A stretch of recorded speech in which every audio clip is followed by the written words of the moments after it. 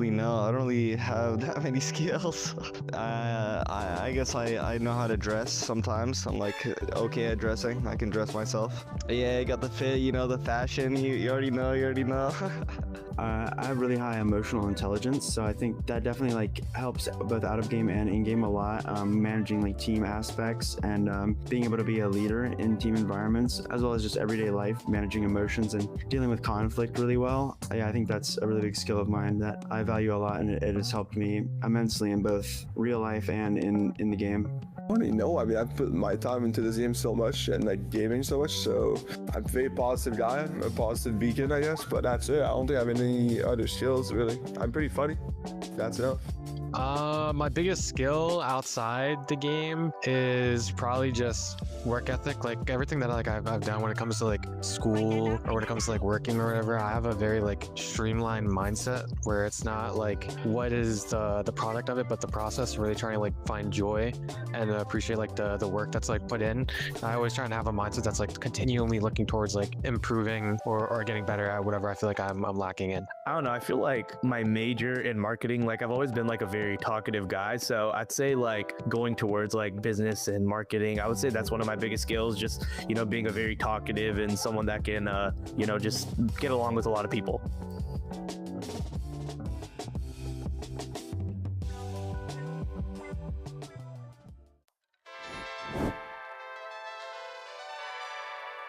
Just breathing. I think that a lot of people don't remember to just take deep breaths during the clutch, and also just like trusting your gut. Multiple times that I've coached players, it seems like they think about 100 different things and then can't come to a decision instead of just like instantly trusting their gut. I try to just like be prepared, and I feel like that's reassuring towards myself to handle pressure and deal with any of like the nerves or anything. Is like the more I feel in control, the more I feel prepared with going to a scenario or a matchup, the less that feels is like pressing to me, like inside of me. There's not as much like nervousness or pressure on it because I feel ready for what's to come and I feel confident in what I have prepared, like looked at and game planned or whatever it may be. So for me, I think it's definitely like preparation and doing a lot of like prep work, whether that's VOD or like my own game plans or whatever it might be when it comes to practice and any ritual that I have before, especially if it's just like warming up. Even warming up helps to feel very prepared with myself and my performance, and I think that's helped a lot with easing off pressure. I feel like the best way to deal with the pressure is just like to accept that it is there. I don't believe that people cannot feel pressure unless they actually don't really care about what they're doing. Competition should have pressure, right? Otherwise it's not even that much fun. That's where the fun part of competition is, you feeling that thrill of, you know, playing something that's worth it. Maybe I'll feel like the nerves, like of the excitement of the match before. It really just depends on the match. It's just like having like a system and a team that you can trust. So no matter what, no matter who's playing bad or who's playing good, it's something you can hold on to and be consistent with. Even then, by like trusting your system, trusting your teammates, you know, that'll open up a lot more actual kill potentials than, you know, playing like you're Lionel Messi. Not everyone is Kane Zero on the ISO, you know. What I used to do was I would give myself at least piss around to kind of get my nerves out. So even if I whiff or don't do what I was supposed to do, I would kind of take it easy and be okay with, you know, messing up or being a litof bit nervous. But I don't really get nervous too much anymore. So because after piss around, I just completely forget about being in a match, and I just play like it is in practice and kind of just let things flow.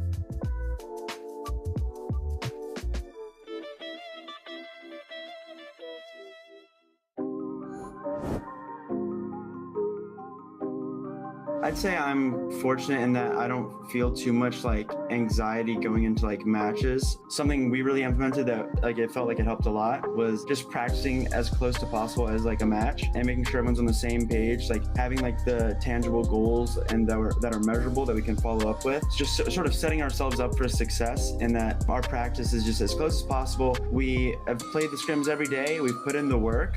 We know what we're about to get into. So let's just keep playing like it's practice and whatever happens, but let's at least play like a match we're proud to have played. Yeah, and I think like a big part of that was also like having Veer as our coach now. He really helped implement that system coming into the relegation matches and helping us like get that victory. The best way to deal with the pressure is just to have fun, not think too much about the game, just try to be in the present, not think too much about the result. For me, the best way to deal with the pressure, being prepared, like feeling you're prepared, feeling like you've done enough for this match. Like for me, it's the routine, the practice that we put in before the match. For me, my routine is simple. It's like I wake up, I walk the dog, I take a cold shower right before the match, and that's it. I mean, I've done this for the last like 3 years at least. So yeah, being prepared is the best way to deal with pressures. And at the end of the day, like when you're in the server, there's not that much pressure if you know you're prepared.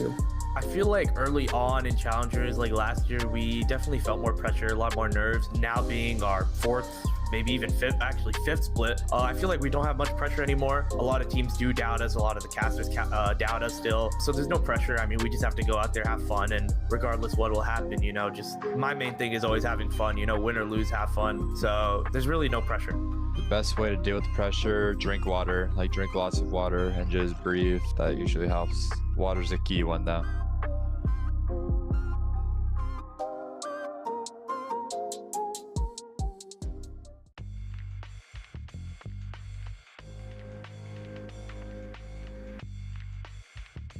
I feel like my route as a pro player has been pretty steady, I'd say. I started all the way back playing some tier 3 tournaments with my team last year. I qualified to Challengers and from Challengers to Ascension. And this year I decided to come to NA Challengers, which its level is higher than the Challengers from my own region. So I feel like if I would describe my route as a pro player, I would say that it's like steady, taking each step at a time, and hopefully this year I get to Ascension again and get to close it out and win it all. It was kind of like a reality shock. And maybe last year they handed our to us. Big part, the spike, nose injuries. It's not something that I was expecting, because in Brazil, honestly, I believe we were the better team in our region. That made me a little bit overconfident when coming to Ascension. And when we came to play against teams like AMB, whose level was so high, it was something like, what should we have done in order to beat these guys? Normally when we lose in our own region, we would like know what happened. When we played against AMB, I felt like, what should I have done better? Because I don't know. And then it's something like clicked on me. It's like, oh, you can actually get a lot better than you are now. In the beginning, it was kind of hard. I was not playing well. Media has been very welcoming, and the transition has been really easy for me. And towards the end of the first stage, I got to get back on my feet. I feel like stage 2 is going to be much better for me. Personally, to win it all, no? Win stage 2, win the next tournaments, and go to Ascension and get AMB that third participation, and honestly get them to win and get them to ascend.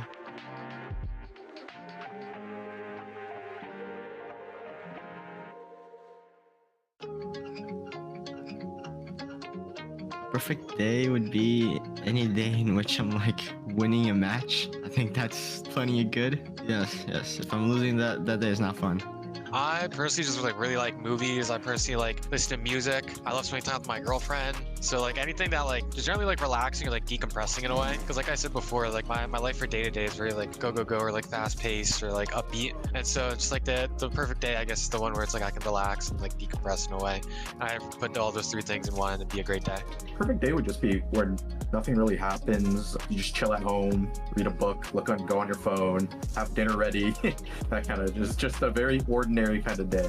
Nothing too special. I'd say hopefully not too much responsibility, but enjoying my time with my friends, family, and being able to relax, kind of reset, get to do the things I love, whether that's like playing VALORANT with my teammates or just fully relaxing outside, no contact or something. Yeah, and then just spending time with loved ones. Perfect day for me would be waking up with my dog next to me, looking at me like I need to walk him. So would wake up, walk my dog, go right to practice, a little bit of exercise before, and then go walk with Charlie. Come back, play some practice, win all of them because we're a bunch of scrimmers, and then go to the gym, stream, and go to sleep. Perfect day.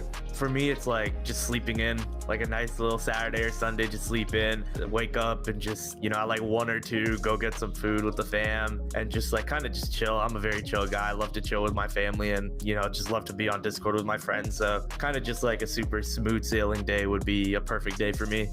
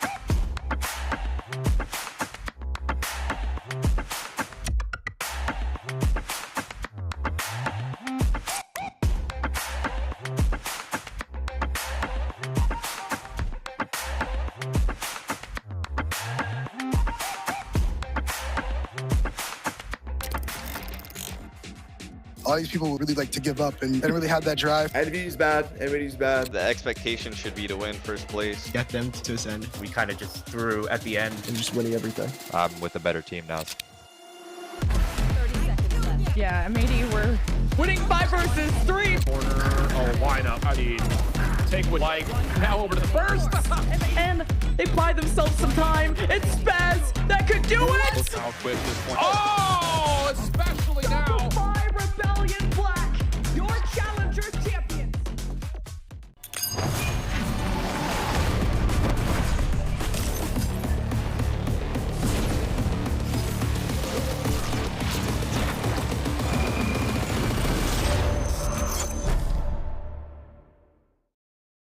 Hello, everyone, and welcome back to Valorant Challengers, just in time for the playoff bracket ahead. Stage 2 has been a wild, wild ride, and of course, with valuable Ascension points on the line, it's going to get even crazier up ahead. Sierra Dawn, Gompers, and Ash here. Gomps, this stage has been nothing short of crazy. How are you feeling for the playoffs? I'm feeling really good. It's been already such an exciting stage 2, I will say. And now that we've finally gotten out of, promotion, relegation, we get to see what teams are going to keep standing within the playoffs. So, one step closer to seeing who's going to be able to proceed. Yeah, it's super exciting. I think even just the journey. Oh my God, my voice. Yeah, your girl hasn't done that much talking yet today. We're getting there. We're getting there. I know it's like almost 4 p.m. That's a rarity for a yapper like me. But I think just the manner in which we even got to playoffs was just like so crazy with the upsets that we saw during the regular season. Teams like uh, teams like Shopify Rebellion Black not even like joining us in this stage 2 playoffs compared to them taking the crown in stage 1. I think there's just a lot of exciting new talent to be looking out for as far as how these teams have grown throughout 2025. Yeah, you're talking about the shocking lack of Shopify Rebellion Black, and I'm still processing this. I'm still not over it, guys. This is like all the stages of grief happening right now, and I'm still at denial. But looking at the other teams, there is a couple that were fully expected here, Gomps. When we look at teams like Envy, we look at TSM, these were teams that we had a lot of expectations on going into the split. We got to see that through stage 1. But a couple of the other teams that have really been able to pop up and trying to really round out this bracket has been exciting to watch. And I can't wait to see what they've been working on. Yeah, teams like, I mean, I guess in terms of what you're saying, like Winthrop University is a name that sparks it for me. I mean, we all knew that this team was so strong coming in, right? Like, wouldn't consider them an underdog, but definitely not a top dog. Kind of just in that development stage of becoming, honestly, one of the best, along with QB Sports. So it's fascinating to kind of see what teams really did manage to thrive in the environment they were given. And I think they honestly, Winthrop and Cube, especially like Ambrosia and Burger Boys, to which we'll be able to see later on. I think this is the perfect bracket, in my opinion, of, the downside of having, the dogs that are really, really good and that they're going to thrive actually not do so. So I think in terms of storylining, like we're really getting a turnout here. Yeah, speaking of also just like a lot of changes, I just want to direct your guys, I guess, to the CPS that is on your screen there up against TSM, in case anyone has missed out on some of this news for Tier 2 Valorant. In NA, MAD did release their Valorant roster. I do want to give like the huge kudos over to Okeanos and Sarudu for being picked up by Leviathan and for breaking into the Tier 1 scene. But that's that rebrand into Tet, where we do have other names like joining us. I believe that it is Marved off the top of my head, as well as Giza, who are slotting into those 2 roles. So it's also wild for this squad that looked so good during leaning into like the growth during stage 1 into stage 2 now. This is a very big shakeup for this core team heading into playoff. Especially too, when we are looking at the space of Tier 2, being able to see the players move on to Tier 1, that's obviously the dream, right? So big congratulations, Zoki and Sato, and I'm excited to see the rest of the roster with new additions later on for tomorrow. And Ash, it's not the only change going into playoffs either, because we're playing on a new patch, and sometimes the patches don't necessarily change too much, but this one's going to be changing a lot in terms of meta.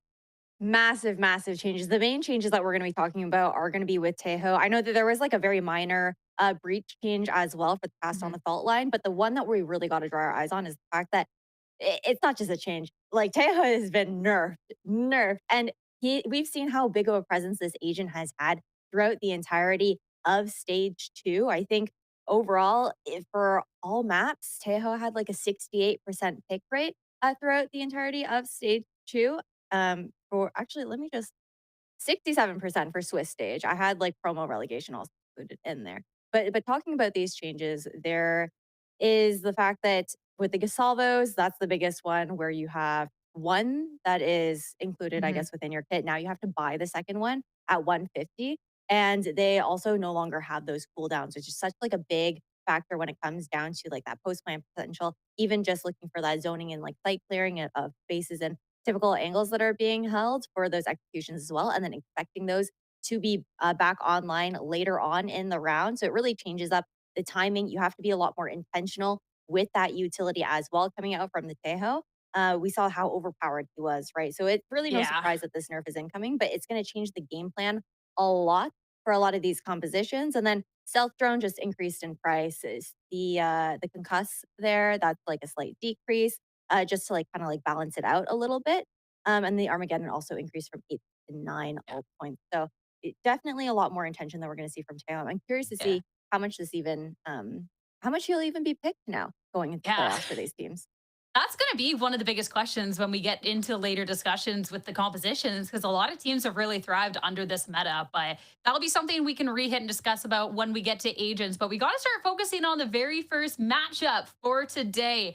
And it's going to be Envy going up against YFP. Envy, of course, was the first team undefeated to qualify into the playoffs here. YFP missed out on the stage 1 and then just qualifying last possibility here for the stage 2 playoff. So a lot of redemption potential coming out from this team.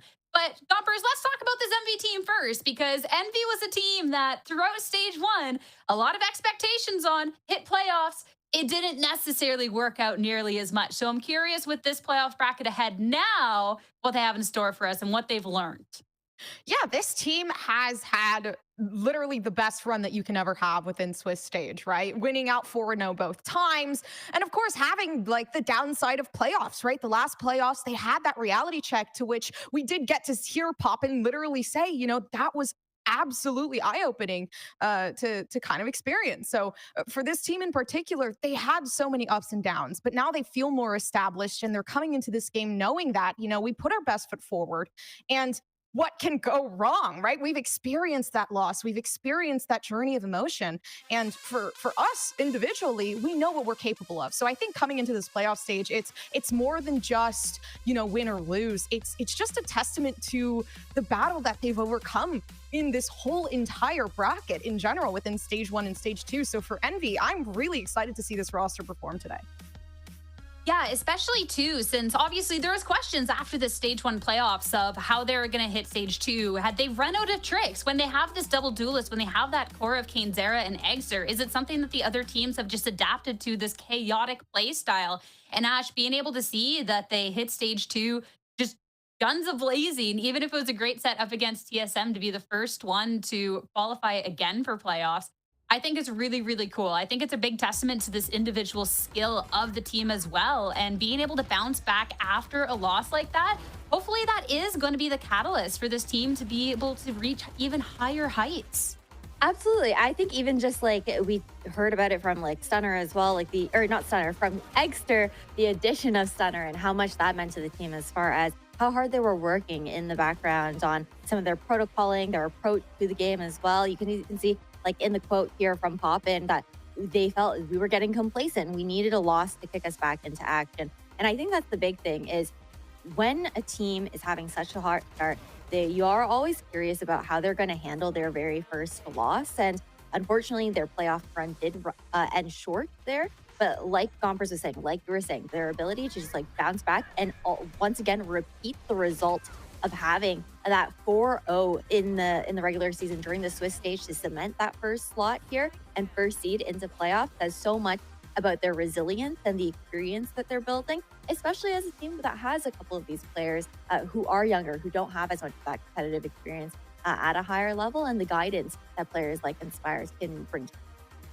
And I like what you say too. And, you know, with the addition of Stunner as the coach, you're right. And they have been practicing so much in terms of, you know, what they can accomplish. And it's evident that they know there are things they need to fix. You know, previously they did talk about wanting to improve that refrag potential, wanting to improve just overall the mental game.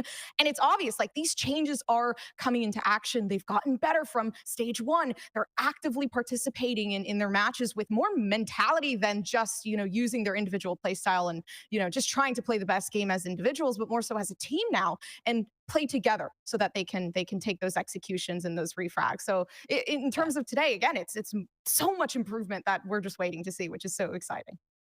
And the thing that we keep touching on too is that the team went undefeated throughout stage 2. So taking a little look back at the history too, sometimes there's always going to be a question of how much a team was tested throughout this, right? But the level of competition has really, really leveled up through stage 2. So looking at those victories up against like Landor, for example, a really stacked team going up against Core, I think is really strong. Blue Water as well. And then, of course, at the end, a really, really close match up against TSM to prove that hey, even up against another org, we again are going to be the undefeated. And I think when you're looking at the growth of the team, to really be able to repeat that is great. But we got to talk about their opponents for today and start talking about YFP, because this journey that Envy has taken, they just got the 4 matches to qualify. And YFP on the other end, guys, if we're looking at a team that really had to go through the ringer, is get as much experience as possible, YFP is it. But last time we did get to see a couple of those teams that had those extra matches, it really be able to pay off, Ash. So for YFP, I'm looking at what they were able to do and what they're able to do today. Because again, this team is just stacked with names, man. It really is. And they did have that long journey that you're talking about, right? Like playing the maximum number of matches possible to make it into playoffs with that 4-3 placement there. But overall, I think my question that comes for this team is we've seen them win up against some like mid-tier, right? And they've fallen short up against the harder opponents like TSM, like M80, like Hubert Academy, and struggle to find their footing. I do think that we saw a bit of a different look from YFP in that Blue Otter matchup, where it did seem like they cleaned a couple of things up. I think that it was really nice to see those adjustments in a very dominant end to that series with how confidently they were able to take that Haven and Pearl match. But we were talking about how good these players are. We even heard from Penny as well in that last interview at the end of the season about how he's aware of just like the fact that on their team, the big part of why he finds so much success as a duelist comes down to the communication that they have with each other, as well as just like he's saying in this quote, the confidence that they have in their own individual gameplay and how it all comes together. Yeah, confidence so like obvious too as well when you see them play, right? With again Penny being like one of the most phenomenal duelists that we could see in the scene to date, and it's a privilege to be able to see YFP play. Yes, there's certain individual things that need work in terms of YFP as a team in general, but they've gotten so much better in regards to stage 1, not even being able to win a single game, within the Swiss stage. Of course, I believe they got to ran away with maybe 3, but it was such a tough battle for them to get past Winthrop, Trust and Plug, TSM. So, teams that now they were able to dominate teams of like Funhavers, Nightblood, Blue Water, right? Lander. So it's very evident in terms of, stage 2, they're fixing these mistakes and they're getting a little bit more critical with the way they play the game and in terms of, their micro adjustments. So I think for this team in particular, especially, is it going to be the easiest game? Absolutely not. You're going against a top dog like Envy, but I genuinely do think that this team has so much potential to beat, and honestly, just completely change the narrative of what people think the game is going to look like. I mean, they definitely have a tall task ahead of them because it was kind of touched on before. And I really want to bring up the graphic now to really be able to hit this home. But the run and the journey that YFP has had here throughout the stage, because we had a lot more games that we had to play here. Do not get me wrong. And when I talk about a stage 2 that has really upskilled in like players and teams, that 2-0 against a team like Landor definitely sparks a lot of hope and a lot of confidence. But I look at a couple of these other losses. I look at the TSM. I look at the Hubert Academy. Those are top tier teams, but those are the same caliber of teams that we're putting Envy in with. That is the same kind of group. So I think for YFP that they have everything on paper to really be able to make this a close matchup. It's just how they're going to show up today. And if they truly do have that confidence to go up against, well, needless to say, I think the most confident team that we have here within Challengers, but I don't know. It'll be an interesting one. But even just going back to, you're talking about Penny here, Gompers. And Penny is someone in that qualifying series was just absolutely electric. And I think going up against Kane Zera today, that'll be a really interesting one to see how that head-to-head is going to be turning out. Dude, like you pinned the 2 best duelists in the world together and you're now. But these 2 are genuinely like phenomenal duelists. Of course, playing in terms of who they choose to pick, definitely a bit different. King Zera seeming to opt more into the ISO role. But it's phenomenal what these 2 players can do. Of course, Kane Zera and Penny, definitely differences in playstyle where I do feel like Kane Zera has a bit more of, I don't know, just like these micro adjustments they seem to make are so intelligent, and they're very hyper aware of their surroundings, as to where Penny really does work well with the team in general of YFP. And it feels like, you know, it obviously took some time to kind of find that synergy, but they got there for YFP. Penny is now that duelist that they can rely on to, you know, call the shots and just choose what is that comfort for them to get onto the site. It's going to be pretty interesting to see, you know, how they do manage in those 1v1 or, you know, individual scenarios where they are going to have to try to handle themselves. But for me personally, I think there really isn't much that I can say that differentiates the two of them. I think both of them are very, very capable on their own. And if anything were to happen, or, you know, they move a step up to a different team, I don't think they would ever really degrade in terms of their value for me. I think the big thing here is you talk about how he favors like the ISO on the side of Kinzera. It's not even just that. Penny and Kinzera do not share an agent pool for Duelist in this stage whatsoever. They play completely different roles. Like for Kinzera, he's typically on that off Duelist role, and then Penny is like the solo Duelist for YFP most of the time. Aside from, I think, the rare times that we will see like B-Dog pull out like a jet here and there as well. But then you also have like the occasional Kinzera jet.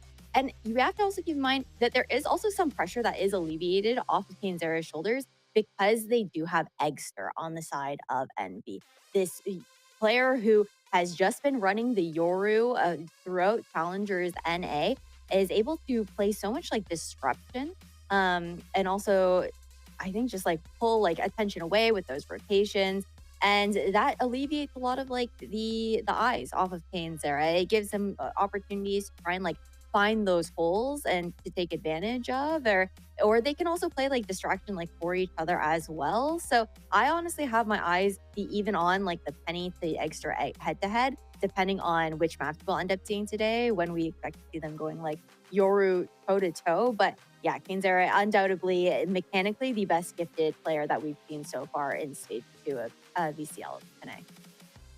Yeah, and the fact that there is a second duelist on the team to really be able to set up, it's crazy for NV. So definitely, I think, more so the favorites in the matchup today, but we've gotten to see Penny and YFP really be able to step up, and maybe they'll be able to in this series ahead. And talking about it, map picks and bans. I think the biggest thing for YFP is going to be getting a map pool that kind of works for them and picking up Haven Ash first. Okay, I know we all have thoughts about this, because if we're looking not just at Stage 2, but also like Stage 1, YFP are 2 and 3 in Haven, which on paper doesn't seem that bad. But if we're going to be so for real, their losses on Haven did not look good. They looked really uncomfortable. However, I do want to say that the last time that we saw them on Haven up against Blue Otter, they looked great on that map. It seemed like they were very aware of like the holes that they had, a lot more like proactive in playing that push and pull that you need to play on Haven. So seeing them pick into this map as map number 1, it tells me that YFP have to be very confident in how they've adjusted their game plan from the Swiss stage, and what they've worked on now heading into playoffs to feel comfortable with this being the first one that they're going to pick into. But I'm also scared because Haven's such a good map for Envy, where they have to keep their eyes out on Inspire on any map, but like on Haven in particular, it feels like Inspire has like these godlike timings when it comes to those flanks and those lurks, and that is something that we've seen YFP struggle with before. It's not only that, but map picks in general just seem to be favoring Envy as an entirety. And so you're thinking to yourself, how can this go well for YFP? And I mean, I am thinking that it is definitely going to be one of the hardest games, you know, that they've played in a while, for sure. But for me personally, Haven, Lotus, the Center all maps, of course, we haven't seen too many from Envy. I know they expressed that was a worry of theirs. You know, they won't be able to play for a while in terms of, you know, just in general, you know, having that competitive experience is great. But for me personally, this is like, you know, map comfort after map comfort for them. And it really just, I think it'll show in terms of their gameplay. So I don't know. For me, this feels more as though we're kind of directing ourselves towards Envy, and YFP definitely having to kind of, you know, just adjust and have those adjustments ready to play within these maps for sure.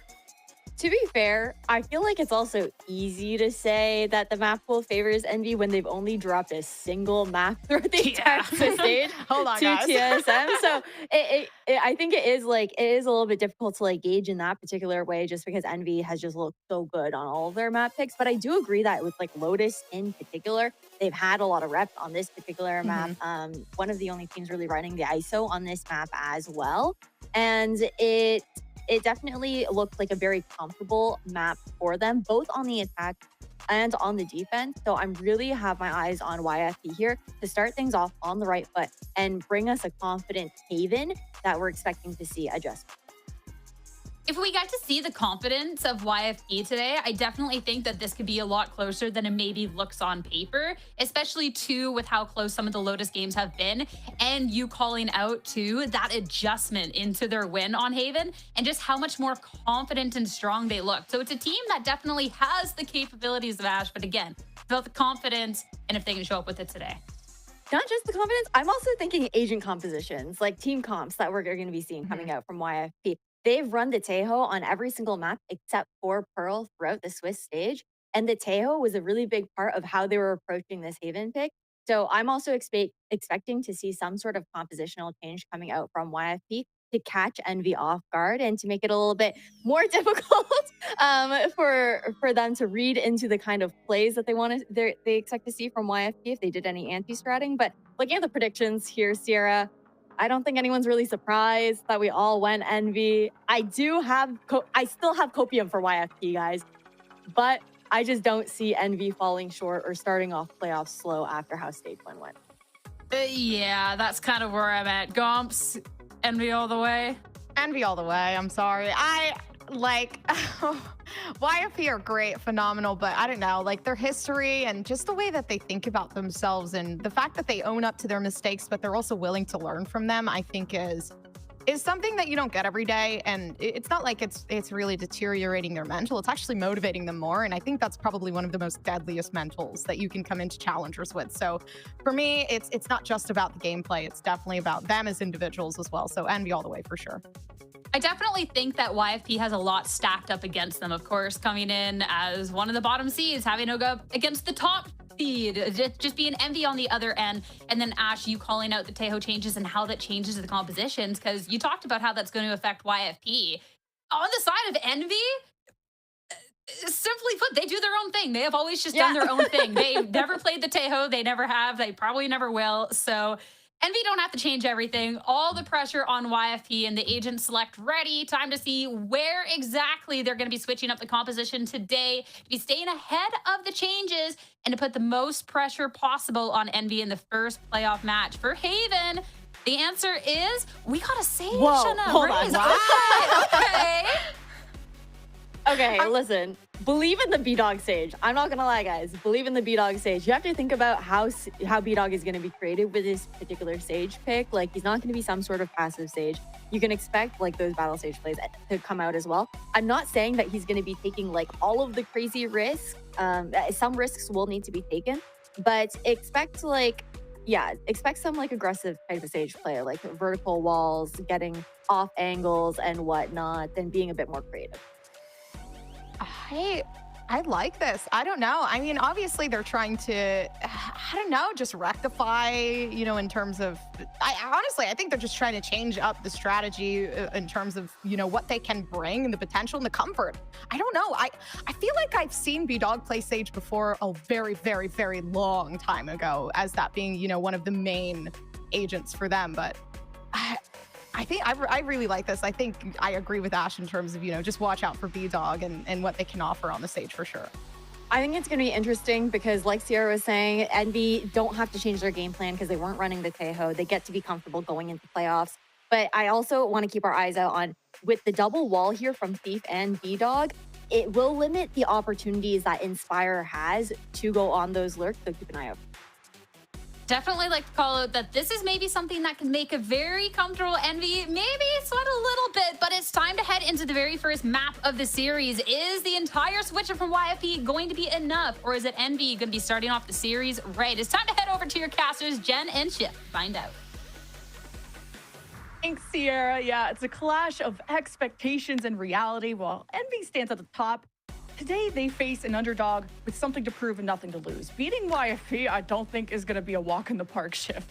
No, not at all. I think the thing about this YFP roster is that like the names on paper are all incredible. I mean, veterancy, they have the experience across a number of different seasons of Valorant. Of course, you've also got a really good, I think, versatile lineup in terms of who can play what, but this comp does take me a little bit off guard. Penny on Raze on Haven, you don't really expect that, but I think like just kind of looking at what YFP want to do here, I kind of like it, especially from the defensive side. The idea that you could put together 2 different walls to block off choke points and force the offense to go to one direction or the other, I actually really like that because it then has an opportunity for the Rays to just play on top of a site, not necessarily have to worry about how do you move around the map against things like a Yoru or an ISO. You just have to essentially play the one side, or the one site rather, that you aren't going to be relying on a barrier orb or the vice shear. So should be interesting. Let's get this thing going. Yeah, I was very surprised YFP picked this, but Penny's got something up his sleeve, and he's got the whole army of Envy marching over at B. So YFP were able to catch him at the heel, and look at that reaction, a quick paranoia in from Jakey, and Envy are caught behind, not knowing whether to escape, whether to claw back. And it's YFP making quick work of the pistol. Yeah, I think just you're already starting to see a little bit of like how this is going to be annoying for Envy. You know, you have your Vice Wall down at C, the Sage is playing over at A to play a reactionary barrier orb if you need it, and then as soon as you try to rotate over, you just throw slow orbs in the mix. You throw paranoias, you throw smokes, you throw things like haunts. It's a lot of stuff that's going to really suffocate one of the 3 sites, no matter obviously which direction YFP feel like the hit's going to be coming from. So there's a level of like Envy trying to play this double duelist. We know it.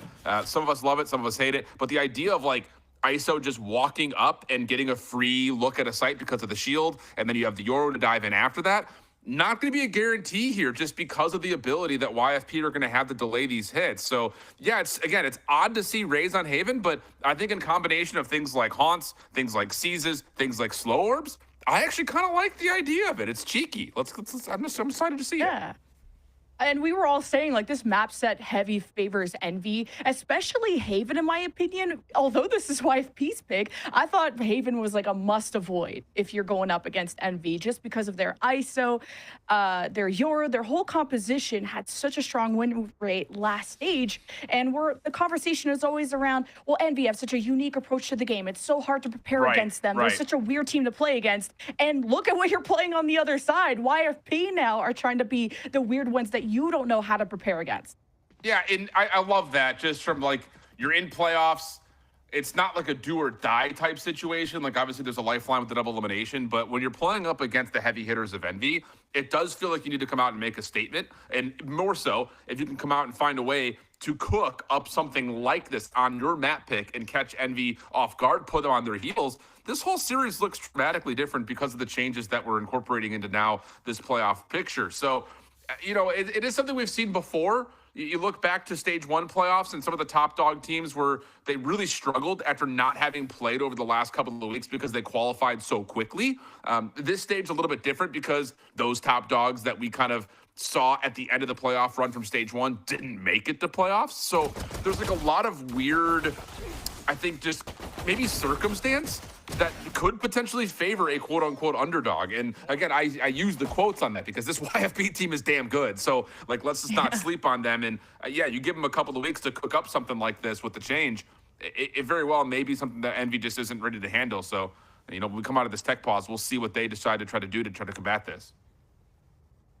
I like that you say, like, don't sleep on YFP. And if only Roy was here, I know he's like screaming off in the distance. He's such a believer in YFP as his sleeper pick. And you wouldn't think with the names on paper that this is an underdog team. This is a team that should be producing way better results. And I think this is why this is a really scary team for Envy to go up against.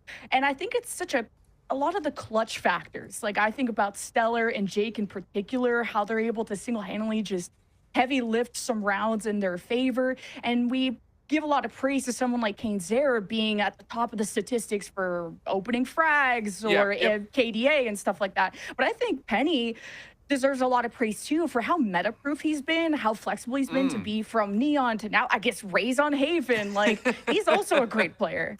Yeah, and I like the phrase meta-proof because that has definitely been a staple for Penny over his history playing. And again, I just want to kind of just like remind everybody what the schedule for YFP was. Like, they come into playoffs limping, having to essentially stave off a final do or die matchup. But you got to remember that they started their whole group stage playing up against TSM. You lose that. You get pretty much a softball match versus Funhavers. You beat Nightblood Gaming, the expected result. And then you face a tough M80 team. You lose there. Shoot, hate to see that. Then you go play what was a surprising Lander team. You beat them pretty comfortably. And then who do you get? Qbert Academy. So, like, their 3 losses are against what a lot of people would say are the top 3 teams, or at least 3 of the top teams in this stage. So you look at kind of the results in terms of how YFP got to playoffs and the schedule that they played, and some of the tribulations that they faced. Their losses were against some of the best teams that we have in Challengers. So there's something to be said about them being competitive in those games versus them being able to win them. But, you know, we'll see how things kind of unfold as we continue forward here, because I'm very excited about what YFP showed us to this point. And the schedule for Envy is interesting too, because yeah, they look great. They got the 4-0. But they stopped playing official matches a month ago. And you heard from Pop in that last interview that there's such a different environment between scrimming versus official matches. So how clean Envy look in this opener is what I'm going to be looking forward to. And also that they didn't play M80 or Qbert Academy that I know of in those 4 matches. And those are the 2 teams that beat them in playoffs last stage. So is that going to be a problem going forward? I need to see a clean win out of Envy before I get my hopes up, because that throne is vacant now that SRB aren't here. Yeah, it's very true. And I think the other side of that, talking about Envy, like, I'll say it, they played the easiest possible 4 matches they could have until they played TSM. Like, legitimately, I don't know what, they just got a little bit blessed off of some of the results that came through. Like, you start off, you get the matchup versus Sad Esports, cool, thanks for that. But then, like, Trust and Plug was a surprise team in their first matchup. That's your 1-0 match. Okay, cool, thanks. Like, it's just like they really did get a little bit blessed. And I think, again, just looking back when this team was rankers, like, they had a similar situation when they played through their Swiss stage, and then they get to playoffs. They get surprised by an M80 team that was still trying to figure out how to play with Sato, and then they lose to Qbert Academy, who I thought just played really well over the course of those 2 weeks throughout that first stage playoff. So, you know, there is a level of, I think, losing is learning, and I think for Envy, there is a level into this matchup of don't take anybody lightly after coming through what was a very soft opening schedule. Because you're right, like, scrims are not competitive matches. You know, it's just a different level of environment that comes with it. Scrims that feel like we hear about it from players, and it's like, oh, we tried a composition for like 8 rounds, it didn't work, so we just like scrapped the scrim and tried again. It was something different. Like, this is different because now you're playing up against a comp that you might not be prepared for, and you have to be able to adjust. And Envy, I think there were some whispers like last playoffs, you know, when Envy didn't go as deep as everyone expected, that it was just when they got that Envy banner, when they went from rankers to Envy. So people were like, oh, is that like an org debuff? Is there like extra stress to represent such a prestigious org? And now, and you heard from Papa in that interview that those losses were like the kick in the pants that they needed to kind of rekindle that passion and to really go on the grind, because the competition is catching up and they can't just be horizontal anymore and just expect to win. And Envy are a pretty mentally stable team too, that even if they take a loss like early here, like in the first half, they know how to come back. So Envy is a really fun team to cheer for, but YFP is a team that you always got to keep your eyes on, even if they're the last seed. Yeah, very true. But this tech pause is taking a lot longer than we would have expected. So we are going to send things to just a quick be right back. Hopefully get everything solved and ready to go. Be right back. Don't go far.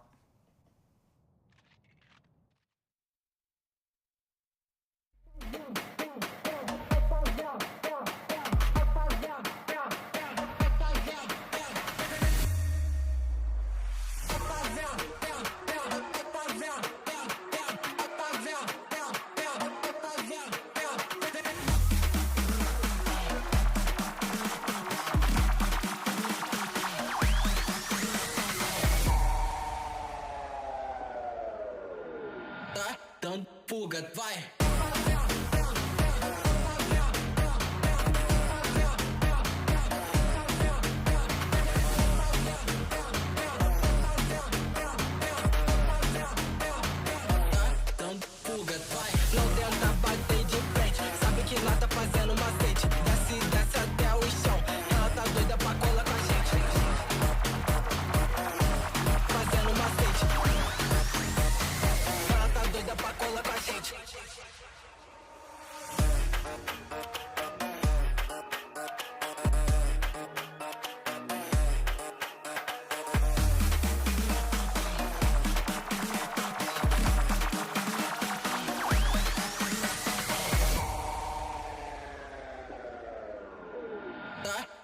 fuga, vai.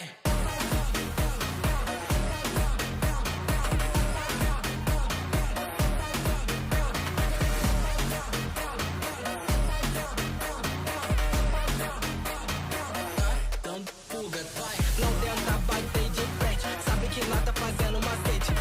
Desce até o chão, ela tá doida pra colar com a gente. Fazendo macete. Ela tá doida pra colar com a gente.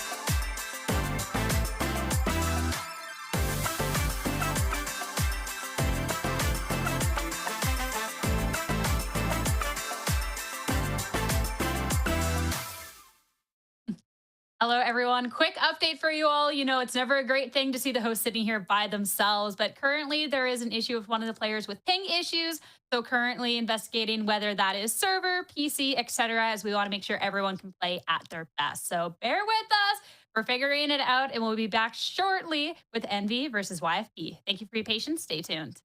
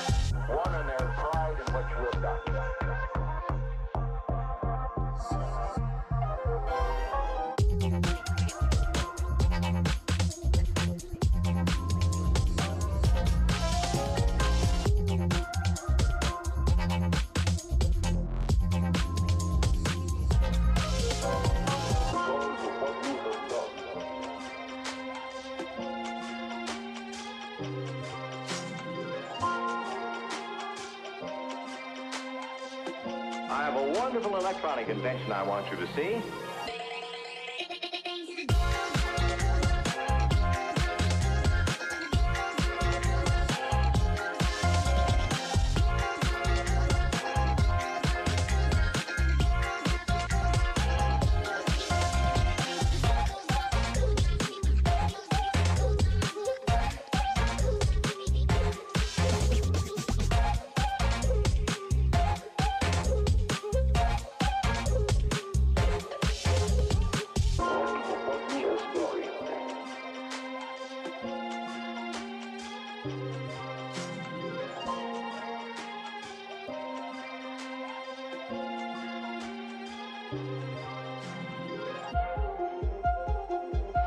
We got to the point where we could control the laws of nature by advanced electronics.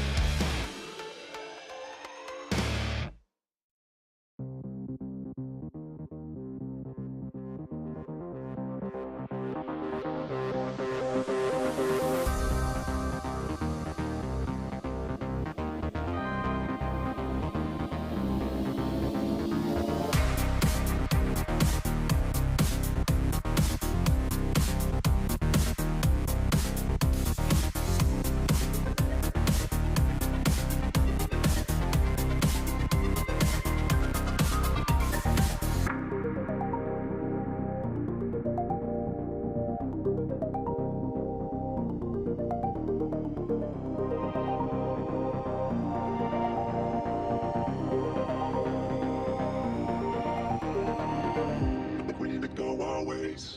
Don't you see the mess you made? Yeah, I'ma hit the road, babe. Yeah, I'ma hit the road, babe. I think we need to go our ways. Don't you see the mess you made? Yeah, I'ma hit the road, babe. Yeah, I'ma hit the road, babe. I think we need to go our ways. Don't you see the mess you made? Yeah, I'ma hit the road, babe. Yeah, I'ma hit the road, babe.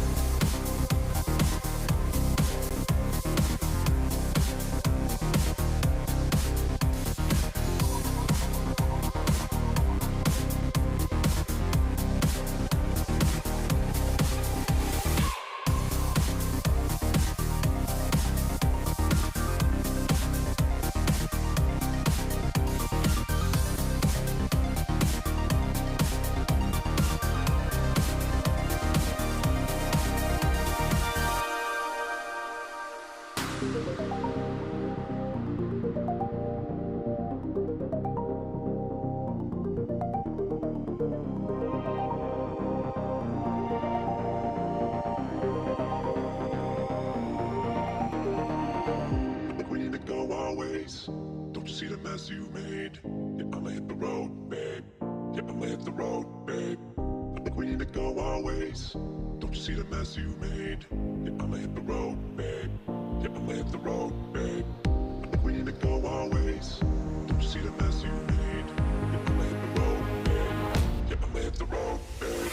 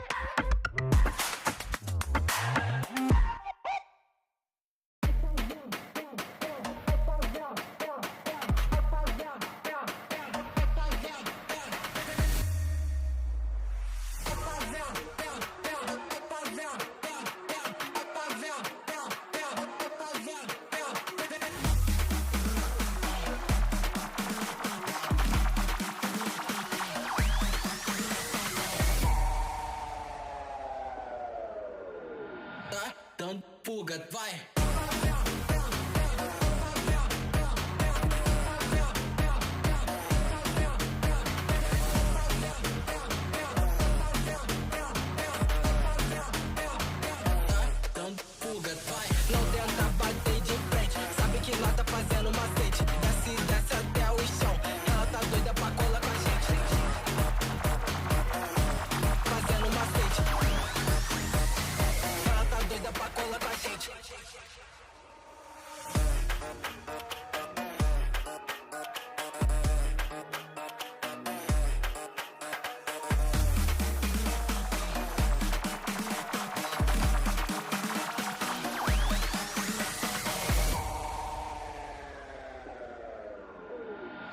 Don't forget why.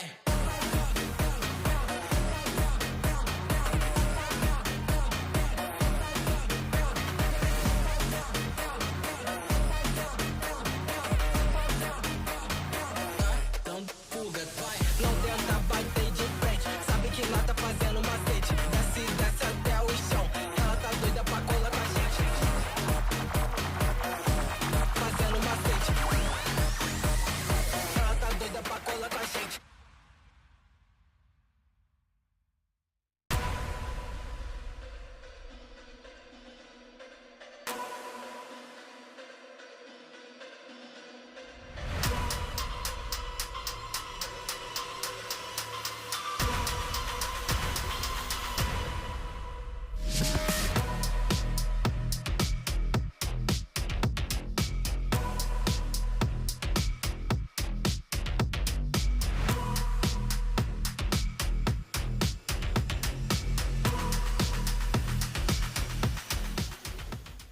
Thank you all so much for your patience through that extended tech pause. Envy is all sorted out. We've explored every inch of Haven, and we're still in the AT Eco shift. Yeah, yes, we are. And I'll say this much. After a 1 hour break, you better be ready for anything, because you have to be thinking you have solved and gone over every possibility at this point outside of trying to solve the issues at hand. And here we go. A little bit of a battle over towards Sewers. 2-for-1 exchange. Defense still holding solid.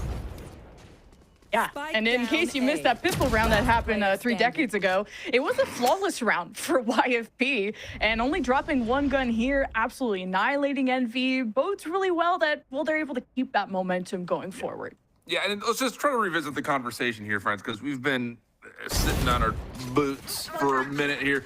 But the big thing that's going to be the hard issue for Envy is dealing with the double walls to block off 2 of the 3 sites pretty much instantaneously. The Vice wall is going to go down, it looks like, towards C almost every single time. And then we saw the Sage wall in that last anti-eco, maybe because it was an anti-eco, be placed pretty quickly in towards the B part of the map. But as we start to kind of get through this, and as we get into full weapon rounds, there's going to be a lot of questions about what exactly is Envy going to do to either bait out that Vice wall or get an early barrier orb down, so that way you can actually execute without giving away exactly where you're going. That's going to be the big issue here. And, well, that's one heck of a way to do it. We talk about Penny's prowess of being a great duelist, and you open up with just a quick outlaw shot through mid. Yeah, Poppin got popped. Didn't even expect that to be coming, and YFP found the right timing to surprise Envy and not just wait for things to develop.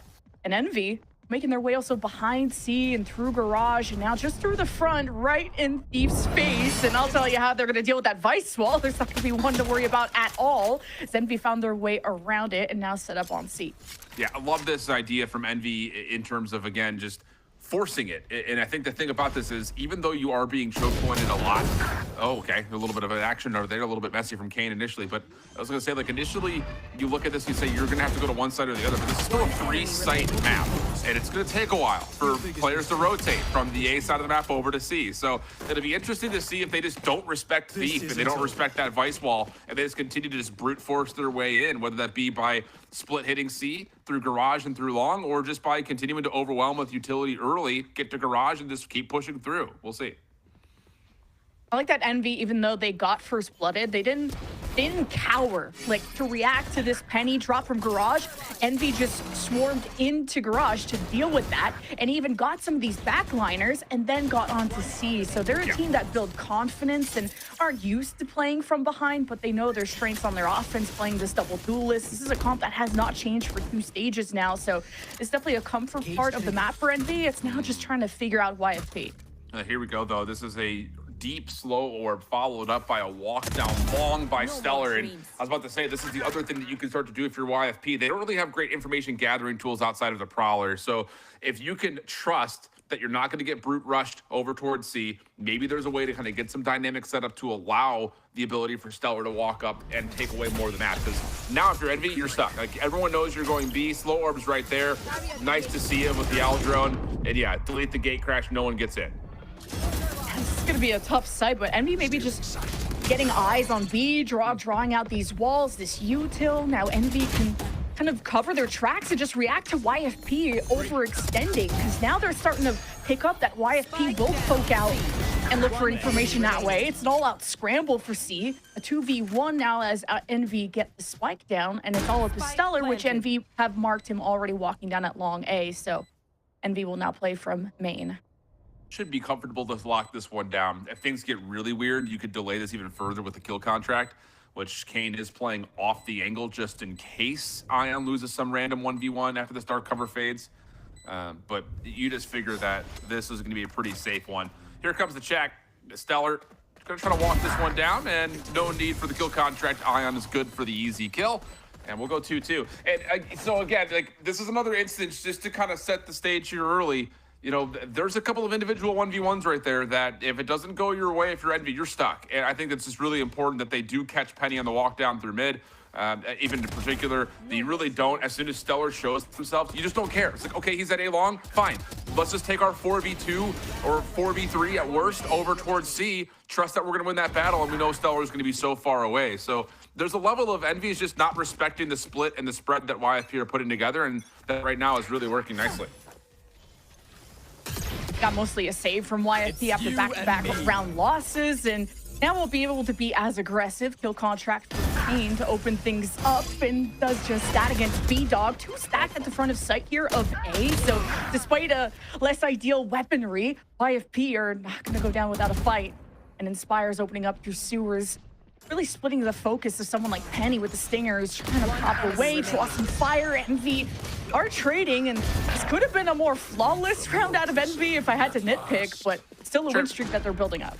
Yeah, and if there is a level of the nitpicking that comes through, especially you spend the kill contract to already give yourself a huge advantage on site. But I mean, it's just Challengers sheriff things. It's just the way that goes sometimes. Headshots are going to land. These players are really good. We're in playoffs after all.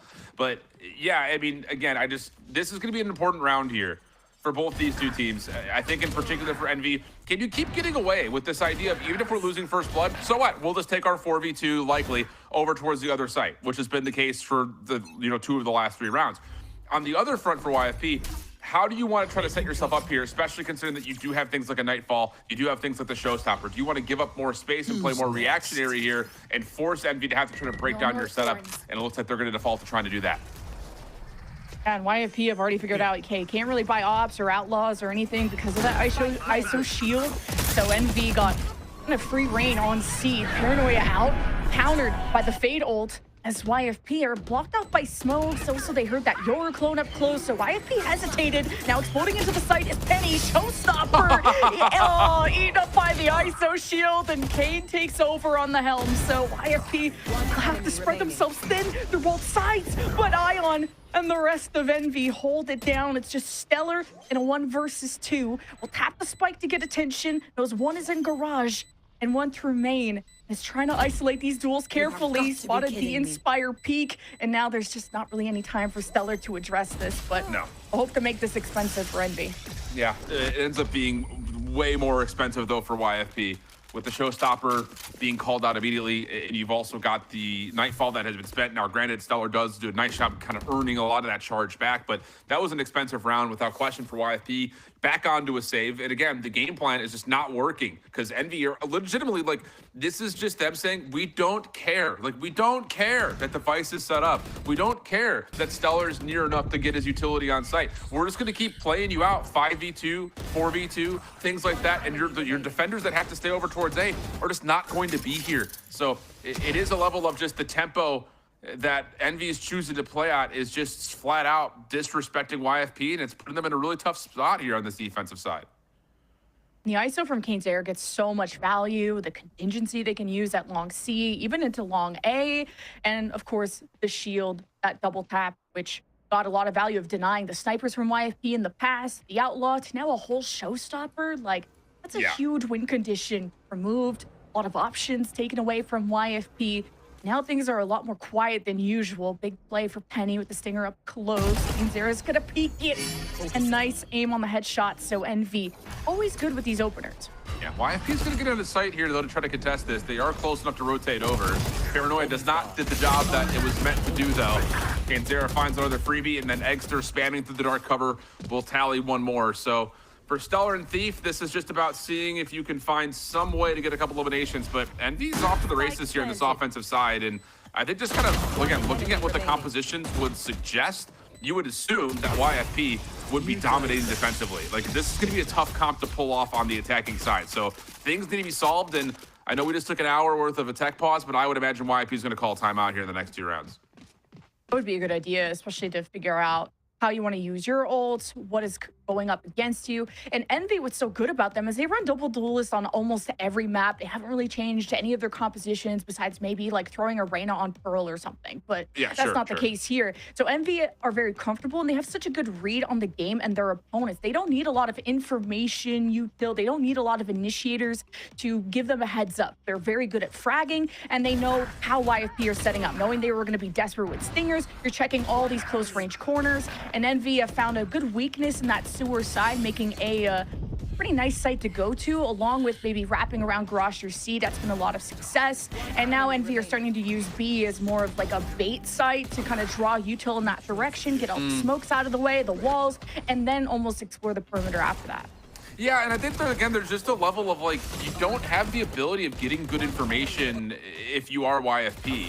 Everything is going to feel very reactionary. Of course, that comes with the principle of playing double the Sentinel, but I mean, Stellar's whole job is to find the intel early. And I think the thing about it is, like, the Prowlers aren't even really being spent because there's no chance to. Envy is staying back so far early and then hitting you immediately.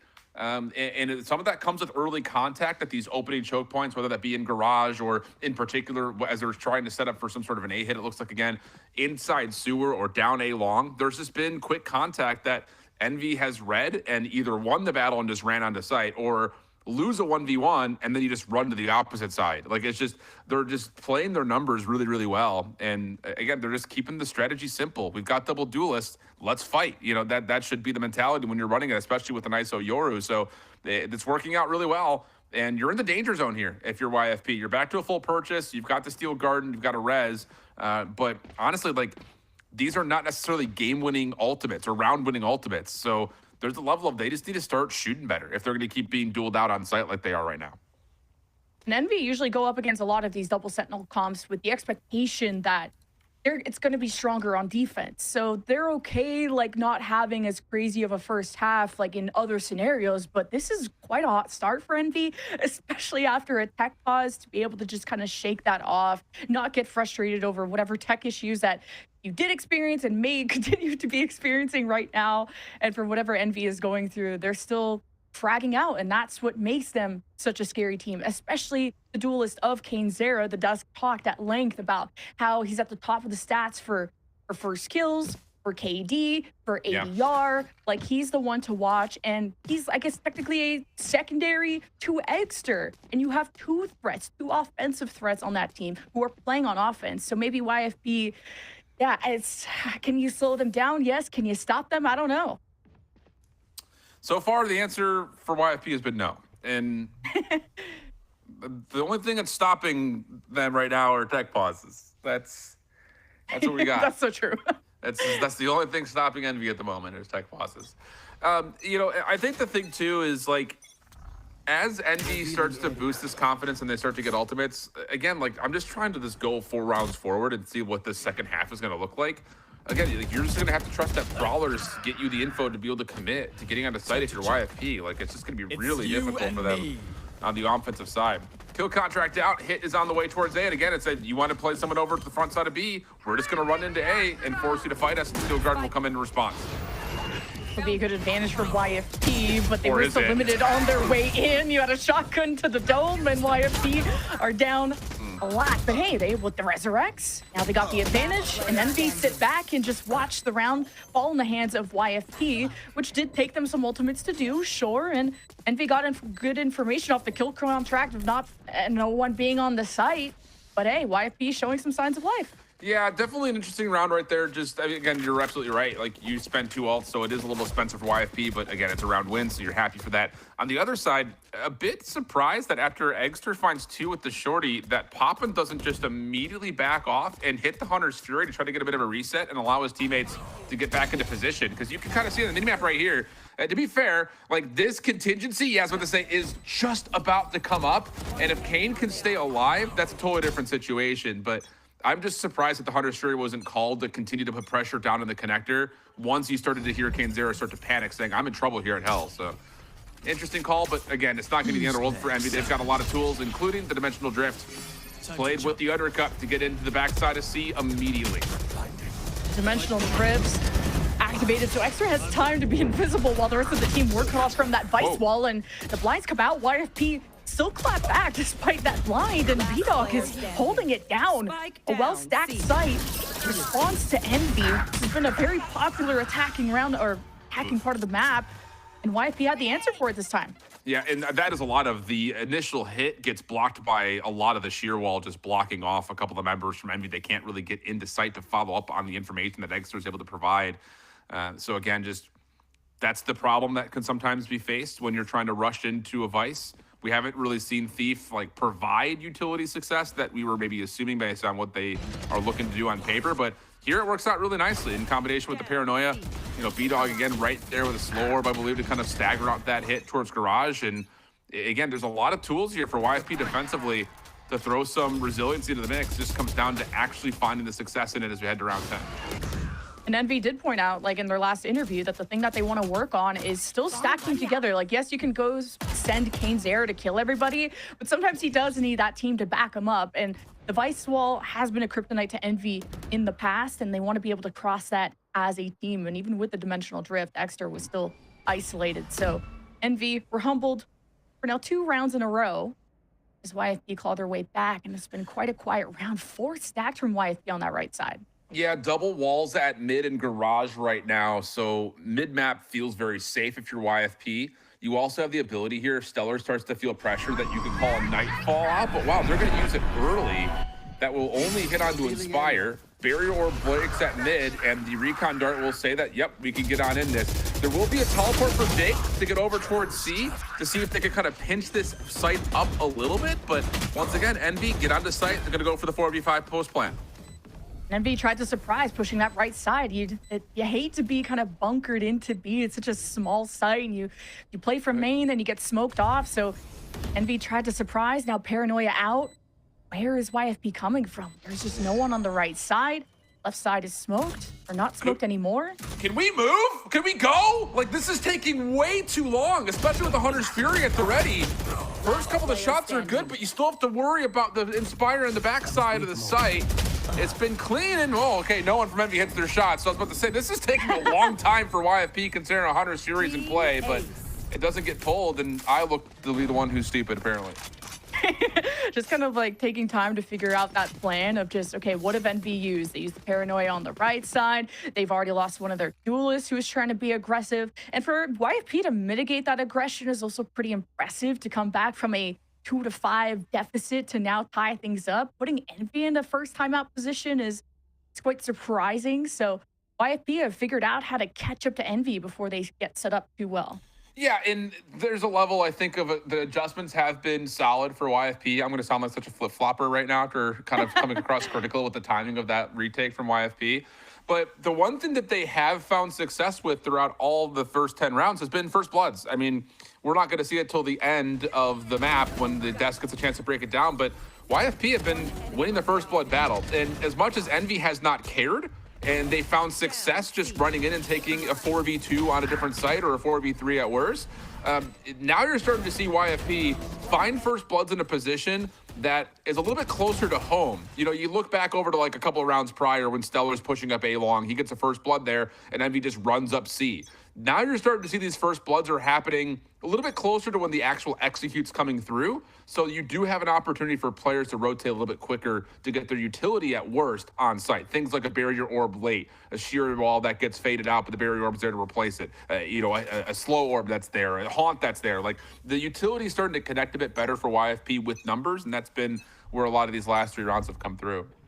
Yeah, and that's the advantage of YFP is having more util to take away vision from Envy and things like that. And where you insert Stellar and also Penny in the first 30 seconds is what could catch Envy off guard, forcing them to be a lot more passive, more reactive, as you had pointed out.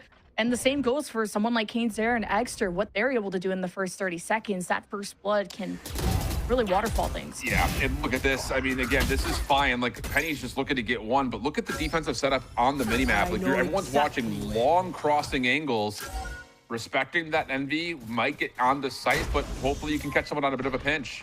Neural Death's going to be spent now, as Inspire is able to at least open the doors onto B.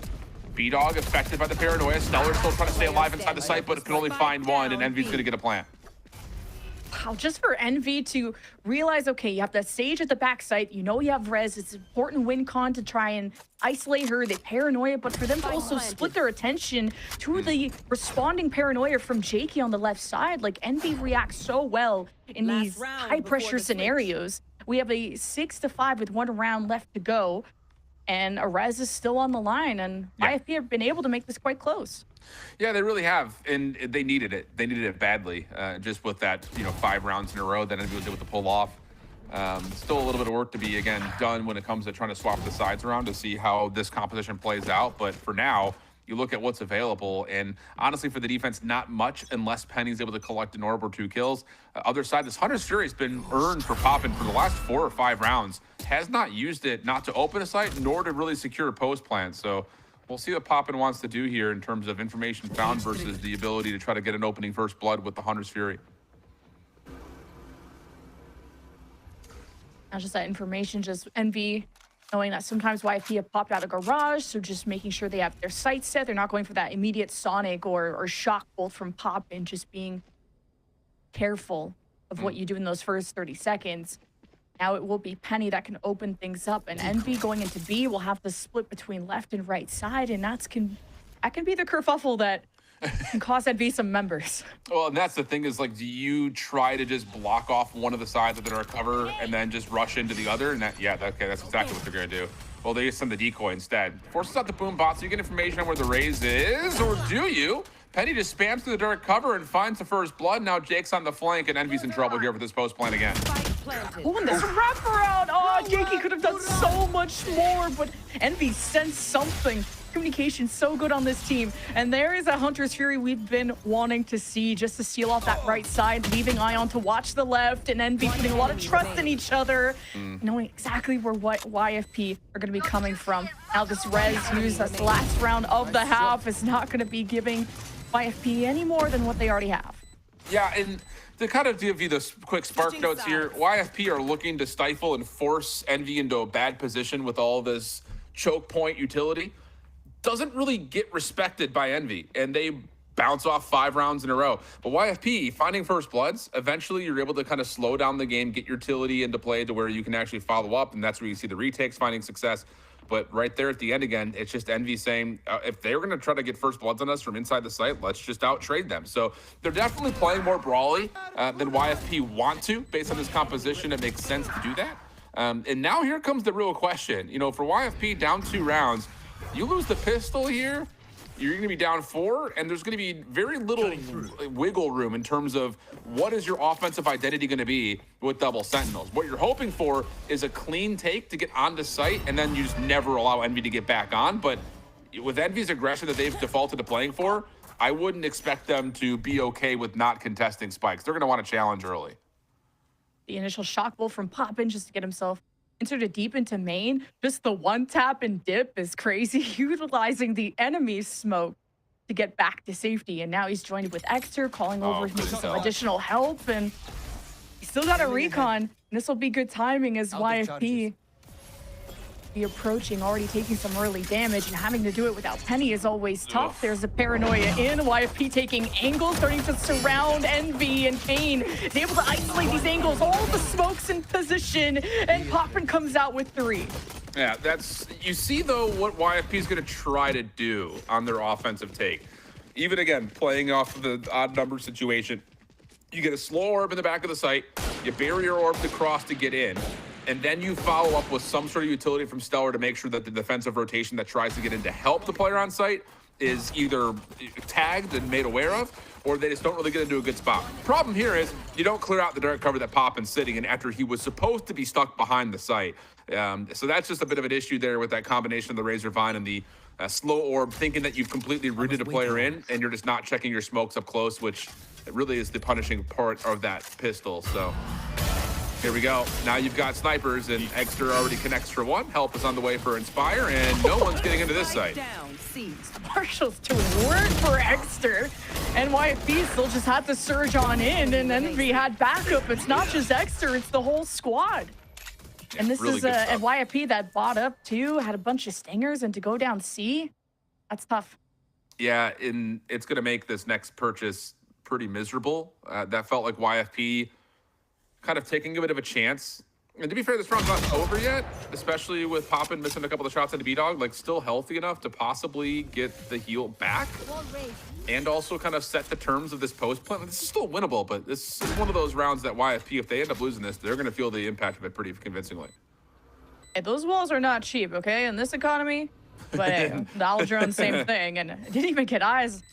Didn't even see the ponytail of B-Dog, and this recon is gonna ping B-Dog. That's tough, but hey, you know, the approach and in front of the shock bolt, that could have ended B-Dog before shots were fired. Now healed.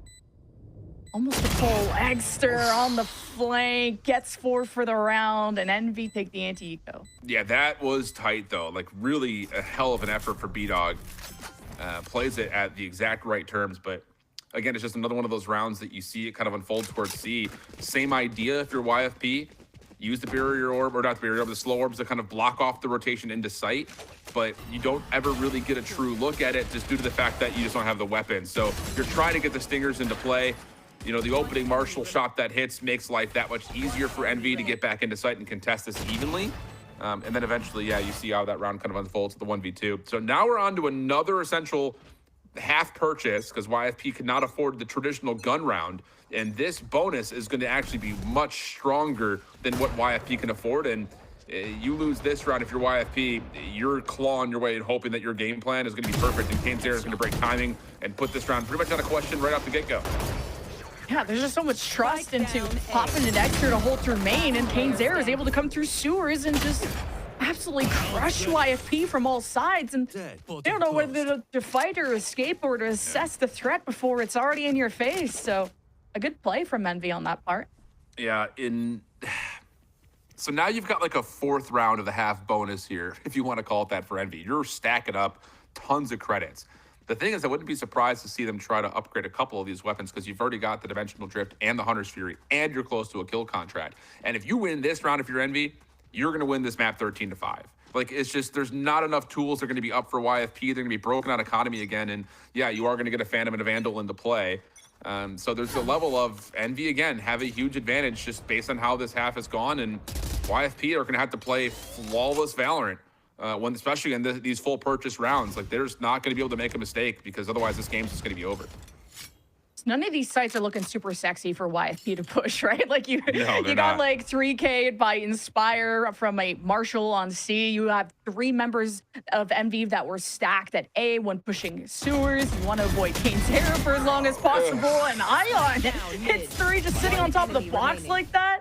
This round is over already. Yeah, and the Hunter's Fury is also, make matters worse, tag on the Thief. It's just, it didn't work. I'll tell you that much. It didn't work for YFP. And I think there's a level of like, I feel like this conversation doesn't get talked about enough, but like when you're building on a composition that has inherent strengths and advantages on one side of the spike, and you don't find the success that you're anticipating, and then you come out and lose the pistol, like you're down 4 rounds and you try to force your way in, which again is a risky call, but their ability to actually make a comeback, it has to resort to essentially hoping your game plan is perfect. And obviously we've only seen 1 full gun round for YFP. It gets dismantled because there's early ultimates that are in play. Like it's a really long set of unfortunate events that YFP are finding themselves victim to. And now they're gonna find things to be even worse because Shorty is disgusting. Kill contract's up on your picture-in-picture. That battle's not clean, but it still works. And YFP are gonna be on a 5-12 count unless Steve can do something crazy.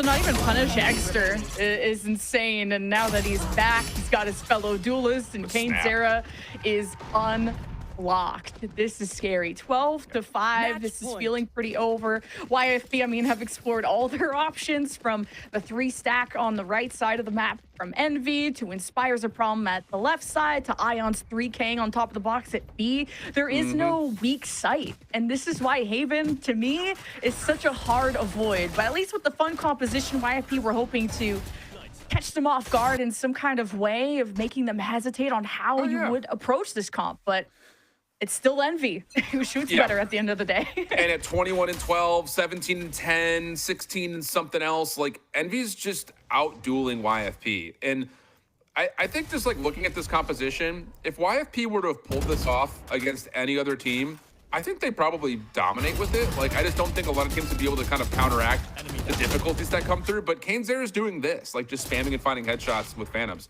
There's also the level of like, Envy is a team that just does not give a rat's rear end what you play. They're going to want to duel you on Haven with double duelists. So, yeah, it's just a very convincing affair here. You also have to add into the mix that there was an hour tech break that these players are probably, you know, again, talking about it a little bit. Like, so they, you know, they had a lot of time to talk through and just make sure that all their T's are crossed and their I's are dotted. And yeah, when you're shooting like this, it makes life very easy. I think B-Dog and Jade made this winnable with the res and Jakey picking up some kills. It ended up being 3 versus 3, and numbers are still equal. So YFP, again, would have to play flawless for a whole bunch of rounds. And I think the only options they had left was to try and explore Garage and try to punish Exter on these kind of sitting in smoke plays, you know, with the shorty or whatever he's got in his hand. So YFP tried to go through Garage, got spammed through the smoke, which was kind of corny, but it works out. Envy have luck on their side. I don't know what it is, but hey, the spike is planted, so it's not over. Yeah, Dimensional Drift, though, is going to be used to just get a tally on where everybody is. You've seen the player at Hell, and now you're just looking to see where exactly has the full HP member gone, and they're not able to find him. Jake will still fall immediately, and this is, I was about to say, I'm surprised they didn't give Penny the spike so she can get the showstopper up, but now has it. Could use that as a key to success. Calls it. Ion on the corner, try to deny the angle. And now you're just, whoa, what a play from Ion! Teleports to the high ground of the box. Penny isn't prepared, and it's tight, but it's good enough. Oh, what a play from Ion. We're singing the praises of everyone on Envy, and Ion has pulled 2 big rounds out of his hat like it was a rabbit. The teleport play, the immediate escape after hearing that showstopper to the other round where he just stood on top of the B box, got a 3K, and ended the round in their favor. Map 1 goes to Envy, and that was YFP's choice. We go to Lotus next, I believe, which is one of Envy's most played maps, most picked maps of the stage. So this is dire straits. Yeah, it really is. And again, like I do say, like, I love the idea of what YFP tried to build here. And I think the thing is, like, we didn't really get a chance to see much in terms of what the offensive side was supposed to look like. But outside of, like, the pistol and the anti-eco, there were, like, a couple of ideas that we started to see, you know, putting the barrier orb down to block off one line of sight. It's kind of like your typical Sage entry. Throw a slow orb deep into sight, plant the defenders on the site themselves, but you miss by checking up a dirt cover. You get popped by popping. The secondary attempt over towards C, you run into a Marshall. Like, it's just unfortunate series of events for, I think, YFP with not a lot of room to play with that caused them to unfortunately fall on their own map pick and now face, again, very difficult circumstances as they move into one of Envy's best maps. Yeah, and even when you try to ice Envy, the longest tech pause that we've had, still wasn't enough. They're able to warm back up, and Kane Zera is just, you know, 1v3, 1v4, whatever it takes. Everyone on that team is performing really well. And is this the playoff where Envy could have a deep run or potentially even go for the throne? They're looking clean off the bat, but we'll see what happens on Lotus after this.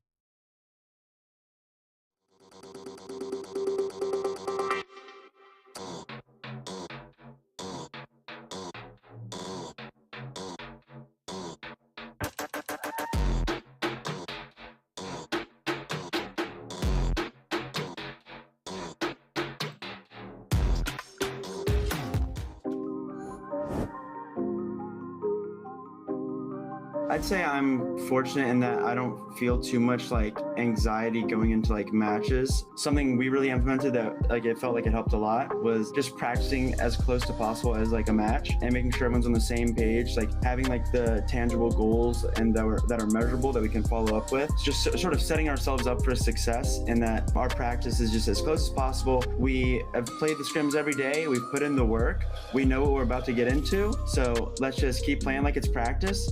And whatever happens, but let's at least play like a match we're proud to have played. Yeah, and I think like a big part of that was also like having Veer as our coach now. He really helped implement that system coming into the relegation matches and helping us like get that victory. The best way to deal with the pressure is just to have fun, not think too much about the game. Just try to be in the present, not think too much about the result. For me, the best way to deal with the pressure, being prepared, like feeling you're prepared, feeling like you've done enough for this match. Like for me, it's a routine, the practice that we put in before the match. For me, my routine is simple. It's like I wake up, I walk the dog, I take a cold shower right before the match, and that's it. I mean, I've done this for the last like 3 years at least. So yeah, being prepared is the best way to deal with pressure. So at the end of the day, like when you're in the server, there's not that much pressure if you know you're prepared. I feel like early on in Challengers, like last year, we definitely felt more pressure, a lot more nerves. Now being our fourth, maybe even fifth split, I feel like we don't have much pressure anymore. A lot of teams do doubt us. A lot of the casters doubt us still. So there's no pressure. I mean, we just have to go out there, have fun, and regardless what will happen, just my main thing is always having fun, win or lose, have fun. So there's really no pressure. The best way to deal with the pressure, drink water, like drink lots of water and just breathe. That usually helps. Water's a key one though.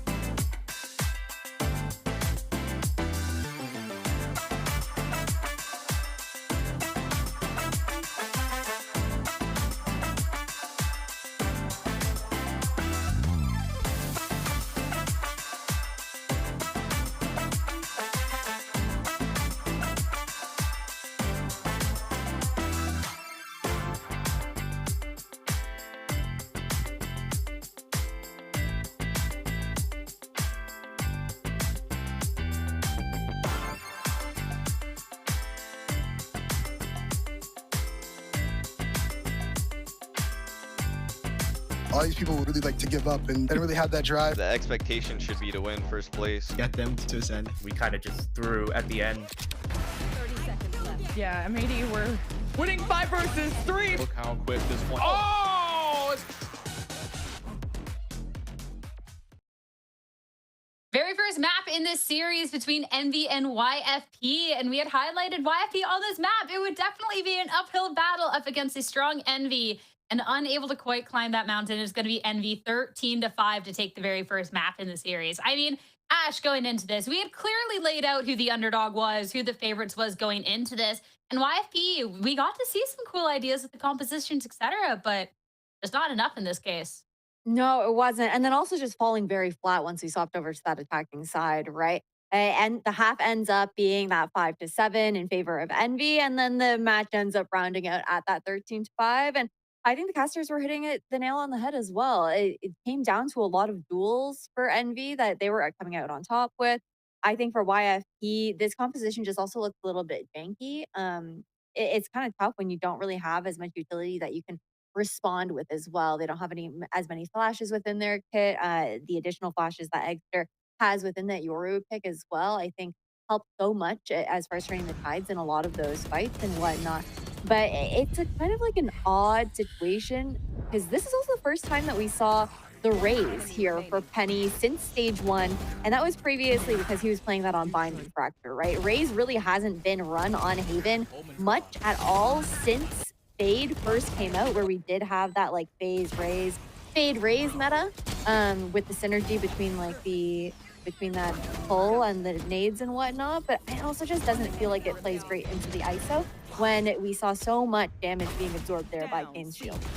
Yeah, it didn't even really seem like the composition in general kind of served with the team and their playstyle either. I mean, not only that, but there was no counterplay to Envy and the way that they were playing and the agents that they had, right? We saw, you know, times where maybe Raze's utility or ultimate didn't necessarily work out in cohesion with Kane's-Zera. You know, playing onto that ISO role, and a lot of times where it felt like we were getting the bare minimum from the Sage util. Like, for example, right there, it's not really, you know, creating a lot of obscurity and a lot of pushback. So for me, it felt like there was a lot missing from this composition, and almost as though it felt maybe a little too impulsive to push into such a competitive play like this against a team that is considered the top dog. So I don't know, it's unfortunate to see, honestly, this be kind of the reality of the first game for YFP. I really, really wish that there was more that could have come through from this, but you know, a win is a win. Envy did a phenomenal job at keeping themselves held down. I mean, Kane's-Zera absolutely punished this team to the max with the ISO play. So for me, this is, I mean, a great GG for Envy, for sure. I think that's a big thing that you touched on here, Gompers, is the fact that we really needed to see YFP cement some sort of maybe like a closer matchup at the very least. And if they wanted to have a chance at taking this series, cement this first map in general, with how this map pick ban process ended up going and how good it looked to favor the side of Envy here as well. And now starting down a foot with this map upset, it becomes even more difficult for YFP to try and claw back as we head into Lotus. And even though this ended up being that 13-5 Sierra, at the end of the day, it was also a pistol round and an anti-eco in the first half that YFP were able to secure. They only won 3 rifle rounds. I thought for a second when you started with at the end of the day, I thought you were going for the day end. Yeah. I thought it we're all was channeling our inner Roy, bro. It's like he never left us, but this, to chalk it up, frankly, this one's a tough one for YFP. Something highlighted at the top of the day was, of course, the changes that some teams were going to have to undergo when the Taeho is getting removed. And it was a map 1 for Haven where we saw them kind of change their approach when they had that Taeho. And unfortunately, just kind of too many changing pieces. And then that's going to be my concern again heading into this next map. There's a lot of things kind of going up against YFP right now. First off, this is going to go into Envy's map pick when we're looking at this Lotus in the series. And then as well, we're looking at the same situation that was highlighted earlier was for Envy. They've always just marched to the beat of their own drum. They don't have to change up the compositions. The same thing that they've sometimes been criticized for is like the biggest asset here. And for YFP, I mean, Gomps, they played the Taeho here on Lotus. So now what? I mean, I'm hoping it's not the Sage. It was great, you know, the fact that they wanted to kind of experiment a bit. I'm not sure if Taeho is going to be another thing that we do bring up, although I'm hoping that they use something a little bit more adaptable to the fact that the isolation fights that we saw coming through from Envy was honestly detrimental to the reason why they won. And I feel like a lot of the time those 1v3s, 1v2s that came out where Envy should have been the underdog, they came out strong. And I think, again, a large portion of that just being that the util really was not sufficient enough to gather enough information to, or even like, you know, just good enough to really offset or zone players in to spaces where they could really feel comfortable pushing sites or even taking those isolation fights. But for me personally, I'm hoping they use, right, like, I don't know, just agents that can really work in cohesion with each other, or in terms of like, you know, playing with those entry frags or playing with the refrags, right? So I guess more so that just entails, I mean, the basic composition we see for Lotus, you know, even adding a neon. Like I'm really hoping we can kind of push for that for sure. I wouldn't be too surprised if we see YFP kind of maybe lean into having Stellar even back on the Fade that we saw here on Haven as well. Fade has been historically was super meta on this map and is a comfortable pick as well, I think, looking at the changes. And it will be the Fade that does come back out here for Stellar. I think it makes a lot of sense, especially if they've been practicing with that agent on other maps as well. It feels like a pretty like linear change, so you're not having to adjust like too many protocols. Stellar is he is not new to the initiator role whatsoever, right? So it will be comfy for him. I think this composition makes sense for the side of YFP when they're looking to slot out and move away from that Taeho. Especially here too, when I'm talking about a YFP that maybe weren't comfortable with the meta or like the agent composition they had in the first map. If you take a history dive before Taeho's around, looking back before Stellar on the team, the rest of this core does have a lot of experience just with this composition. So hopefully something a little bit more familiar as Down 1 in the series, they got to throw absolutely everything at this, but it's an Envy that's cooking so far. Time to see if they're going to sweep this series away 2-0 or if YFP can take us to map number 3. It's time to head back over to your casters now. Jen and Shift, take it away. Thanks, Sierra. Yeah, after a month since their last official match, Envy are still on fire. Like, if this was a boss fight, this is the second phase of Envy's final form, and I think YFP need more than a health potion to get through this. Yeah, I mean, it is one of those things, like, no one has had an answer. And I mean, no one has had anything close to an answer for this composition and how Envy play on this map. And YFP is pulling up a comp that they're not unfamiliar with. The only thing that's really different here is, again, the Tejo nerfs have really kind of put him out of the really the realm of consideration. So you're going kind of something a little bit more, I won't say antiquated, but something that we've seen, you know, prior to Tejo quite a bit. Just choosing something like the Fade instead of, you know, trying to play for, you know, an extra bit of maybe guaranteed initiation. You know, something along the lines of. We've seen, I think, in the past, things like Gecko's kind of come into play and just try to get a little bit of that extra flash into play. But it's one of those things that no one has come close to stopping this Envy team on either side of the spike. So a lot of issue here in terms of YFP trying to pull a composition that they have not played in this competitive circuit against a team that essentially gets to keep doing what they've been doing. I think YFP's objective is to try and deal with Exter when he does pop out so early before he's able to teleport out, ideally. And now that Penny's on the Neon, I describe Penny as very meta-proof because of just how good he was in that Neon meta. There's actually a trip right on the floor, just especially placed for Penny. We'll be getting away. Good info from Inspire. Yeah, and that's been, I think, the biggest thing with Cypher players have had to adjust their own play styles since Neon has been... easy wordplay, electric, over the last couple of months. And that's what we're starting to see a lot in maps like this, is you don't put the traps in spots that you would A, normally expect them, but B, you also kind of just force them to have to get deeper into the site and use more of that high gear charge so that way they can't scale deeper into sight. So yeah, good placement there. Poppin' first contact has gotten to read that this is going to be an A hit, and Ion is out of there, going to respect some space to be given while the rest of the defense rotates over. Stellar and Penny have to address Poppin. YFP are very split, and finally that problem was dislodged. YFP kind of bait and switch. Now they set their sights forward. They got a Paranoia forward, but Kane's wins an important duel. Spike is still down, though. Paranoia from Envy this time. They're dropping down. They're searching. They're exploring. YFP have set Jakey on the flank, and I've wanted to see more of this out of YFP. The surprise doesn't fully go for the flank, comes back down to earth, back with his team, and Penny's left to pick up the pieces in a 1 versus 2 Spike. Tapped, 1 down, 1 to go, and Kane0 wins the 1v1 to save the pistol. If only just barely. That was impressive from Penny.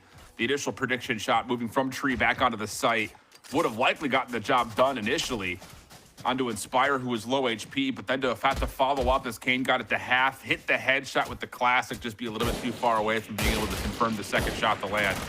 A little unfortunate. So YFP find themselves again behind the 8 ball a touch, but this, I'm happy with this. Again, you get a spike plant plus you're right there in what was essentially just a 1v1. Why not try to go for the Stingers with a Neon in the mix for this particular anti-eco? I talked about the clutch factor of YFP, and I'm still waiting for that to pull more rounds together. Like Ash pointed out, they had only 3 rifle rounds, and it was kind of very straightforward fighting from YFP, nothing too crazy. But now this is more of a standard comp that they probably have practiced a lot more of. I'm expecting a way better map out of YFP, but I guess I spoke way too soon. I've cursed enough things today. I swear I didn't do a ritual before this match, but it's still not over with B-Dog in a 1v3. Yeah, and you know, this is one of those things that if you were a Rankers fan, now turned Envy fan, or stayed Envy fan, you kind of need to reflect back on like what had happened in that playoff run. I think in particular, the opener that they faced versus M80, like they just did not shoot well. Like you had Ion and Inspire who had good maps, but like you really didn't get the Egster that you were hoping for. Like he played Yoru in all 3 maps and was fine, but not like the dominant Egster that we had really praised throughout the Swiss stage. And then on top of that, you kind of fast forward to their other loss to Hubert Academy, and it's kind of the same story there. Like, you get Kane who pops off, but Eggster's not a factor, and it's just like you had individual efforts from Envy. You didn't have the full squad there at that Stage 1 playoff. Now you're starting to see what this team can look like when everyone's shooting straight. It just hasn't been a contest really in any form for YFP. Even when they're finding first bloods, they're still losing rounds, and this has not been a good start to this second half for YFP. Likely to go down 3-0 early unless Stellar can snap, but no, not going to happen. And yeah, Envy are up big. I like that YFP have this sort of sacrificial lamb setup of just walking their Cypher solo A, and while everyone's focusing on him, they flood into B. But I'd like to see if YFP are going to outnumber Envy. That it needs to be a more decisive sweep in that area, because this thing that's scary about Envy is they shoot so well, they can get multi-kills very consistently. And they've talked about how they're really happy about how they've been able to improve their consistency, and they are just the most consistent team that we have. And it's about how they were going to translate that into playoffs, which so far so good. Yeah, I love this too. Just again, showing aggression in a little bit of a different way. You throw the undercut out from the backside of A, you put a smoke down, you start spamming it, and then you immediately put Kainzera into mid to make sure there's no wrap back quickly. So again, just kind of controlling how the map is being manipulated right now is Envy.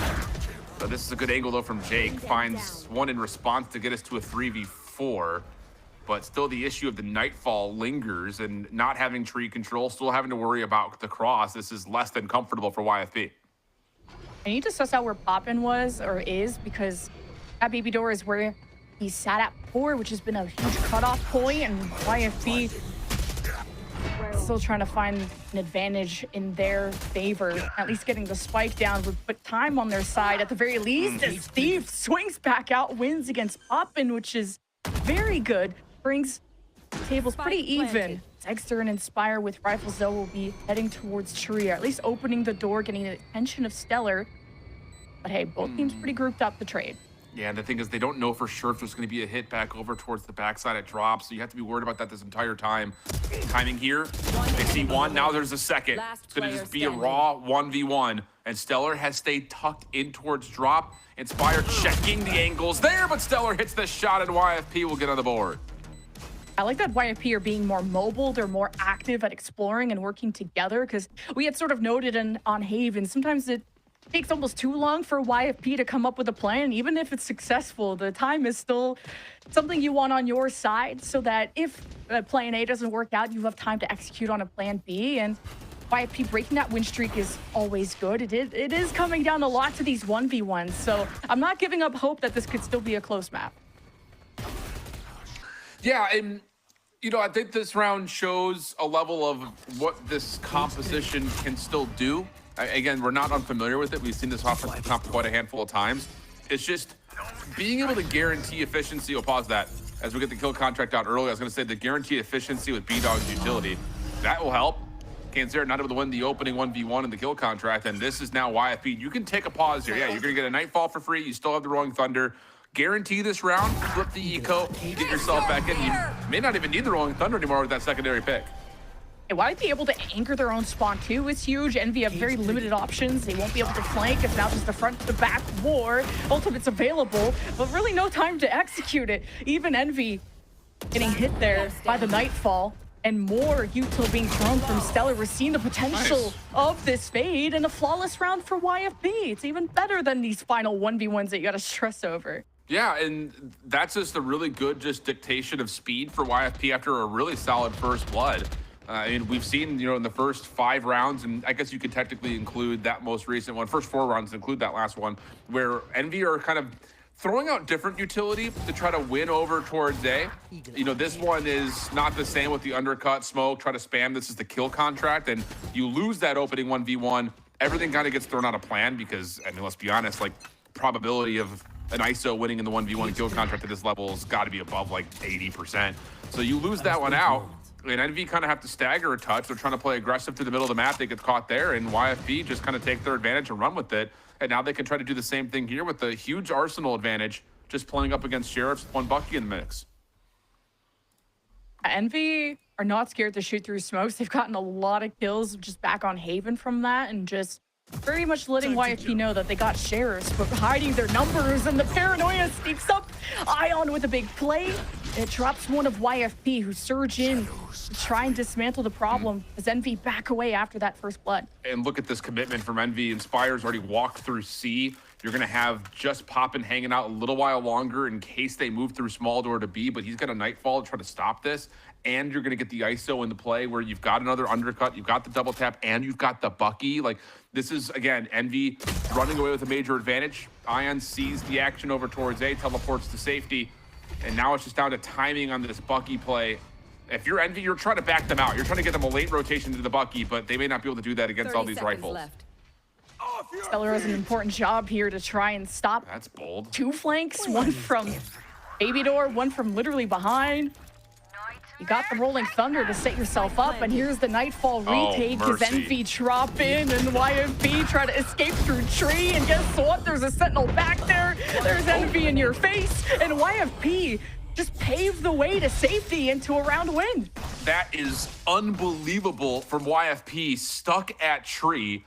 Inspire is about to win the round. He's able to collect the weapon, get the neural theft, puts down a cyber cage to try to hopefully allow Envy to keep at least some sort of primary focus from the front with all of their Sheriff pistols and the Bucky, and then you come up and pop everyone from behind. But B-Dog snaps, finds 3 different kills in instantaneous form. I don't know if we saw much of it, but here he is stuck on site. He's able to find this opener, and then you see the follow-up immediately in the kill feed. That is so good from B-Dog. While decayed, revealed by the Fade, doesn't care, and now Thief's got first blood to make matters even better for YFP. YFP have been pressured at this point, and the flash almost hurts Envy themselves, but still coming out with a win, or at least the trade in this moment, as YFP wastes no time in the first 30 seconds to get set up on the site to drown out Eggster from the area. It'll be another retake from Envy. Spike planted. Dimensional Drift is going to be able to clear out Mound, which is the most important part about this. The problem is going to be, do you expect Stellar playing behind this play, especially with Jake still holding the ground on top of the site. Kane for 1. There's the follow-up, and yeah, YFP get the successful pinch. And now all of a sudden, you start to sweat a little bit if you're Envy, because that opening aggression that we've seen, especially through the A side of the map, has come up empty. And 3 of the last 4 rounds, not all sequentially, but 3 of the last 4, and you're back onto a save. You've tried using ultimates to stop this YFP hit. It really hasn't worked out all that well. So yeah, time to talk about it if you're Envy. And this may be one of those moments that you need to see Envy kind of take a little bit of a breath, not try to play with so much aggression, and try to force YFP to play a game, on their terms. What utility do you want to spend? Because let's be honest, like, the breach not nearly as effective with Tejo out of the picture. So you're really putting pressure onto Penny to have to find good openers. And so far, Penny has been, relatively quiet for what we normally expect out of Neons.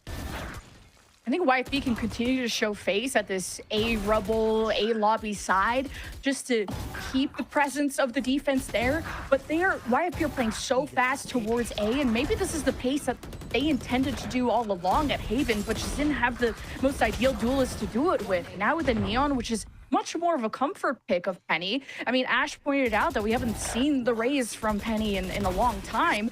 Now this is going to be the pace that YFP can play at, which if they can get set up before Envy get comfortable, this is going to be a much better position for YFP going forward. Yeah, absolutely it is. And you're also kind of dealing with this situation to where, you kind of got to go back a handful of rounds when B-Dog and Stellar both have their ults. They only need to use one of them. So now you're in this position to where you may actually kind of get staggered charge as you finish off this half, as this is a decent look. Trying to get the flash over with a little bit of a speed boost from Penny doesn't really work out. And go figure, Envy want to brawl this. Who would see that coming? Oh, just spam through the smoke. And Envy get a taste of their own medicine. Look how many of Envy are stacked on that side. It is a save, so that's a result of that. And YFP are reading that, so they're just pushing the opposite side of the map. They should be expecting Eggster to be waiting for them at C, and they'll commit Thief to try and look at that, but also keeping YFP have to keep eyes on Envy going for flanks, because they will push spawn. Dark cover replaces that defense over towards C. Inspire's going to commit to playing over towards the turn.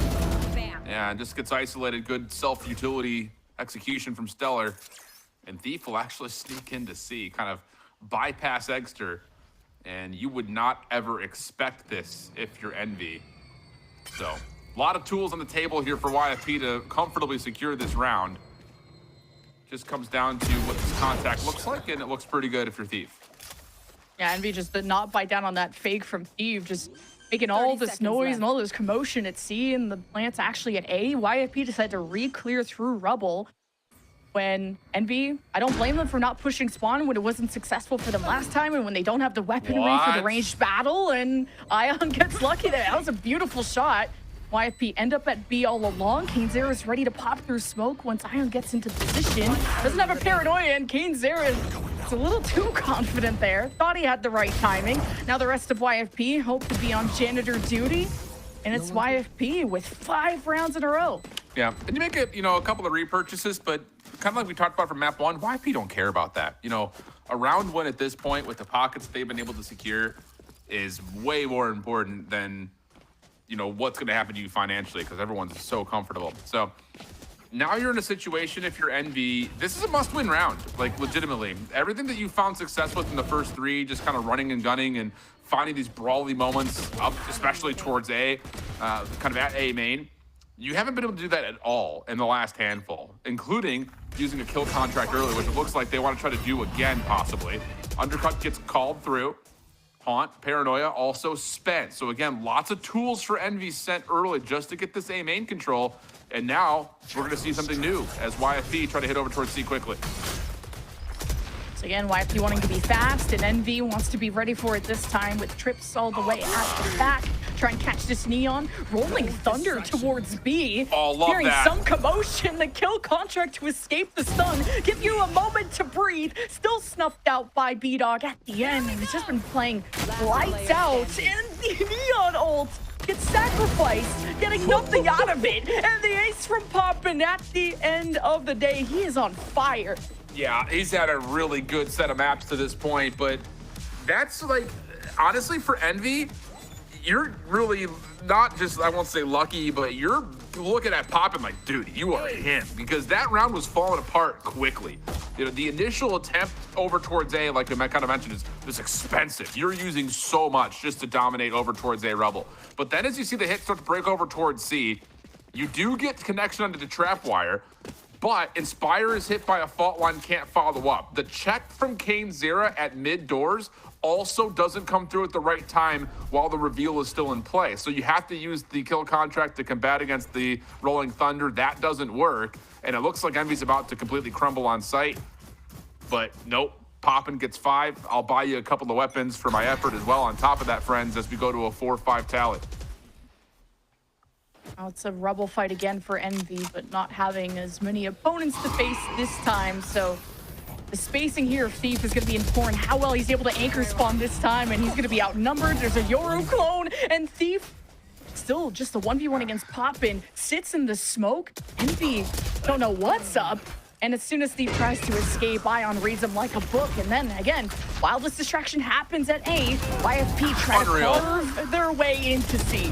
How does Inspire get 2 right there? He is dodging relay bolts. He gets affected by the fault line, still finds the first. Then all of a sudden, you've got more members just running at you. You think there's no way you get a second, still is able to make that a possible 2v2.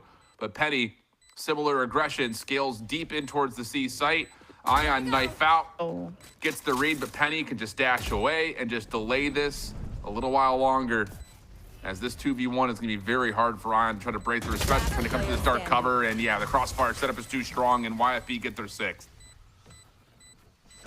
I'd like for YFP to have more punishing moments against Envy when they're caught with a knife out or changing guns. It's been a couple of occasions now, even from Haven, where Envy are sitting in smokes and they're half health, they're reloading, and YFP still can punch. I like that YFP are starting to spam through smokes more to be productive in that regard, but I want to see more out of Penny, especially when you're going up against not only the best duelist challengers, but there's 2 duelists on the other side. And I had confidence that now he's on the right agent, but we need YFP to play as clean as possible if they hope to take down the juggernauts of challengers. Yeah, very true. But back on to limited arsenal again for Envy. Things starting to get really dangerous here. This would be one of their worst defensive halves in quite some time. Usually good. I mean, to be fair, they don't usually get many defensive rounds because they always start on offense and they dominate teams. But for a team that still comes away about 65% of the time winning defense, they're under threat of seeing that really be punished if this can be a convincing 7th round for YFP. A little bit of a whiff right there for Ion. Leaves Extra kind of by himself. And yeah, now it's been spammed out of the corner. Flash trying to give himself a chance at it, but no, that was actually Flash from the other side, kind of putting him out of commission. It's on to Kane with the collected rifle to see if he can do some hero work, but nothing there. Inspire 1v4. He gets the first for free, but the next 3 are going to be really hard. Yeah, Inspire's such a good defender, but how does he do in a 1v3? Pops the neural theft earlier on, but couldn't pull off the ace. But hey, YFP have one less win condition from Envy to worry about with that neural theft pop, even with the 2 sheriff spot, because Ion is very clean with the sheriff, just not this time, and YFP need to take advantage of every weakness that Envy are showing. Yeah, they're doing a really good job of just making sure they're not getting caught by all of this initiation that Envy continue to throw at them. You know, even in one of the more recent rounds when they're on full purchase, it's not even just the fact that Envy want to challenge them at a Rebel, but they send 3 members through main to try to chase down Thief. So there is a level of like, they want to try to find these first bloods and find them quickly. Stellar's gonna have to be responsible for a very different look here at mid, but the Prowler, yeah, seen a lot of it. Nightfall at the ready, gonna spend it. Yeah, that's really not, I don't know. That's just to kind of stay alive. And yeah, let's say the counter Nightfall should be pretty easy to call out here. So you've got Nightfall for Nightfall, and Envy will be wiser to what YFP is trying to do. Oh, this cutoff though, because no one can hear anything, and Poppin almost gets a surprise on Thief, who's now caught between a rock and a hard place, and yeah, that rock is Envy. They've been sturdy, and YFP hit a plant, but someone's literally within the site. Exter sneaks up on one, traded out. The rest of Envy assemble, and it's like the Avengers. They're ready to take down YFP. One sitting in tree, Stellar coming from B, and Vito can only buy so much time with the U-tail, and he almost gets away with 3. That was almost insane. Yeah, if he gets away and just if there isn't a third, he's got Rolling Thunder, can instantly pop that, and that likely wins the round. But instead now Stellar's got to go. Inspire gonna try to hold on it. Does get taken down. Opportunity. Exter swaps the weapon, and that'll be enough for him to connect onto the headshot. And we'll have a 5-7 half. But whoa, there's a moment there where B-Dog nearly just absolutely willpowers his way through that round with the first 2. Rolling Thunder earned just not enough space to call it in. And Envy get one last round before we swap sides onto what has been their dominant half. Yeah, I'm gonna take back what I said earlier about YFP just need to punish Envy, Forehead. Like, there's moments where you would think Envy's either reloading, switching a weapon, they're sitting in smoke half health, and I don't blame them. Like, the fact that Exter is picking up a weapon and still wins that is so insane to me. YFP lead by 2, but for how long? I think it's gonna be so important how this pistol goes for YFP to continue to have wind in their sails or for Envy to steal the lead back. Yeah, and the pistols have been, I would say, you know, a pretty determining factor for a lot of these tight matchups. You kind of even look at just Envy's match results, and when they've played on this map, like their pistol win rate has gotten them through teams like Hubert and 80 earlier, back like through playoffs and things of the nature. So if that continues to be the case, we're obviously would be tied at that point, and you start to sweat a little bit for YFP trying to get us to a third. But you win this pistol, and you've got some of that freedom that they didn't have in map number 1 to kind of play around with a couple of rounds, try to actually build a response to what a lot of teams have struggled with when Envy plays this map. B just fight their way through tree, not getting contested at rubble as Penny sits in a corner as able to get some good catches. YFP disengage to safe positions and win as Envy progress forward. And it's a 2v2 with a knife kill of all things. Poppin with an ace and a knife kill. I think he can go to bed happy tonight. All depends on the result of this match though. Deep and Penny are still threats.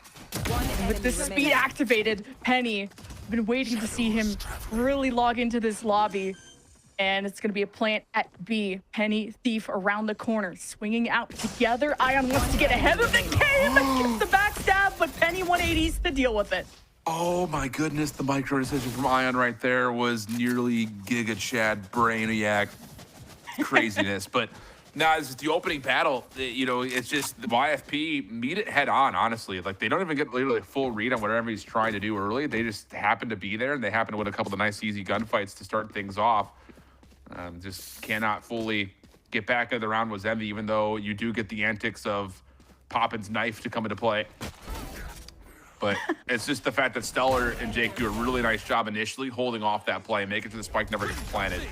So 8-5, one stinger up for Kane on the offensive side, whereas Bulldogs, Phantom, Guardian, and Spectre is in play here for YFP. Envy for first blood. Follow-up is decent. The exchange is fine here, and Envy's going to get a couple of weapons off that. Hey, it's some fun teleports from Exter within the site, and this kind of confused YFP through the chaos. It's pretty even, which means upgraded weapons too from Envy. And now they have to patrol all these exits and entryways. And Jake, very important win. Now 2, going for more. And he's got B-Dog by his side. This was the Jake I wanted to see all along. The one that could give YFP a chance in the series.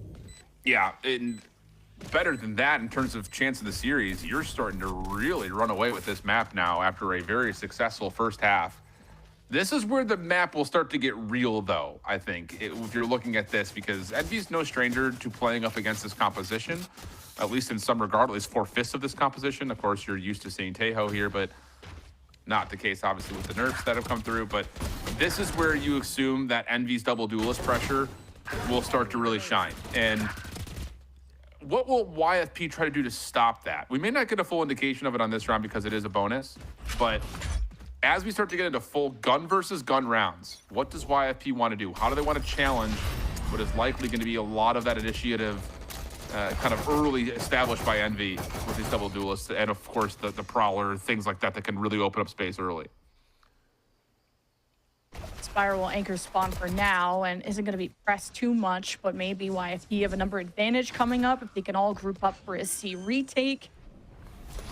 It's the plant through, and you got a Prowler and a Paranoia just to clear through that initial doorway, which Penny does a fantastic job of. But Exter, another bodyguard for YFP to dislodge, and you need some presence at Waterfall to create multiple points of threat. And you see Envy scrambling. Where is this hit going to come through next? While YFP have also Thief joining their side through the Waterfall. Teleport within the smoke for Jake, and he surprises Envy, has their backs against the wall, which Envy fight back in the biggest of ways, but the shotgun still hurt, and YFP take the round. Yeah, this is one of those things, you know, for YFP, that round is made easier because the execute for Envy is expensive. You know, you spend out both Prowlers, you spend the Haunt, you spend the Paranoia, so there's really not a lot of tools to reinforce the post plant. And simply put, how do you counteract that? You flash it, you flood it. You've got some SMGs, you've got some shotguns. You really don't have a choice to try to take gunfights at range. You can't really play for corners. You just have to try to get in there as fast as humanly possible, which obviously is made easier by having a Neon in the mix. But you know, Jake being able to find this first is great. It just pulls so much focus away, allows B-Dog to step up a little bit further. And Penny with the finishing punch gets it now to double digits. And Envy's in some trouble here. Again, shoes on the opposite foot compared to what we talked about from map number 1. Whatever the playbook is for Envy, it better start working. You better start working quick because there's not a lot of rounds to play with.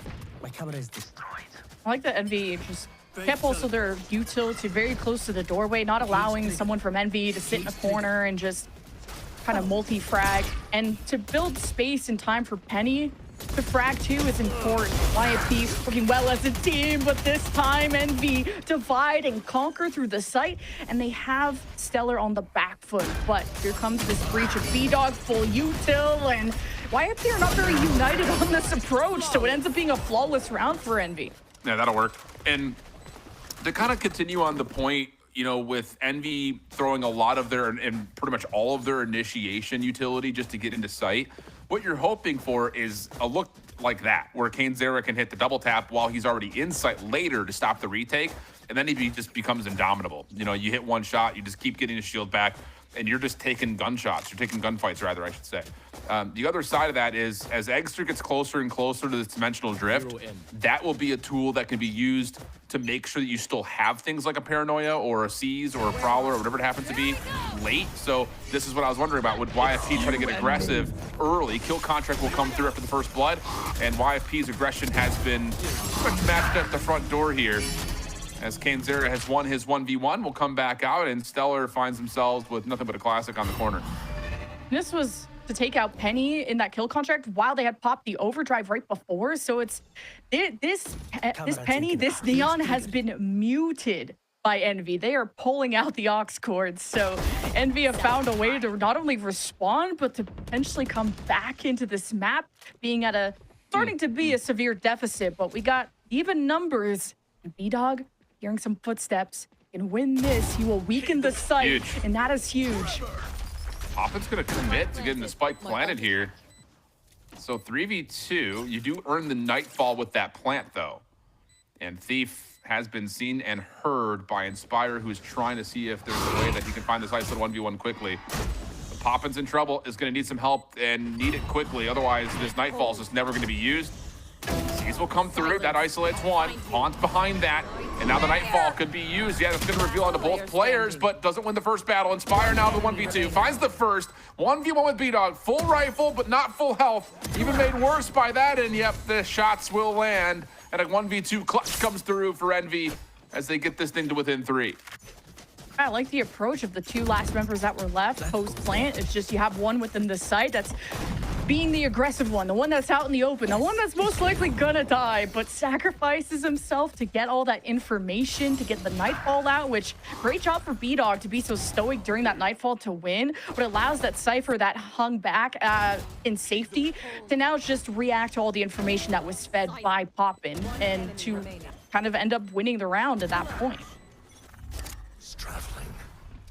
Well, one more full gun round here can still be fully afforded by YFP, but they lose this one. They would be on a save, and you really start to look at what could be a near even tally on the scoreboard between these two squads. But Rolling Thunder and Nightfall are only an orb or a kill away for YFP, which would be obviously a major advantage for them here. The dimensional drift comes through, and so again, you don't anticipate that you're going to see things like the paranoia being spent early. You're still holding onto a lot of utility from Fade for this, and then you follow up with even a first blood behind it. And yeah, this is going to be a much different look in terms of how do you contest this post plant, because now Envy have so much utility still yet to spend. Envy are trying to be so proactive, and Stellar's like 360 and gets caught. Inspire's traded, and YFP are trying to play as stacked as possible. Now behind the Rolling Thunder. It's been difficult for YFP to get a leg up on this with where Ion is inserted. This is what surprised YFP at the beginning of the round. B-Dog, don't know where he is, unsuspecting. B-Dog clears through tree, and Exeter wins hiding behind said tree. And it's an important round for Envy to win because I think the economy is looking pretty shaky for YFP, meaning we're going into a tieable scenario. Yeah, absolutely it is. And again, that just kind of plays out perfectly for Envy off the dimensional drift. You get the deep scaling into a site that's relatively open. YFP are not necessarily banking on getting the Nightfall of the Rolling Thunder, but you hope that you can find at least one trade to get one or the other, if not possibly both.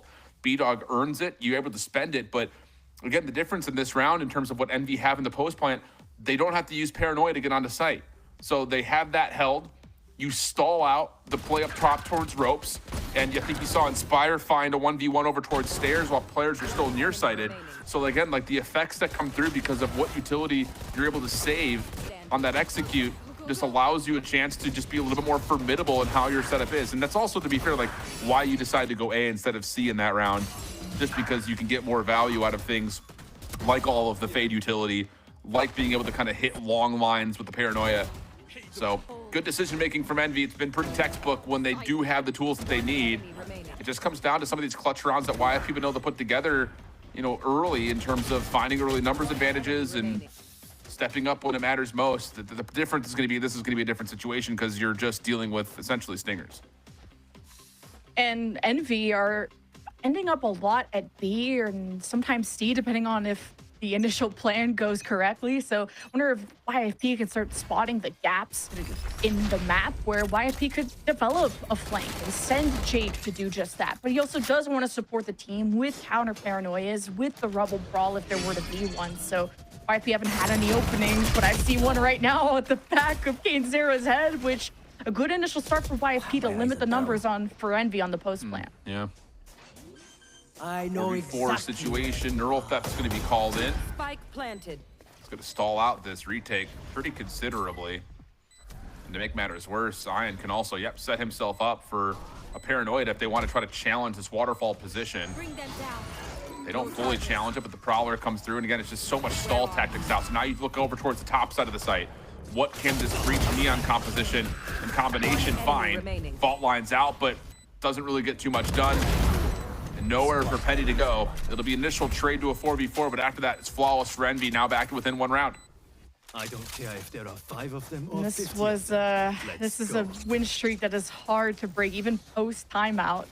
But this was not the best buy for YFP, so now that you got rifles, this is where the plan has to be executed, where you have Nightfall, Neural Theft, so that initial first pick could be everything. And how you're able to catch Envy on their routes, so not checking this left corner, that's exploitable, etc. So it's all about what YFP can read, as this is becoming more of a marathon than the sprint, and this lead is barely being held on. Well, a little bit of a different idea here for YFP, kind of searching for information through B and A earlier in the round. Thief is in some trouble though, and with his wire being destroyed, you really can't hold here. So he'll back up. Now the ISO shield has already been popped here. KaneZera is really trying to get that back, and wow, you push forward with the shorty, you find first blood, and now again, you can trust that same protocol that you have, which is KaneZera trying to stand tall. Does get traded. Thief, though, does the same in response, and it's all down to B-Dog, who really doesn't have an option here besides to try to fight this 1v1, and there's just nowhere to go. Just to push with the shorty and the shield, and to get away with it. Like, Envy get away with so much crime, and YFP are just barely catching up, being able to punish this and even chasing it down. Now Envy got to sit back, be at the staircase, kind of using that pillar as cover, and YFP tried to create some threats, but got shut down on every side from waterfall through the back. And I don't know what it's going to take from YFP, because this is turning into Haven, where Envy are exploiting C now, and that's looking very unstoppable. So YFP are going to try and match this fire with fire, having all 3 ready at the door, but not a great buy to do it with.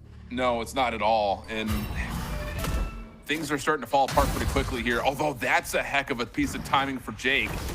Headshot into Inspire, is worried about the follow-up. Penny steps up with a Stinger to find one more, and these are great early numbers here for YFP, and Envy's gonna commit. You've already called the double tap out, kill contract's gonna be pulled, but Thief in the corner finds a counter flash position, trying to look to see where KaneZera is gonna teleport back out to after the ult, but doesn't quite find the correct location. Oh, and the dimensional drift timing is so clutch! Unreal, just down to Jake 1v2. So many clutches, from that Ion teleport play at the final round of Haven to that, to pulling Penny out of his overdrive. Like, Envy are just not only a team that frags, because sometimes you have players that are really good at shooting but are kind of dumb, and Envy don't have that. Like, they're smart and they shoot well. They really are such a well-rounded team, which is why Envy would sign them in the first place. And I'm glad that they're carrying this banner a lot better now in playoffs. This is just their first match into playoffs, but YFP are the last seed coming into this, but don't play like a last seed. I wasn't sure whether to call the upset here, because YFP have the potential to push this. I mean, this is a rematch of the Stage 3 Grand Finals, and YFP and Envy played close, albeit with different rosters. So it's not over. YFP are just down 1 round. Yeah, and another first blood comes through. YFP have been really efficient, getting themselves early numbers advantages, but still, Envy just don't really care about that. Take your advantage, take your information, and just run forward. Jake seen on the cross. Ion misses an opportunity, and Jake makes good on his second. Fault line also now going to connect a lot on this Envy players, and Jake will again got to do it all himself here. Really good stuff from YFP. Just down to Kane, and no, there's nowhere to go. So 11-11 the count as we head into round 23, and YFP continue to stay alive in this one.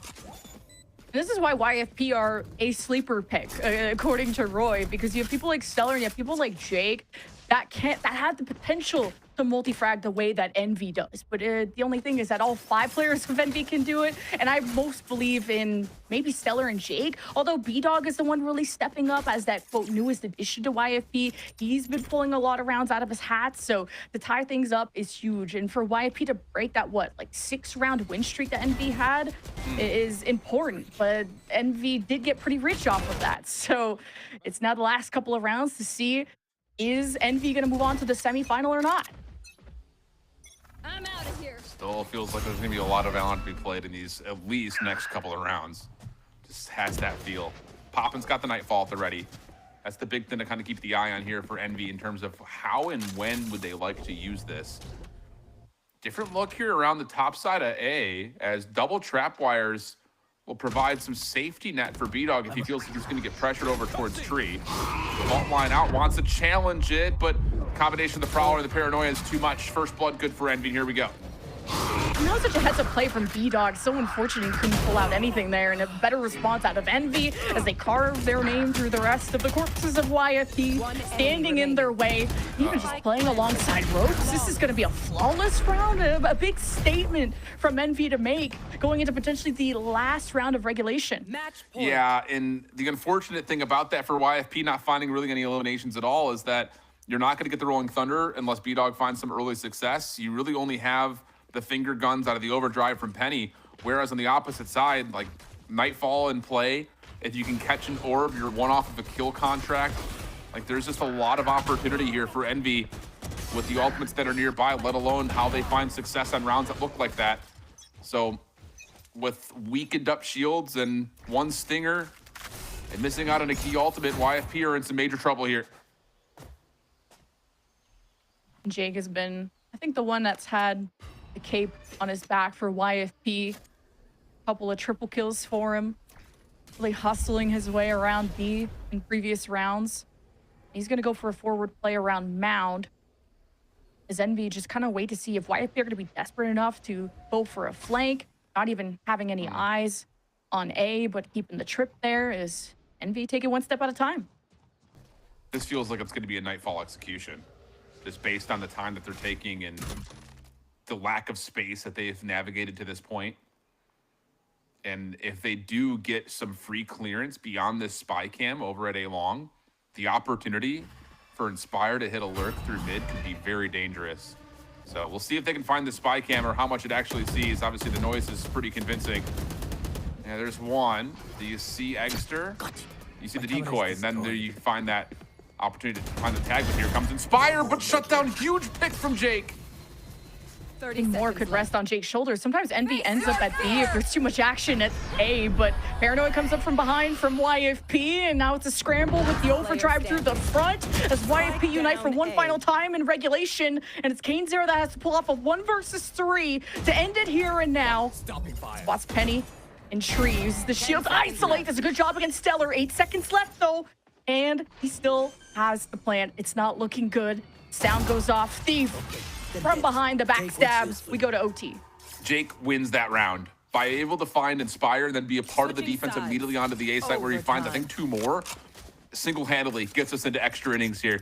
That is so big, just awareness-wise from Jake, because you're thinking, I better hit this Paranoia, I better get these dark covers down correctly, but is the one responsible to make sure nobody sneaks through B. Wins a huge 1v1 there, where initially it looked like he may have been a little bit off, and then you get the follow-up reveal from Thief's utility to allow Penny to get there, and it just all falls apart afterwards. Really good stuff, and again, shutting down that lurk is everything for YFP. A YFP on offense this time. Just have to worry about those trips over at C, where Inspire's changed it up. He's had it deep at the backside, he's had it on the ground. Been a lot of ways that Envy have shut down Penny, whether mid overdrive or not. And it will be up to Thief 2 to keep the spawn anchored. And he'll have Jake there, but it also means you don't have a Paranoia to get into C. Very true. Teeth of this setup from Inspire right on the interior of this doorway. No commitment here for YFP. Even if they show force, the spike's not a part of this play. So you see the Prowler, but yeah, Inspire is calling the bluff. No one crossed by the dark covers. No one's in, so no need to get too finicky or too anxious about this play towards C. Just kind of reset and get yourself back into position.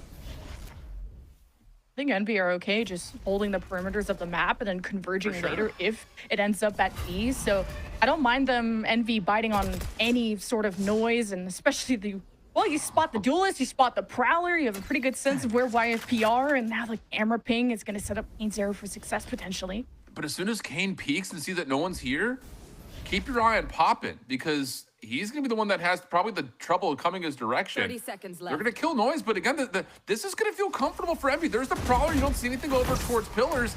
You get the extra set of utility. Now Kanzera can step up with Ion. There's no alternative plan for YFP now that Thief's Lurk is gone at A, and it's a good start. It's YFP still have a hold on the site, but coming through behind, you hear that B door open. It's Poppin with a rifle, and Envy pushing their duelists through Waterfall with Ion with a paranoia that could be top sight, and YFP all have their backs against the wall looking forward, but no eyes on Mound. So within that smoke, B-Dog will stay hidden from any Mound pressure that come out of Poppin as Envy address the angles one by one. Stellar with a win, traded by Eggster as B-Dog is left against two demons from Envy. And he's a demon himself, and he will not be exercised today as Envy will take the first round of OT. Oh my goodness, B-Dog stuck in a corner without any lifeline whatsoever. Nearly gets the perfect prediction, or just barely the right angle to stay away from that double swing. Puts Eggster right in the danger zone of being doubled up on, but does not fully connect. And 13-12 the count. And honestly, and for me, that last round, MVP of that round is the Spy Camp. Spire just gets so much intel until late, and it allows Envy to be in a spot to, at worst, contest, if not better, find the out-traded potential of just keeping more guns on site. So good trust onto Inspire, and now YFP have to try to find a way to respond. And they're going to go for something very different. You've got that same Cypher setup we saw from a couple of rounds prior towards A. Trapwires are in a little bit of a different spot, as there's not going to be anyone actually possessing inside a tree. But this is all about how long does Jake choose to stay here. He's got no help at all, and he's going to commit forward. Wow, I can't believe he's committing to this. And I mean, he's feeling himself. He's been huge, but even the paranoia is not enough to stop someone like Inspire. So that means Penny has to skip out of the site and wait for a more regrouped approach, and it's B-Dog that's going to aftershock, but not fully flush out that corner. So it's still a problem for YFP of how they're going to zone off these power positions from Envy, as Ion's going to be heads up on this, and even the double swing, Ion gets a win. Penny slides in during the chaos, and Envy are at a deficit. In the end, this map and the series is Inspire evens up the odds. B-Dog and Thief with no util, just these Envy members in corners that are too difficult to get to, and Envy takes the series and goes to the semifinal. Really solid stuff from YFP. You have to kind of give them a little round of applause, obviously commiserations, but this series you could wrap up in a bunch of different ways. If you're one of the good Chad brains that are out there, you're trying to break down the initial composition that YFP play. You're looking at all the advantages and disadvantages that it could provide just on paper. You follow it up with this map. You have to go away from the composition you had been playing with that Breach Taeho. Try to find something a little bit more. Again, I like to use the word antiquated. It's not that old. It's just not what you're used to playing. And you start to find some good success. Again, in the first blood category, they were solid. Excuse me, I think in particular, you look, though, to see, did you really get the value that you needed to out of Penny? It didn't really feel like it in the world where Neon just kind of runs and does whatever the hell they want to do.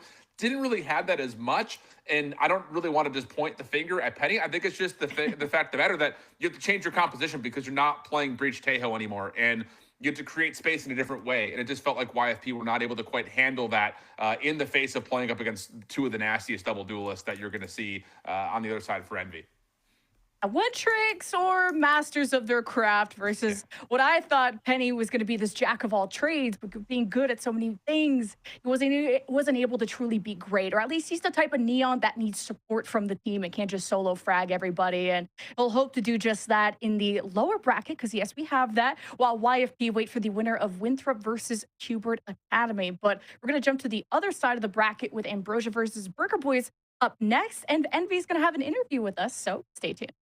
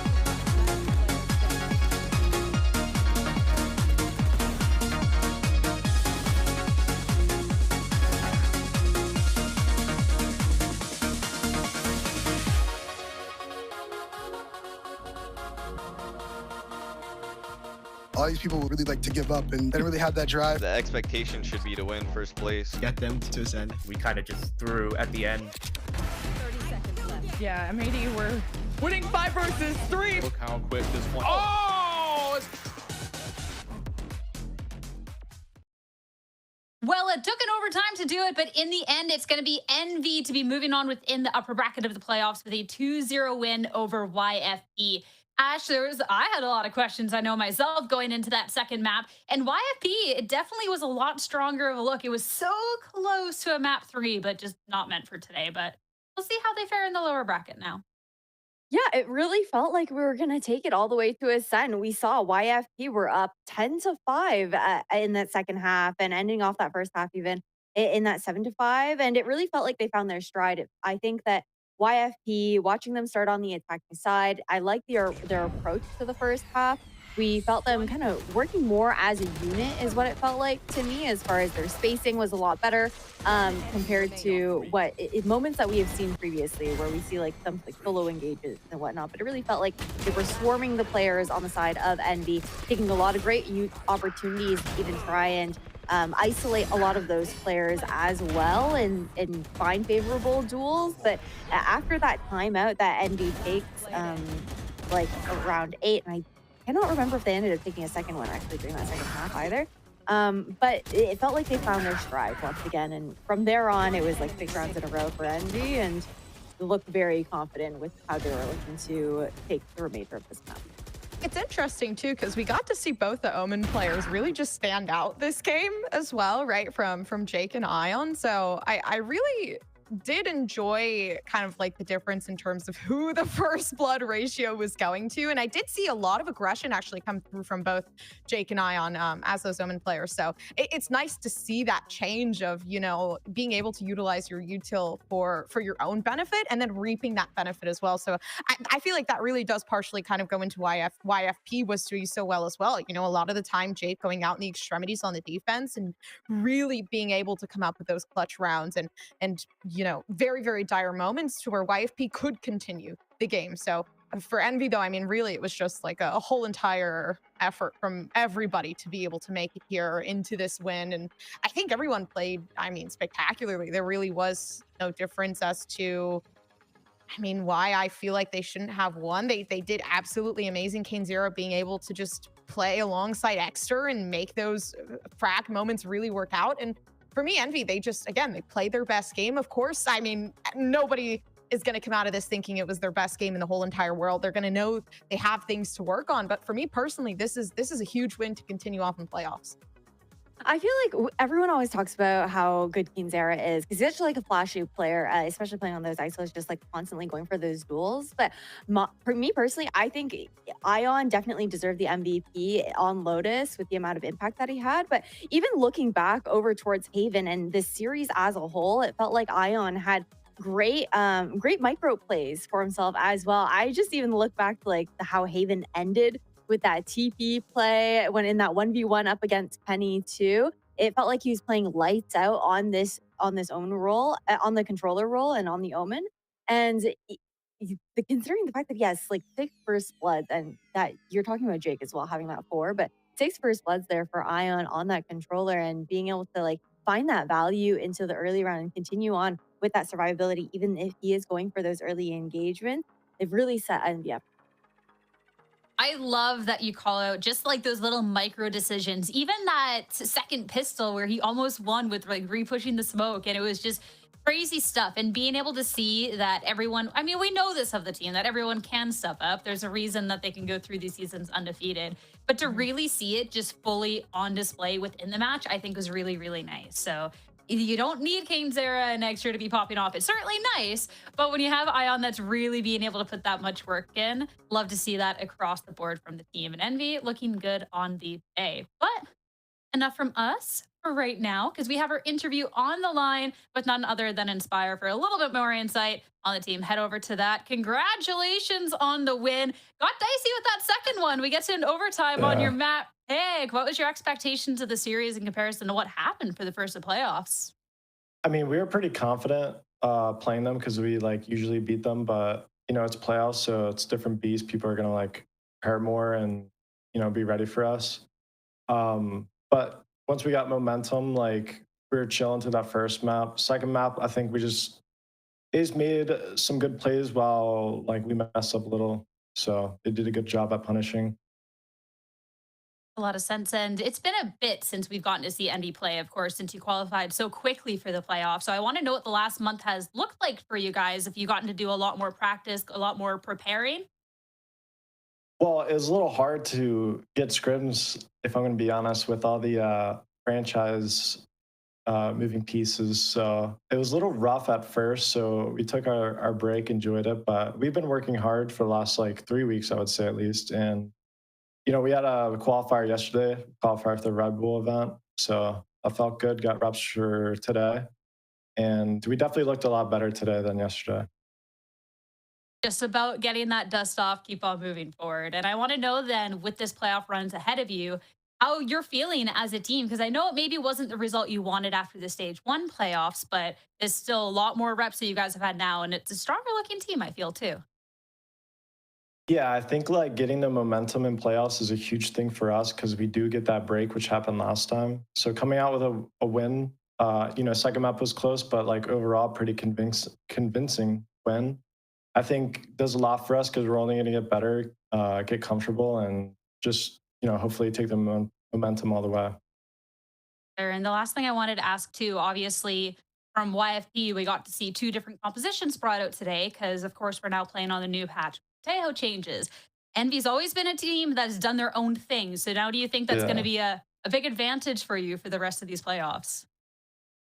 Yeah, hopefully me more or less just because I was getting Teo breach ulted every round, especially against CSM. So it feels nice to like, if I die, it's just like, bad aim or something, not just getting ulted every time. And then other rounds, I just avoid my side or, so definitely an advantage for us, I would say, because other teams are adjusting. We're still doing our thing, getting better with our comps.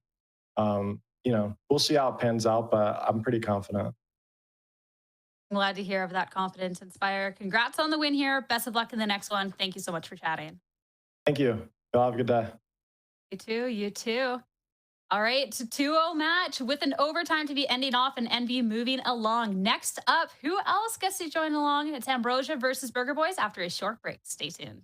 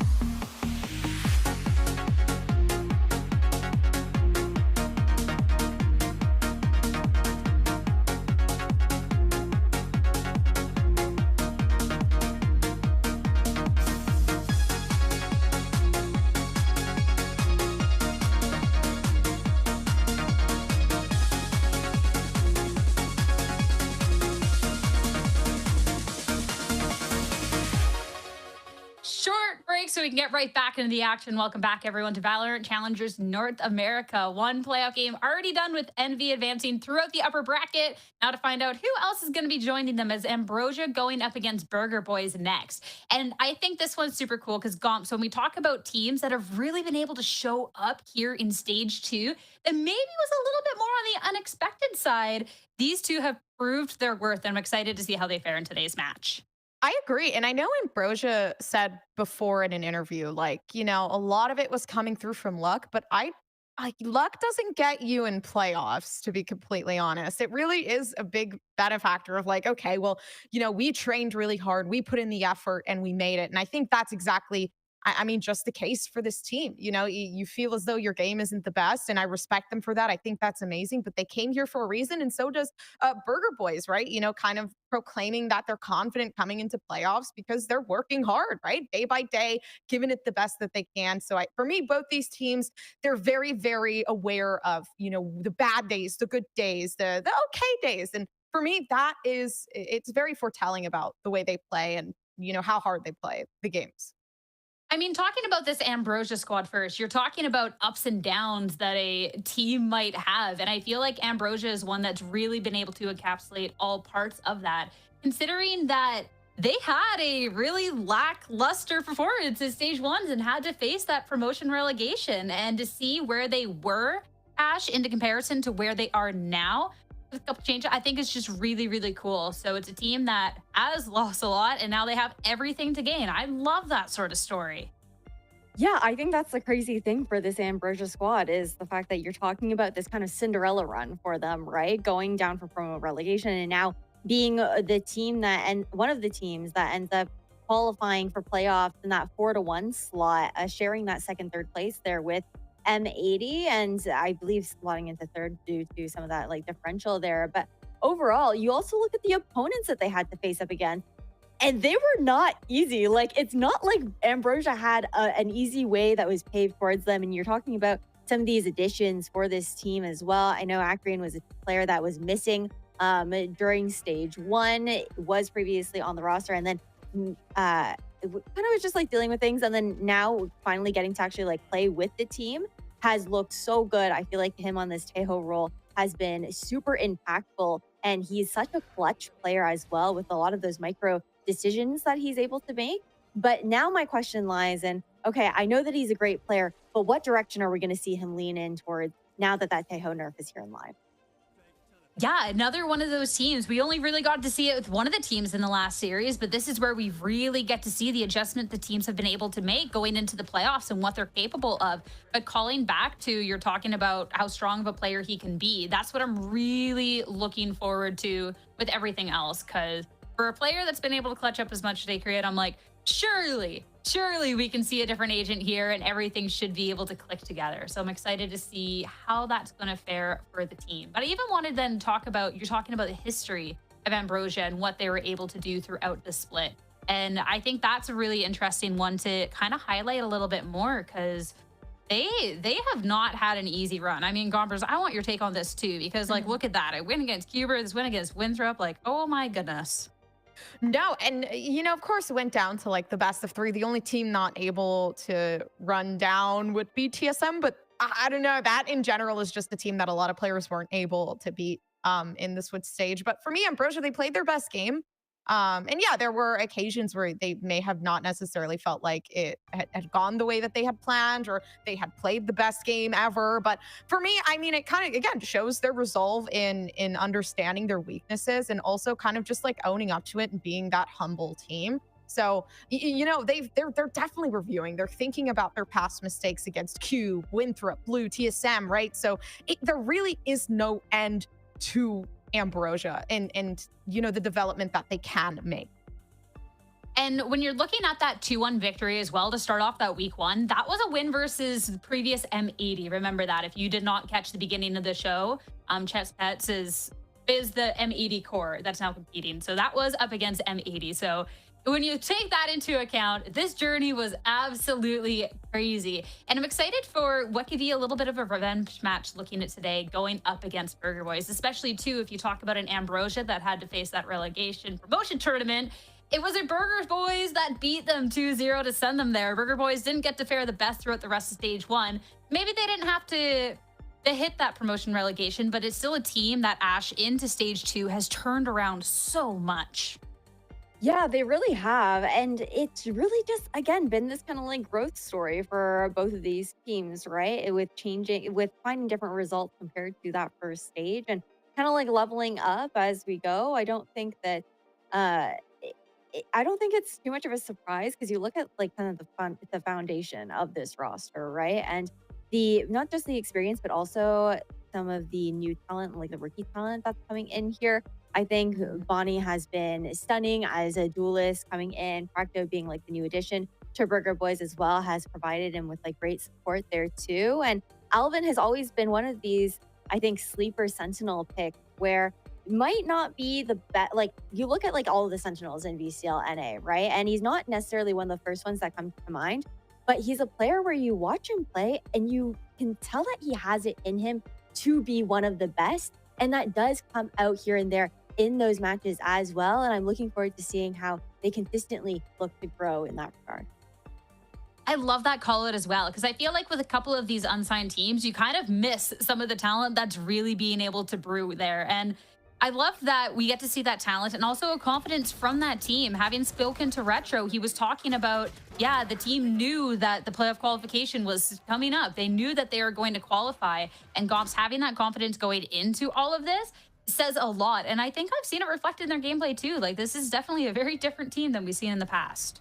No, it is, and I think it makes it easier to feel so confident in being friends with your team. I know Retro has said before, like, you know, he considers the team to be friends, family, right? So when you're playing with people that you feel are so close to you to the point where you can give them that title, it also feels like it portrays in your gameplay and the trust that you have for your team as well. So and you know, in terms of their mental, they say take it day by day, you know, just play the best game that you can. And it seems like they're not only like very familiar with each other, but also familial in the sense of forgiveness of, you know, you played a bad game, that's fine, we're going to see what's going to happen tomorrow. And just the refresh of the mental, I feel like you see that in their games. You know, they haven't given up. They're constantly trying to improve and evolve as a team. And for me, it's very, very evident in terms of, you know, the past games that we've seen from stage 1 to stage 2, and now coming into here where we finally get to see them play in playoffs. And looking back at the history too, because this is not a team that went undefeated, of course, so there is a little bit more to it. Kind of reflect back on the teams that they've had to play up against, and even if at the first glance it's like, wow, it's not a stock, it actually, you remember, okay, no, M80 is that, it maybe is a loss, you know, to the Qbert and the M80 there, but still, those are okay losses to be taken. And I think that most recent result against TSM Ash is just everything. It really is. And I love that we are able to look back at this match history, because we were talking about for Ambrosia, they end off the Swiss stage 4-1 and had a difficult series of teams that they had to face up against.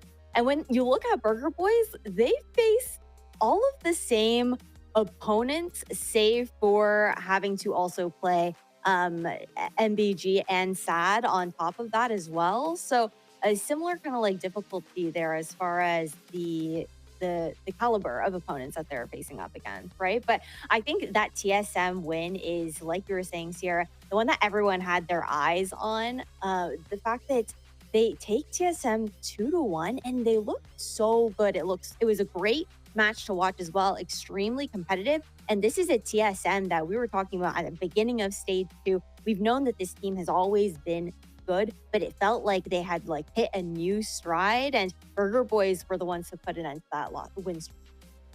And someone who was just absolutely electric throughout that series with TSM for Burger Boys was Bonnie. And I want to take a moment to talk about both duelists of the teams here, looking at Bonnie going up against Satellite, because I think that we're in a Challengers, we've been saying this since day one of stage 1. We're in a Challenger scene right now that has a lot of really strong duelists. They're so flashy to watch. They're putting up these numbers. So sometimes a couple of these names go a smidge more under the radar as well. These two did face off against each other in that stage 1. But both of them, I think, have just been on fire lately, Gomps. And Bonnie masterclass up against TSM, but Satellite also is a very skilled duelist. Yeah, both of the members of, honestly, Ambrosia and Burger Boys, both the duelists, definitely have their own sense of, I mean, I guess sense of security for Bonnie in particular, you know, just being able, sorry, for some reason my English is not Englishing today, but Bonnie in particular being able to play is such a dynamic role of either the Neon or the Yoru, I feel like, or the Rays, right? Jet, it's not really a pause for this player in particular in terms of what they can do, who they can play, how far they can go with their mind, and just the micro adjustments and everything like that. So for me, both of these players, if you obviously you can see stats wise, it's not really too much of a difference. Of course, you know, I guess individual wise of you know what Bonnie could do on the Rays, definitely 5 times versus the Yoru 11 times may be a little bit more convincing. But for me in particular, there's nothing that I can really say that kind of like individually puts these players, you know, in a different stance as to the other. It really is just about how well your team is setting you up for success. Yeah, I also corrected myself from earlier. I misspoke on the Burger Boys putting an end to that TSM run, because they did have those matches up against, I believe it was Qbert and M80 as well. But the fact that that Ascent game, I think, was so dominant on the side of Burger Boys is what really caught everyone off guard when they were watching. It felt like they really found their momentum. And I feel like that momentum is so important carrying into playoffs here as well, because Ambrosia, although they did have like a very hot Swiss stage, they also were not playing as late this stage. Meanwhile, I feel like you can carry some of that energy for Burger Boys again in that win against TSM and whatnot. But I am very excited to see this head-to-head between both of these teams. Like Gompers was saying, the two duelists share very similar agent pools, save for that raise. And that's why we see like the slight differential in like damage per round, but just due to that utility, I think. But overall, very excited. This will be a really exciting one with two teams that really got us to rethink about, well, just the power rankings in here. Ambrosia being the first one to really put the stamp on that. But talking about today's series and the map picks and bans, I mean, you had called out it's been a minute since we've seen Ambrosia. That's what happens when you win a little too fast. Whereas we got to see a little bit more from Burger Boys, and we're going to see their first pick up here, and it's going to be Ascent. All right, I love a little Ascent, Ash, to start off the day. It's always fun, I think, especially with how dynamic Ascent has been with the compositions that we've seen. I know, again, reminder, if you guys missed it earlier, we are playing on patch 10.09. So the Taeho nerf is live. And this is a conversation that we had even during that YFP versus Envy matchup is, yes, both these teams have played the Taeho, but when you're looking at Ambrosia, this is a team that has relied on that a lot more heavily. That's been like the main agent that we've been seeing Akrian pick into. And that's a sim story here for Ascent. Meanwhile, the approach for the likes of Burger Boys is not really going to have to change unless they want to lean into a compositional change, because they're not running that Taeho on this particular map. And that's something that we even heard, I feel like, from Inspire in that interview about how it kind of makes it easier for them to kind of just continue to work on what's been working for them and improving it over time instead of having to. Yeah, and it's not only Ascent either, right? Like they rely on the Taeho pretty dominantly in Icebox as well. So it comes to question, like, are they going to let this nerf really detach themselves from the meta that had taken over so relevantly, or is it going to be something completely different now and kind of like a slight change, which I feel like has kind of been ruining a bit of the momentum of some of the teams here. So I'm hoping, you know, in terms of what they can put together, are we going back to the classic Ascent, right, with the KO and stuff like that, or are we going to be able to see maybe a bit of a difference in terms of what that initiator is going to look like? It'll be fun. I'm excited for the Ascent, and then I kind of realized that Icebox is in the mix, and then I'm like, ooh, the last time we saw Burger Boys on Icebox, we got to see Arena Jet. Oh my goodness. Whether we see it today, considering it's a loss against CSM, I'm excited. I'm excited for it. But it'll be, I think, just a really interesting map pool all around against two teams that have been really strong individually throughout this competition. And I don't know. It'll be interesting, because definitely where Burger Boy has a little bit of that edge with not necessarily having to change up in Ascent comp if they don't want to. You never know what, you know, Ambrosia's been working on behind the scenes since they did have a little bit of extra time. So I think that should be really exciting to see what exactly they have cooked up here. But now that we have all the information on how we thought it was going to go, let's start getting some confirmation on it with our agent select ready. So yeah, we've talked about what we've seen in the past from Ascent, but again, Ash, what are we going to see on the day now that Taeho is nerfed to the ground? Yeah, that's a big question mark here, right? They were already running the Sova before. Honestly, I actually quite like the idea of Akrian slotting into that deadlock beforehand. Back in 2023, I know that the main role that he was running, aside from the occasional jet, was that Sentinel, in particular on the Killjoy as well. So I do think it makes a lot of sense. We know that he is comfortable on this particular role, and this is a composition that we've seen being used quite frequently and within the Ascent meta as well, with how that's been going. So very excited to see how Ambrosia look to adjust now, and it's a strong way to start off your defensive side with the double sense. Yeah, and I personally like this just because obviously we're kind of bringing back that double duelist here for Burger Boys. Nothing that we're not too familiar with in terms of the composition they tend to follow. But for me, yeah, I really like the deadlock pick to give a bit of difference, you know, from the tail. Of course, you're kind of missing out on the informational U-tail, but that's not really gonna be too obvious with Welly still being that info. Of course, you've lost, you know, that secondary initiator, but at the same time, Acreon being there to create those holds and make them a little easier for Ambrosia. So for starting off in the defense, this for me is a really, really good start to the day. I mean, Burger Boys, they look so strong on the attack, so it's time to see if the composition, the W70 coming out from Ambrosia, is enough to slow them down and how Ascent is gonna pan out. But Ascent is ready, and so are your casters, so let's head on over back to Jen and Shift.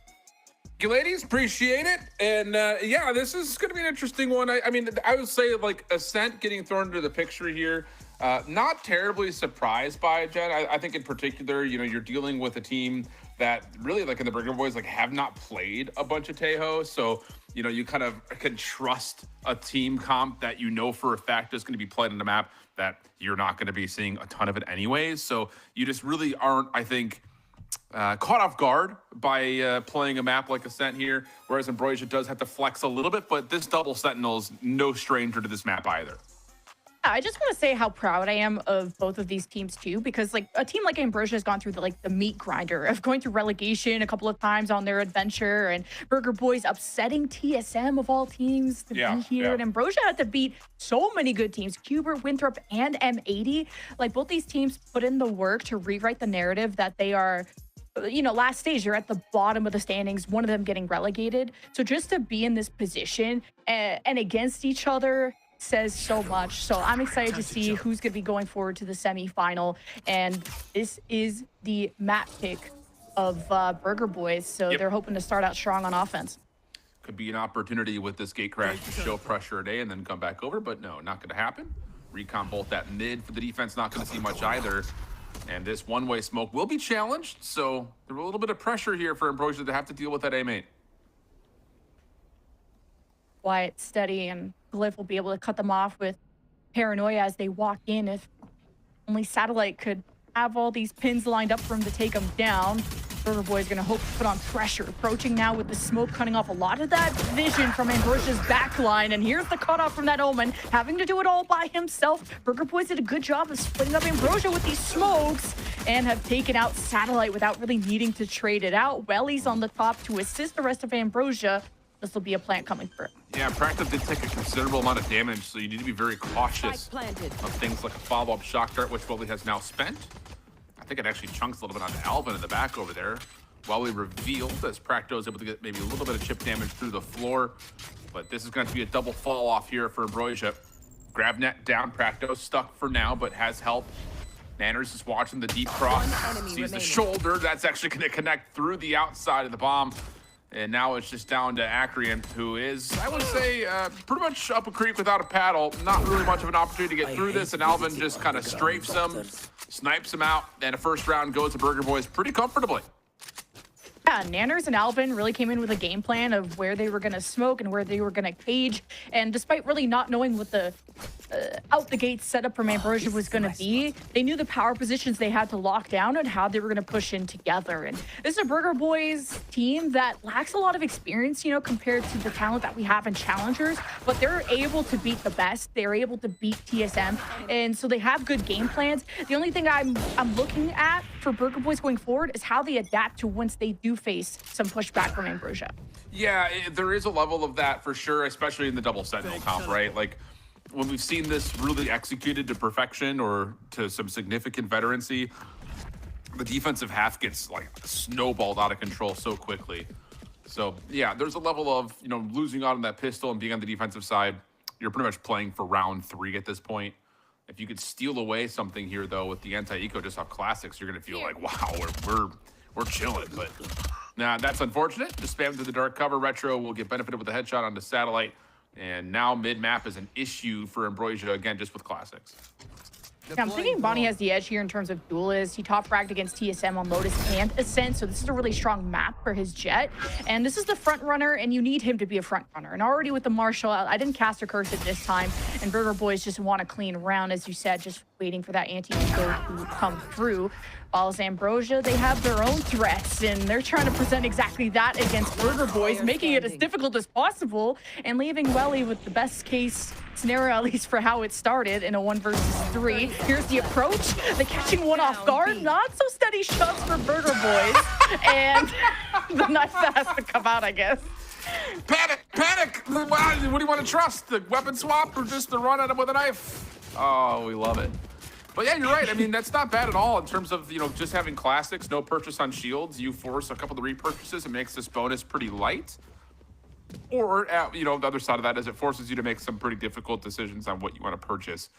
It will just be kind of half weaponry that gets through. But yeah, the initial hit here from Burger Boys, finding so much success. Well, he makes a go of it, but can't do too much. So early Odin in play for Ambrosia. Again, with the ability to play that along double sentinels, like if you can afford things like an Odin, afford things like an operator early, it just makes this whole map feel so small because there's just not a lot of routes that Burger Boys are going to be able to hit for free. Odin isn't as strong with all the walls that got patched. You can't just like spam through the B main like you were before, but it's still one that will make it a bullet obstacle course if you're hoping to go through B main, which depending on what Alvin can accomplish on his solo ride over there, could inspire Burger Boys to do just that. But because this middle of the map is so open, Ambrosia are not even going to wait through Market or Pizza to watch over it. Burger Boys have free reign to do whatever they want with this map control. And the thing about this is keep an eye on Practo. No recon bolt for right now, but Practo has to clear this angle off. You can't not just throw smoke at this and think it's good. You're going to have to spend something like an owl drone. They're going to clear out logs first. There's the trap out just to gain some space, and that actually forces the Odin back into sight. And now you've got the quick wrap back over to A. This is the teeth of the defense, though, where you've got all of your setup for Acreon. Gravnet going to slow this down over towards Tree, but you don't clear off Bonnie in the corner. And that's enough for a couple of kills to come out. The lurk is denied, but the A's site is wide open. You'd like to go and find Glyph before he regroups. It's still having that 5 versus 2 over at A is a strong push for Burger Boys to just have the right read on which one the weaker site was, because I don't imagine facing that Odin on B going to be any fun. Satellite's positions revealed. You got an Owl Drone 2 on the post plan. Burger Boys will have a heads up on what the plan is, but do they know that Glyph is over in Tree in that glass area? And he's been a threat. He's had some good picks here and there from that position. Now that the smoke's cleared, he's just not feeling confident going forward. They're just going to save, I guess. Yeah, this is one of those, like, you just don't find good contact. It's not worth, on the defensive side, to try to pull rifles into a preview for a post plant. A couple of the purchases will be forced out. Again, this is a bonus round for Burger Boys. They're still going to hold 2 rifles, so this is going to feel like a huge win for Burger Boys. And that really is one of those situations that, is made more difficult because the lurk is not inefficient from Burger Boys. It stalls out the defense pretty considerably with the kind of fake hit that they start to develop towards B. The quick wrap back over to A. You survive through the grab net. That pick in particular for Bonnie is incredible. And then you just have to kind of save. You have to go back for the Odin. You can't just let an expensive weapon like that sit on the ground. So, well, we're back into full form again. And there will be Guardians to go with it, but this is not your traditional, you lost the bonus, and now you're into a save. This is still a very formidable purchase for Ambrosia. Well, as soon as Ambrosia start to look at mid, they have their eyes shut for good. Ambrosia are trying to be aggressive at A, and they got shut down there too, but they're able to at least take one with them. Burger Boys get to farm all the orbs that they want, but now there's the sonic sensors, which is going to make things difficult for Bonnie and the rest. Actually, doesn't bother him at all. It just goes above and beyond, and Acreon with 1 HP still lives on, still has a breath in his lungs, and Ambrosia will try to join his side, but Burger Boys may abandon the mission. Yeah, they could just kill Noise here, try to create some doubt into what they want to do. Dark cover will fade. Alvin going to get to work on trying to clear out some of the space at Tree. Has Sean nearby. Contact doesn't go his way. So Ambrosia should be good to lock this one up. Important round here early, especially with the Odin kind of continuing to be a factor. Now you all of a sudden can start to build up your pockets a little bit. You've got things like the Hunter's Fury around the corner. The Annihilation starting to be earned up. And Ambrosia, after the pistol, the anti-eco, and the bonus go awry, you're starting to get right back into this half pretty much instantaneously. I think that Ambrosia are starting to take different positions too, one around mid, to not let Burger Boys just get so many options to where they want to go. And I think almost having too many options can overwhelm Burger Boys at times, and wanting to maybe go to B, come back to A. And how you're going to deal with now this more aggressive Omen at the front door there of Glyph, which that plan could develop into something special for Ambrosia with more rounds and better execution. So a lot of A action. Could maybe see Burger Boys see what B is all up to, because they've had a read that this deadlock is all over A, and now things have switched up. And contact for Gravnet here to kind of slow down any potential hit towards B main quickly, in case there is some sort of like a stinger hit or something of the nature. Trap wires are double reinforced on towards tree. Spy cam to help out. So again, you can kind of see what Ambrosia is doing. They just don't want sites, including the anti-fly zone, onto Bonnie, who has already made it a kind of point that they're going to want to get on top of the spike site. Well, he's going to get some good intel. Satellite peeking. Opportunity for Bonnie, but yeah, good teleport back now. 60 seconds. Decision time for Burger Boys. And they've Burger Boys have been spotted at Catwalk, and Ambrosia aren't going to change up their positions too much. Now with the barrier in the way too, kind of have Glyph inserted into a fun position, but Alvin's not a type of sentinel that takes risks. As Burger Boys finally dash their way in, use the smokes and the cages to press his backline, but teleporting in their face, Shondex deals with that appropriately. Yeah, Burger Boys still are set up. No paranoia, or like the kind of going towards backside of hell there is a little bit peculiar. Spam on the corner. Bonnie hasn't taken a lick of damage. Oh my. Counter flash. Spamming out. It's just who hits who first. Bonnie just floating in the air until eventually Satellite finds him. Hunter's Fury had been called in for the offense of Practo. Doesn't really do too much besides delay the hit though. Nice shots coming through though for Nanners. And Procto and Alvin can just kind of continue just to dance with Welly, who has to, again, try to get out here and save the Odin. And it looks like they very well may teleport for Nanners just to try to see if they can find an angle at this. And Welly is still being hunted. Here's his Alamo. This Burger Boy is going to get there in time to stop this Odin from being carried into the next round. Nope. That's actually not too insignificant, because Welly can now afford for another player as well. Bonnie had a difficult decision being on that high ground, and we were all just on the edge of our seats. Was Bonnie going to spam through the smoke and potentially just team kill or sacrifice himself and reveal his position? That's tough, because as soon as you shoot through the smoke, you reveal your own position. So maybe Bonnie could have had like more of a team spray of having someone else spam through that smoke if they really had an inkling, just based on the util that was coming out of A Heaven. Or Bonnie could have just kind of laid low and play alongside that Hell player, or play through main. But still very good information awarded to Bonnie, and pressure that forced Ambrosia to take a step back and address it one by one. So I like the post-playing positions from Burger Boys, and it ended up making it really difficult for Ambrosia to drop down and have a good advantage. The chess game's starting to develop, though. You can obviously see what Ambrosia really wants to do with at least their purchase with this Odin, which has largely, I would say, been not a factor. Like, yeah, you get 2 kills there, but it's kind of like we really haven't seen that to be a part of the defensive setup for Ambrosia much at all. And again, like talking about that, how do you get Burger Boys to run into it? You know, that's kind of been the big question mark. When you're running double Sentinel, you know, we've seen it done with like a jet or something of the nature where you then pull the operator, you try to force everyone to the ops. I mean, Satellite is very capable of pulling an op as well. But without the ability to afford that, and you're still going into the Odin, like that's the whole thing, is you're trying to force Burger Boys to go into that Odin. And honestly, to this point, they've avoided it pretty nicely. I mean, there has not really been any sort of a set play towards B yet. So if you're Ambrosia, you need to be talking about what can we do to make mid a little bit more contested and tree a little bit more contested. Burger Boys going to set themselves up to draw some attention from that market side, where they were spotting one of the duelists, or a satellite, I should say, from the last round. Now he's going to have more help, and maybe like a cage to drop down to help him escape, or if you want to just teleport out, depending on the window there. As Burger Boys still have to assess, where are these sentinels set up? Sonic sensors have been in tree, they were in B, now they're over in A again. Camera is going to spot a lot of this push from Burger Boys, all thanks to Shondex.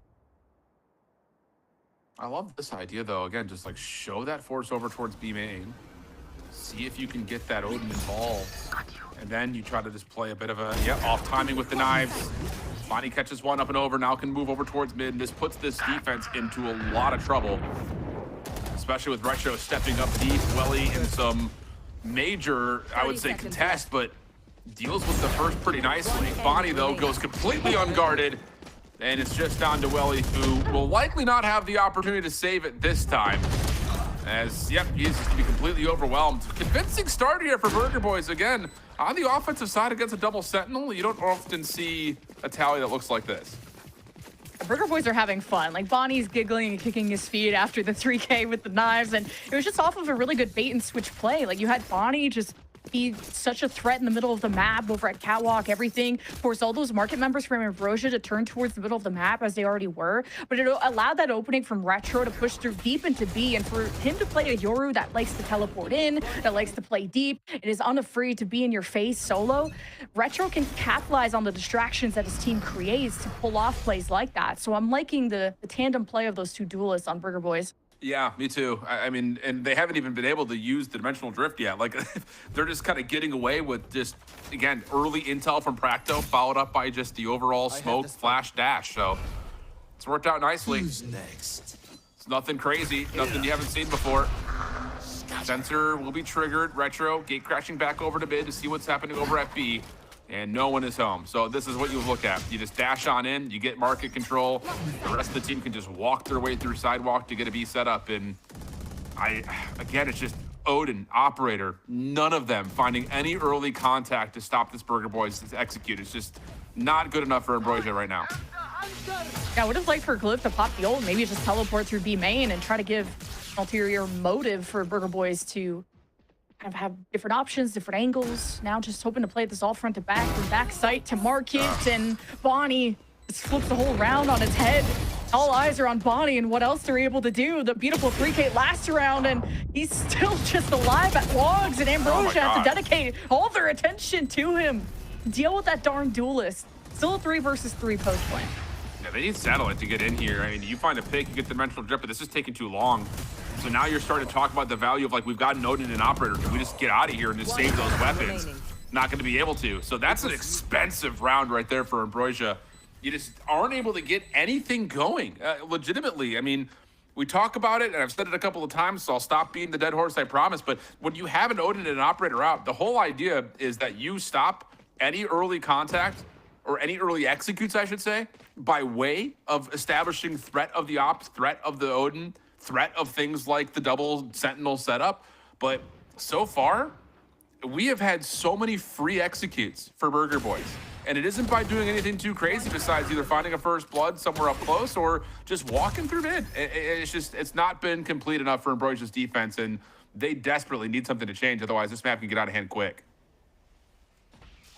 Ambrosia have had a couple of punish opportunities, like when Retro goes too deep and he's teleporting into hell. Like, Ambrosia have small moments, like punishing Bonnie on top of Heaven at A, but it's been a lot of reactive and not a lot of Ambrosia taking fate in their own hands. And they maybe had Glyph pop out at A main, like, as barriers drop, and as soon as that was shut down, they never did it again.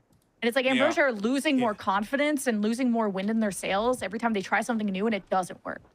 Yeah, there's definitely, like, it's so tough because, like, you need to start seeing these contact points being won by things like an op shot or an Odin. And the center drones haven't really found any value. You really haven't gotten much out of any grav nets, lockdowns. Like, the barrier mesh has been largely just avoided. Like, there's just been so many moments in this map to where it's just been too free. It really has. It's been too free where Burger Boys can walk onto site. Now you're down to 30 seconds. Like, and wouldn't you know it, here's the paranoia, there's the flash, there's the smoke, and you get a first blood at mid, and the defense is nowhere in place to deal with this. Now again, it's pistols and a shotgun, but still, the fact of the matter remains that no one's even contesting these executes. Yeah, Burger Boys are just using a lot of time to wait out util from Ambrosia, and then they step in, they first blood, and they win the round. Like, I mean, Ambrosia have 2 sentinels, and there's been not too much slowdown coming out of them to catch Burger Boys with a trip, with sonic sensor, nothing. So Burger Boys, I'm sure they're having a ton of fun just playing the game of Valorant without really too much on the other side to say anything about it. Yeah. This is how you want your map pick to go in a first round playoff game. So this round's going to come to, well, should be an anticlimactic finish, but Glyph is able to catch one through the dark cover. And yeah, is just going to try to sacrifice themselves to the spike. One chance to touch. What's another death? But there won't be enough time to hold this. Plus, you also just kind of spam out the outlaw. Everyone will get away except for Acreon. So 7-1 count, and with all the ultimates being essentially tallied besides Wellies, Ambrosia need to win this next round. They need it badly. Problem is they're going to be facing up against an operator still being held by Retro.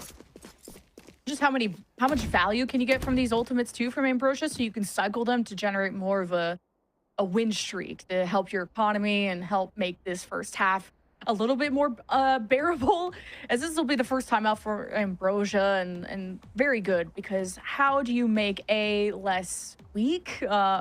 Because that was a part of a lot of the success from Burger Boys in the first couple of rounds. Now B is being cracked open like an egg, so it's these Sentinels have to discuss like what is going to be the setup, and maybe you could just double stack Sentinels. I wouldn't even hate that. Whatever it's going to take to make this difficult for Burger Boys to traverse. Oof.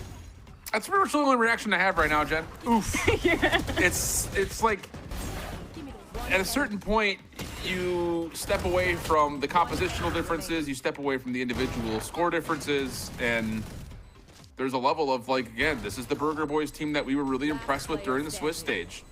I think especially, we saw it from the desk, like both teams, pretty treacherous schedule in terms of coming out of a pretty poor first stage, having to battle back into the Swiss and doing so quickly. I think the most impressive, though, is Burger Boys like finishing off and getting qualified by way of beating TSM. And I will say, like, that was a TSM team that looked a little cold and looked like they were playing with a little bit of disrespect. But regardless of it, if you're a Burger Boys, you're sitting there saying, don't disrespect us, and they're punishing mistakes. And kind of the same situation here, just not allowing Ambrosia to get their game plan working. So yeah, must-win round that's kind of the coming back to it. This is the must-win round right here for Ambrosia.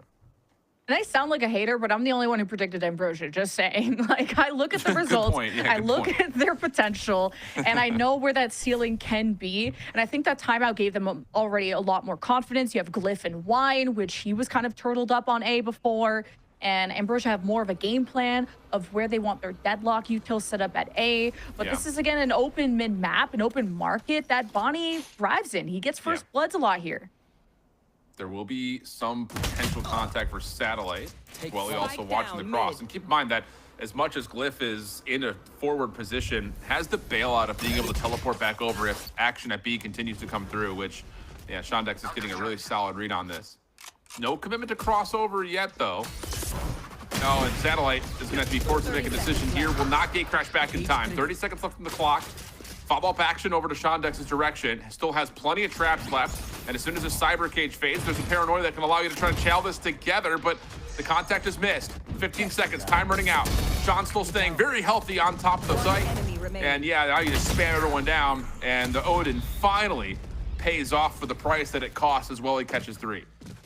Finally, Ambrosia are adapting to this market push from Burger Boys. Bonnie also scared the heck out of me carrying the spike while being a jet. And it's like you dash in solo, you get smoked off, the spike's just out. But that was not really the problem for Burger Boys. It was now you're facing an actual setup from Ambrosia. A crossfire, someone deep within sight. There was actually someone on the other side that was contesting you. So this is the level I want Ambrosia to be at. And post timeout, yeah, it took a sort of a 1-7 start for them to realize, okay, oh wow, we need a game plan, and looking forward to seeing that. And Glyph is huge. He pops out of A just like he did that last round, and he already finds some action. Hunter sure try to clear. Glyph has stayed relatively safe from that, and again, the damage has already been dealt, so it doesn't really make much of a difference even if he falls in that position. One way will get replaced. Bonnie thinking about it, just trying to see if they can force some action. Wow, that goes right past the right ear of Glyph. But there is no trade, and the 3v5 from here, yeah, unless Bonnie can find an orb or an elimination and turn this into a knife spree, Ambrosia should be feeling pretty confident about their ability to close this round out. Got Shondex trip too at market. Ambrosia are adapting and trying to hang it back as much as possible so they're not immediately accessible by Bonnie on any kind of dashes in. Ambrosia got to play far back, and they just got to react and punish, which sounds simple in concept, but Burger Boys now shifted back towards A, Can't and happen. finding Glyph is huge. Yeah, that can't happen. Grab net to slow things down from main. Keeps Acreatus focused on the front. Annihilation out. Trying to snipe it. Does not connect. And uh-oh. Now to her 3v3. Satellite going to take their time in the dimensional drift. As the neural theft is also called simultaneously. And Satellite, he really needs to find a way to pop a flash and get out of this. Decoy is here, but how do you clear this 1v1 with just an operator? Unfortunately, Welly gets one before dropping. Really turns this into two separate 1v1 battles. Good luck if you're our ops team. Which fight do you want to watch first? As Satellite misses the first shot. Alvin finds the pick. Sean Dex has gotten damage onto his 1v1, trying to snap over. Body down to essentially one bullet. Sean trying to find the angle. Time running out in this play, though. Have to go quickly. See the top of the ponytail. Sean with the shot. And that will work out for Ambrosia to take a couple in a row. Especially when Bonnie was already injured to shoot through the box too. And Burger Boys almost turned around to 3v5 though. So hold on. Like that was almost really impressive. I would have liked if Satellite just committed. Yes, he missed the first op shot, but I don't think 180ing and trying to get out is possible in that spot. So he had a chance too when the person in wine sort of tucked away and Satellite had the first spot. He was able to just lock on. So these 1v1s got to be cleaner, and then we'll see a more decisive round win. Because I don't think a 3v5 should have even been close to possible with the spot that Burger Boys, or sorry, Ambrosia were in.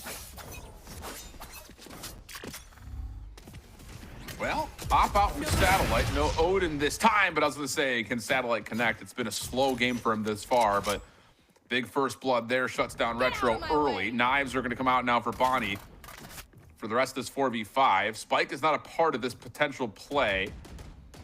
And Satellite is trying to play a little bit of defense on this barrier match. Aldrone will force the gate crash out and a teleport back just to be safe. Alvin's seen that mid. Knives come up empty over through main, so this initial attempt for Burger Boys has been stifled. And Paranoia is out too from Glyph, so this forced Alvin back, but that's fine. I think Burger Boys throughout a lot of these rounds eat up so much time to see all this util from Ambrosia. Where is it coming from? Who is where? And then use mid, which has been pretty unwatched, to cross wherever they want. Now, Market has been a good wraparound for Burger Boys to access that backline of Ambrosia, but since then, the Sova, the Cypher has adapted from Ambrosia to play further deep into the site. Camera taken out. Well, there's good information for Sean. Has help on the site itself. Glyph trying to get over through the dark cover. Timing of when you peek this is going to be everything, though, because Bonnie's still holding close. There's the peek to the Cyber Cage. Quick headshot. Follow-up gets a second. Oh, tries to spam the box. Not going to happen to Sean. Holds their ground nicely. 2v2, though. Plant will come through. Alba's been able to upgrade into a normal rifle. Acrean trying to get forward. Satellite still holding with an op for now, but are going to swap that, what you would assume, away, and yeah, we'll find a Vandal instead. Now here comes the contact. Acrean showing some force. A little bit of a double play over to the backside of the side. Big moment here, and the spam through the boathouse will work. And now Satellite is stuck, has to probably consider what they want to do here. Especially now that you're down to 10 HP. Not feeling good about the chances here, as Nanners will take 3 and Burger Boys will have an 8-3 advantage. It was a good idea from Satellite to just, okay, you know that person in the closet, the back room is super low. You just have to hit him with one bullet. And I don't know what happened. His mouse flicked up. He got surprised or took damage. I don't feel like there's that much recoil, but yeah, Satellite needs to lock in because he's a huge star on this team and he's had insane performances in the past. And this is uncharacteristic. There's a lot of pressure that comes into playoffs. Probably the first time a lot of these players have been in a scenario as serious as this, a quarterfinal in Challengers playoffs. After the adventure, the journey they've been to in Challengers, and they know that they could have played that better. And I look towards Sean Dex, who is, I think, really leveling up for this team. But 8-3, last round of the half, Ambrosia need this round to make the second half less painful. Yeah, you're absolutely right. And it's not going to feel good with 2 sheriffs into an operator and full weapons. Well, that helps. Satellite able to find first blood. You still have a Hunter's Fury for Welly is on top of this. So again, if there is contact on this B main play, you can reinforce this defense quickly. But instead, it's a late barrier match. Lift. Caught. That's a rifle down. Not what you want. Glyph is that surprise factor from Ambrosia. I like what he does at A. Usually he pops out through main, and this time he's trying to insert himself Love this to a fun idea. position at B. And Now you got the net coming down, hoping to trap some players to set up satellite. I think he's got a lot of confidence after that first blood and couldn't hunt down the rest of Burger Boys yet. Retro still trying to clear the corner with main. Misses the shot though. And the Hunter's Fury is going to get called. It's sent the right direction over towards A main, but the dance from Practo avoids the majority of the Hunter's Fury, plus finds a first blood on the site, but Nanners, pardon me, that was Sean Duck's back of the site taking down Nanners. Leads it just down to Retro. Decoy first. Now Aldrone gonna tag him. And you're stuck with this operator. Shock darts are finding value. Follow-up flash, you better hit a quick snipe, but no, not gonna happen. It's Sean for 3. And an 8-4 half, the must-win round that we talked about for Ambrosia does come through. And now we take our attention back to the pistols. Sean Dex has had a few multi-kills throughout these rounds and has been so impactful for Ambrosia to find equal numbers and the turnaround around that would otherwise go in Burger Boys' way. So an 8-4, not too bad, especially you would like to see more out of Ambrosia, of course, with the double sentinel situation, but don't underestimate now that there's been many 12 rounds gone by what Ambrosia can do now that they're more warmed up. But this is still a Burger Boys that had a very strong first half. Yeah, and you know, again, just kind of looking at how the statistics have gone, Burger Boys have been good on both sides of the spike. When they do lose, though, they often don't do enough on the offensive side. So that's obviously kind of a moot point with how they were able to fare in the first half. And it does put a lot of pressure onto Ambrosia. I think the most important thing about this, again, anytime you look at double sentinel, it's can you get on site? Because once you do, you know, that sentinel setup can allow for a very comfortable post plant. But the early grab net attempt is pushed back. And Ambrosia will try to reset and reform. Yeah, because that recon from Welly, like Burger Boys, or that recon from Practo, I should say, made Ambrosia hesitate despite them having obviously more numbers and whoever would be at the front door, but not wanting to take any risks. And speaking of risks, you got the convergence of all the duelists in mid getting the spike down. So Ambrosia have to pick up the pieces, and there's just Glyph left to re-clear this all on his own. Yeah, and the spike in this position, it's going to take some miracle working. Footsteps coming through. Bonnie's still in the corner. There's the paranoia. There's the check. And the crossfire teamwork is perfect. So pistol goes the way of Burger Boys. And really not a decision here for Ambrosia. You really don't want to put yourself in a position to have to force into stingers here, because if you lose this round, it'll feel like YFP last time around. You lose this, you're looking at double digits. You're looking at 11 most likely, because you're not really able to afford the round after this. So this decision is mandatory, but it does require you to win this round out. Otherwise, you're broke. Yeah, to just be caught all in the middle of the map is unfortunate timing for Ambrosia, because they got discovered stacking over at B. So it was a good read from Burger Boys to expect them to be mid. I just want to see Ambrosia just commit more, faster. Well, I guess this is just a very different series than the last one we casted, where it's a lot slower on the approaches, but Ambrosia are trying to clear as much as they can. Well, spike down A. Opportunity here squandered. I was about to say, you get on the site. That's what I was about to say. Maybe it's the only benefit. Sean has a chance to reload onto this, but there's just too many to deal with. Yeah, just a full flood through tree. Read pretty decently. Obviously, you just kind of find yourself in a blender trying to block off that glass position, and the stinger purchase goes awry. So again, now you're just in light to half buy situation, looking down the smoking gun of a free bonus here for Burger Boys, who will, again, just based on the probability, likely be up 4-11. Oof. And not winning that pistol really killed Ambrosia, and I still think it comes down to that reaction to getting 5-man recon, and you had someone in the net, and Ambrosia couldn't follow through, and now dice are, or the dominoes are falling and not in Ambrosia's path. So I think another timeout would be nice to kind of recollect yourselves before it's too late, but it's getting into the direction of it's already too late with Burger Boys being at double digits. So it depends on what Shondex can do in the solo scenarios, can inspire the team to go towards B. You can win this 1v1 against Alvin, get the judge drop, but I expect this judge to at least claim one body before it goes.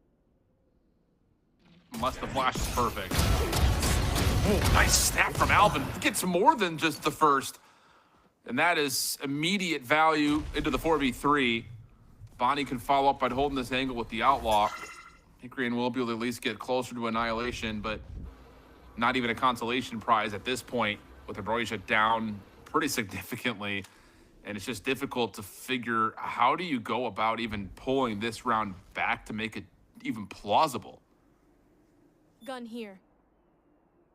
Versus just a team that has a lot of talent, a lot of good ideas, but just 30 lacking a seconds left. leader that tells them to just go and to sprint in. It's a lot of careful approaches, but Burger Boys have a setup and a Bonnie who is absolutely trying right now. Now with the Outlaw, just bringing out the pistol of all things, but really trusting in the crossfire he has with Fracto to get Burger Boys up to 11.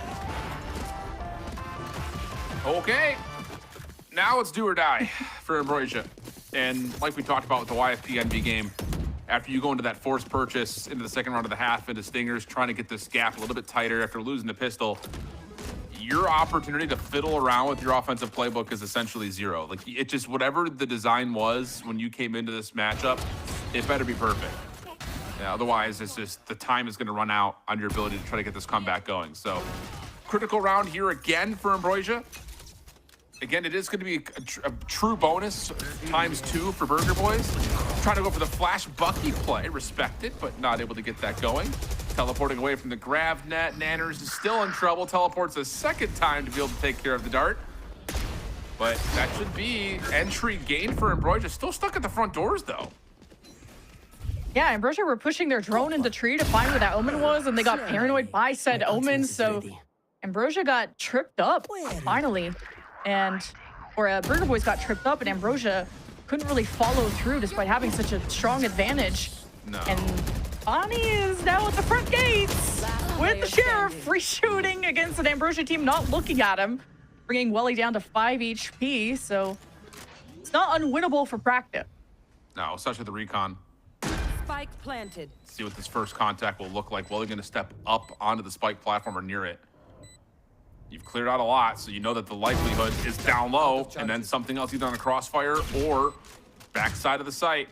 Spy cam deleted. Welly, likely the next one up. Shondek's gonna check. Quick little shoulder, a little elbow tap, and now Welly will make their move to actually try to take this, but oh, the timing is so exquisite. Practo clean on the shots to Shondex, but Welly comes through as the lowest health pool member left alive, and still able to find perfect timing to shut down that play and keep Ambrosia afloat. I like that Ambrosia in that post-plant scenario just waited, you know, oh, Pronair is never going to hold that spike on the first tap. So you just kind of jiggle and see where if they're going to shoot, are they off the spike or not? And then you continue to buy time. If Welly, though, wouldn't have stepped up in that moment, they probably would have lost that 1v3. I got really worried about how timid Ambrosia were looking once that jet started to ramp up. So Ambrosia can always level up more, and it's, man, that first blood is going to be critical for Ambrosia if they keep this up. Yeah, absolutely. Practo going to hold a tight corner, just playing the opposite crossfire with Alvin. Trapwire a little bit further forward to make sure there is no play, at least over towards the switch. You also got kind of a idle defense at mid with that other trap wire in play, so that Aldrin doesn't make you panic too much if you're Burger Boys, but someone's gonna have to step up here and go 2 for 1 at worst.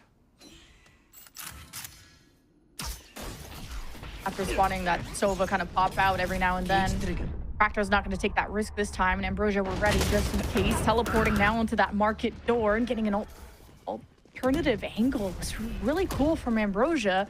And Burger Boys are smoked off in terms of reinforcements, so Practo is solo, hoping the smoke lasts as long as possible, but spamming through it. What a read from Glyph. Yeah, I don't know if that smoke got to where it was intended to go. It looked like it was trying to get on top, just barely to the sidewalk to allow, you know, Practo in sight to try to stay alive a little bit longer. But now it's just down to see what Bonnie can do with this Guardian. And may just be playing for exits because there's really nothing else that can be done here. What is essentially a 1v5. Hey, those exits would be huge though, where the money from Ambrosia is at, but Bonnie's the GOAT, so he's gonna go in anyway. And Glyph already trying to exit the site, takes care of that. And Ambrosia bought themselves a couple of rounds where it's not an absolute beatdown and there is potential. And I don't even know whether to say that or not, or it's just fake comeback. But Burger Boys have figured out how to download Ambrosia in the past. Yeah, I mean, it's just, there's a long way to go here. I think that's the biggest part about it, you know, for Ambrosia is, yeah, the start has been solid to how this half has gone, considering, well, and the start hasn't been solid. These last 2 rounds with the gun rounds have been solid. But there's still just going to be so many obstacles that you have to hurdle. Like, the leader's advantage that Burger Boys has right now is significant, to put it lightly. So there would have to be some convincing narrative changes to what Burger Boys have in mind for their defense. You know, you've got Retro on an op, you've got Bonnie with knives and a Bucky. You'd be thinking that based on what you can put together here, Burger Boys should be looking at this saying, okay, we have an advantage with this op in play, so if we just land 1 shot, should be good to play a 5v4 for our 12th round, but we'll see. I trust that Retro has mid pretty locked down with this op. And Yeah, then I would do too. You could even have Bonnie be aggressive if you wanted with the Bucky, but the spike, maybe there was a chance if Ambrosia really sold the fake at B, but they want to be stacked as much as possible to assist the spike into the site. And you already have Bonnie on the back foot who's going to abandon the front door. Annihilation did get a pull actually on someone of Burger Boys, but Bonnie doesn't care. He's shredding the rest of Ambrosia like they're Swiss cheese. And it's coming down to a 2 versus 3 from Ambrosia, doing their best to capitalize off that annihilation. And the plant going down as Burger Boys have to push from boats. Yeah, Bonnie's going to be feeling a little frustrated because the 2 knives are incredible. You try to get the right click just barely off, and then you just don't quite get the Bucky pulled out in time. But the 2v2. Decoy will move its way over towards stairs. Wow, that blind op shot through the wall was close. And this Paranoia cuts through the site perfectly, or does it? Noelle was not fully affected, and now Retro in some trouble. Can't find Sean Dex in the corner, who was hit by the Paranoia. And now it's 7-11, and we can start talking about the word comeback. Okay, if you say it, I believe it. But yeah, once the numbers are diminished, like these 2v2 scenarios, 1v1s, like Ambrosia look more in control of the situation when they have time to communicate how they want their crossfire to be. Once they're within the site, especially B, there's a lot limited options to where the threats can be coming from. So it makes the round a lot simpler for someone like Welly and Shondex, which have been the 2 best performers in my opinion on the Ambrosia this map. Oh yeah. Boys, 2 more rounds, but this is easily a position where you're like, oh, it's only 2 more. It's only 2 more. And then 5 rounds go by and you're in OT. So yeah, Burger Boys got to close it out. Running out of daylight still is Ambrosia, but you can appreciate the sunset a little while longer. Ooh, outlaw shot's not going to land. Satellite doesn't actually teleport all the way back, but the trade is good. That is your hero rifle as well, down for Burger Boys. In a collectible spot, though, if the smoke can get replaced, Aldrin will get a ping. Hunter's Fury is going to come out, forces him into the action. Acreon also has been hit by this, and then you get the rifle on top of it to Retro, who connects. Oh, not like this. If you're Ambrosia, you think you're just footsteps away with that first blood from getting to 8. But they can't make their way through mid. They can't make their way comfortably to B. It's going to be a 2v3 on this post plant to keep Ambrosia within the realm of possibility of bringing this map fully back. Yeah, I was like, Burger Boys close it out. Not expecting to start that closeout on a thrifty because a lot of sheriffs were brought into this round, and at the back, they are evacuated from their safety, and it's Alvin, the big round to get Burger Boys up to 12. And now this is looking more cooked, but Ambrosia did look better as time went on.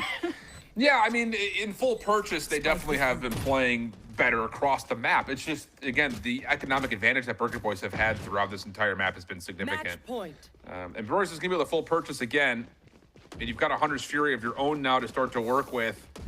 But with match point and the need to get 5 in a row, you need pretty much a flawless round here. You're still going to have to kind of battle against another full Burger Boys purchase after that.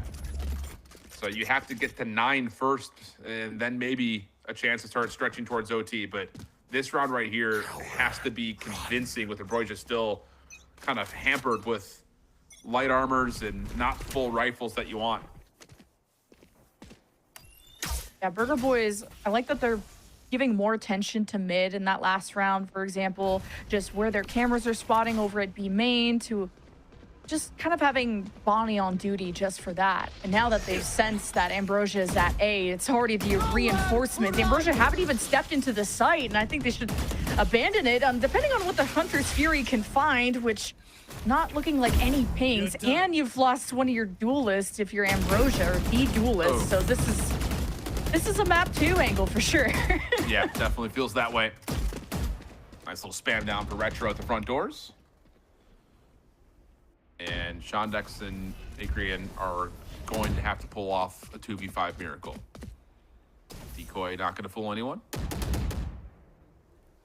And this just feels like a matter of time type of situation. You wait for the dark cover to fade, and then maybe you get a peek before it gets replaced. But it has to be a shot that gets hit right here, right now. As the Aldrun is coming through, Shondex will have to tuck and cover right inside of Wine. 30 seconds left. He has been seen, so Burger Boys will hang out, still stay here, and just wait as Ambrosia essentially have to hit this site, you think. Last player standing. Yeah, that's going to be it. Especially when you left your spike here to have to re-clear mid on their own. A strong map 1 for Burger Boys on their map pick. And then we go to Icebox next, which is Ambrosia's pick, but they didn't look great on that last Icebox they went to against TSM when you had Nanners on the Reyna, Bonnie on the Jet. So, or talking about Burger Boys. So I am worried about Burger Boys on Icebox. Will Ambrosia have a chance to come back? I swear I'm not hard coping, but clearly this Taeho patch is affecting Ambrosia because they had Akrian play so much of that. Now have to shift your game plan for playoffs. It's a tough adjustment for any team. Yeah, it really is. And I think that's another reason why, you know, not only has this map been strong for Burger Boys, but why you prefer to go to it over other options, knowing that teams are going to have to try to mold and adjust if they had been playing Taeho prior. It's also just overall a map that you expect there isn't much Taeho to begin with, so you know what you're likely to be playing up against. You're not going to get caught off guard too much. That seemed to be the case. So strong start for Burger Boys, but like you mentioned, we're going to be going to Icebox for map number 2. The desk will be back after the break to break things down and set us right back up. Don't go far. It's too hot. Go to break.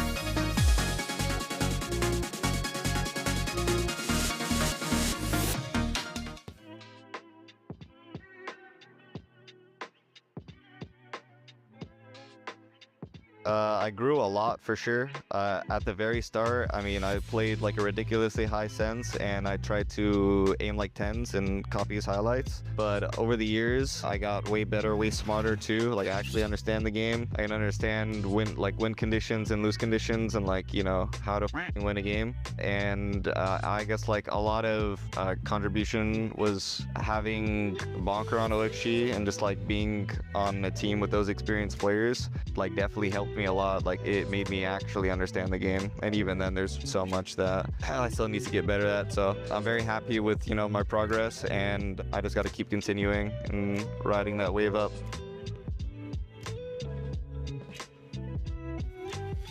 The adaptation, slowly but surely, we're figuring it out. I think we're taking steps forward and we know our problems and what needs to be like fixed. So I think our split 1 definitely helped us learn a lot. Our progress should get faster very soon.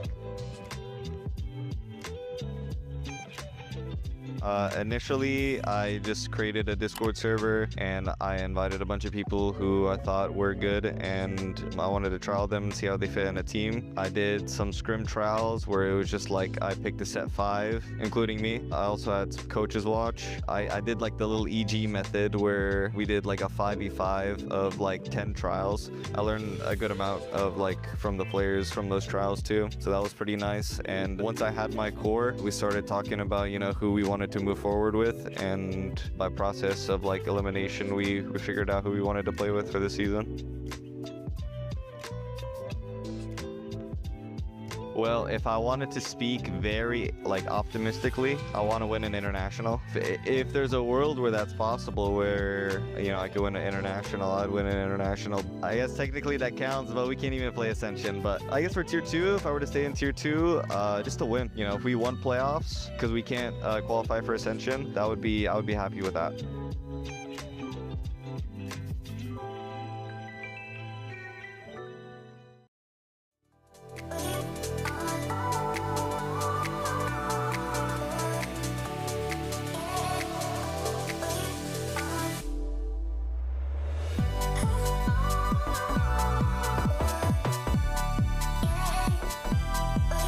All these people would really like to give up and they don't really have that drive. The expectation should be to win first place. Get them to ascend. We kind of just threw at the end. 30 seconds left. Yeah, MAD were winning 5 versus 3. Look how quick this one. Oh! Ascent, the very first stop in the second best of 3 of the day between Ambrosia and Burger Boys. And Burger Boys, we've seen this map from them before. It's looked strong. They're picking it first, and they're going to look just as dominant. 13-7 victory here, Gompers, on the very first, man. I mean, Ambrosia, we got to see ideas coming out from them, even starting with this agent composition. But in the end, I mean, Burger Boys, whew. Yeah, I mean, refreshing outcome, I guess, for Burger Boys to just continue the stride of taking down Ambrosia. I do believe they did win previously against Ambrosia as well. Obviously, not on this particular map. So adding that to I guess, the list of maps that they've been able to take from Ambrosia. But I think they fought a really, really good fight. Of course, that comeback was starting to come along. They were starting to find their footing, but it just gets really difficult. You have, a crazy duelist just getting first bloods left and right. Then of course you have you'll see here occasional defensive fights where they are pushing out and actively trying to isolate and just take out these really, really strong players off the start of Ambrosia. So it really just makes it kind of difficult to work your way around losing so many players so early on, and then your strategy kind of just goes blank, and now you have to try to work around. But I think they did really good in that first half, especially for Burger Boys for sure. They were just running with the rounds. I mean, considering the hot start that Burger Boys got into this match, looking at that 7-1 at some point as they were running away with things on their attack, I was a little worried. It still will be a strong victory in the end, but be able to see a little bit more life from Ambrosia, I think fares well going into the rest of the series, Ash. Because, we are looking at the best of 3, but definitely these two teams really deserve the spot in playoffs, and it was cool to see them face off here. Yeah, absolutely. Again, Ascent was a good map for Ambrosia previously. Burger Boys just, I think when you look at the compositional differences here as well, I'll talk about that a little bit more in a second, but just even generally taking a look at the fact that Burger Boys having that first half, starting out on the attacking side, been against an Ambrosia running the double sentinel, where they were only able to find 4 rounds on defense, and Burger Boys had that 7-1 start like you talked about there, Sierra, and even just landing themselves into 9 post-plant scenarios, being able to win out 8 out of those 9 post-plant scenarios on top of that.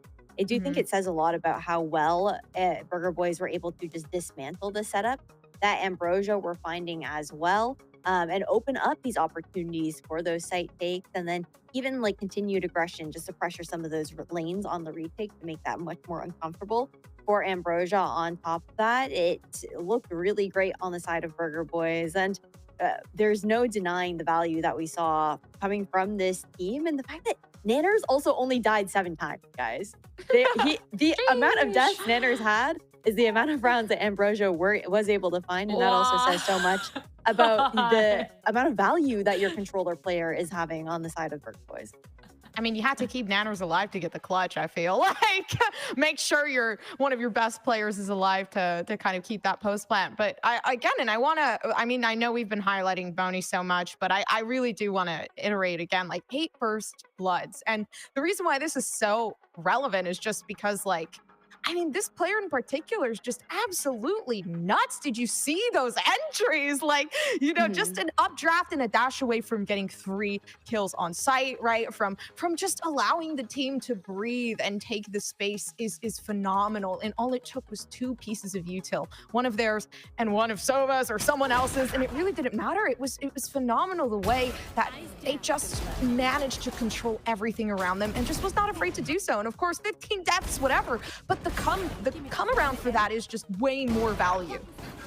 It definitely is, and I think that even just talking about the 6 first bloods being on the attacking side out of those 8 as well just says so much about, again, the opportunities that Bonnie was able to make for his team. And part of that has to do with Retro also, again, playing that kind of disruptive, more of that like disruptive style. With that Yoru being able to get that TP out and whatnot, but it worked really well for dismantling the plays that Ambrosia had and that they had set up on the defensive side. And I don't know, when Bonnie starts off a series like this, it's a very good sign for the BURG boys. It is, but I'd like to throw a little bit of a wrench into that plan when we look ahead at this map number 2, because going into this, I felt like with the map picks and bans, it was very clear on who is going to be good on what map, which was, of course, their own pick.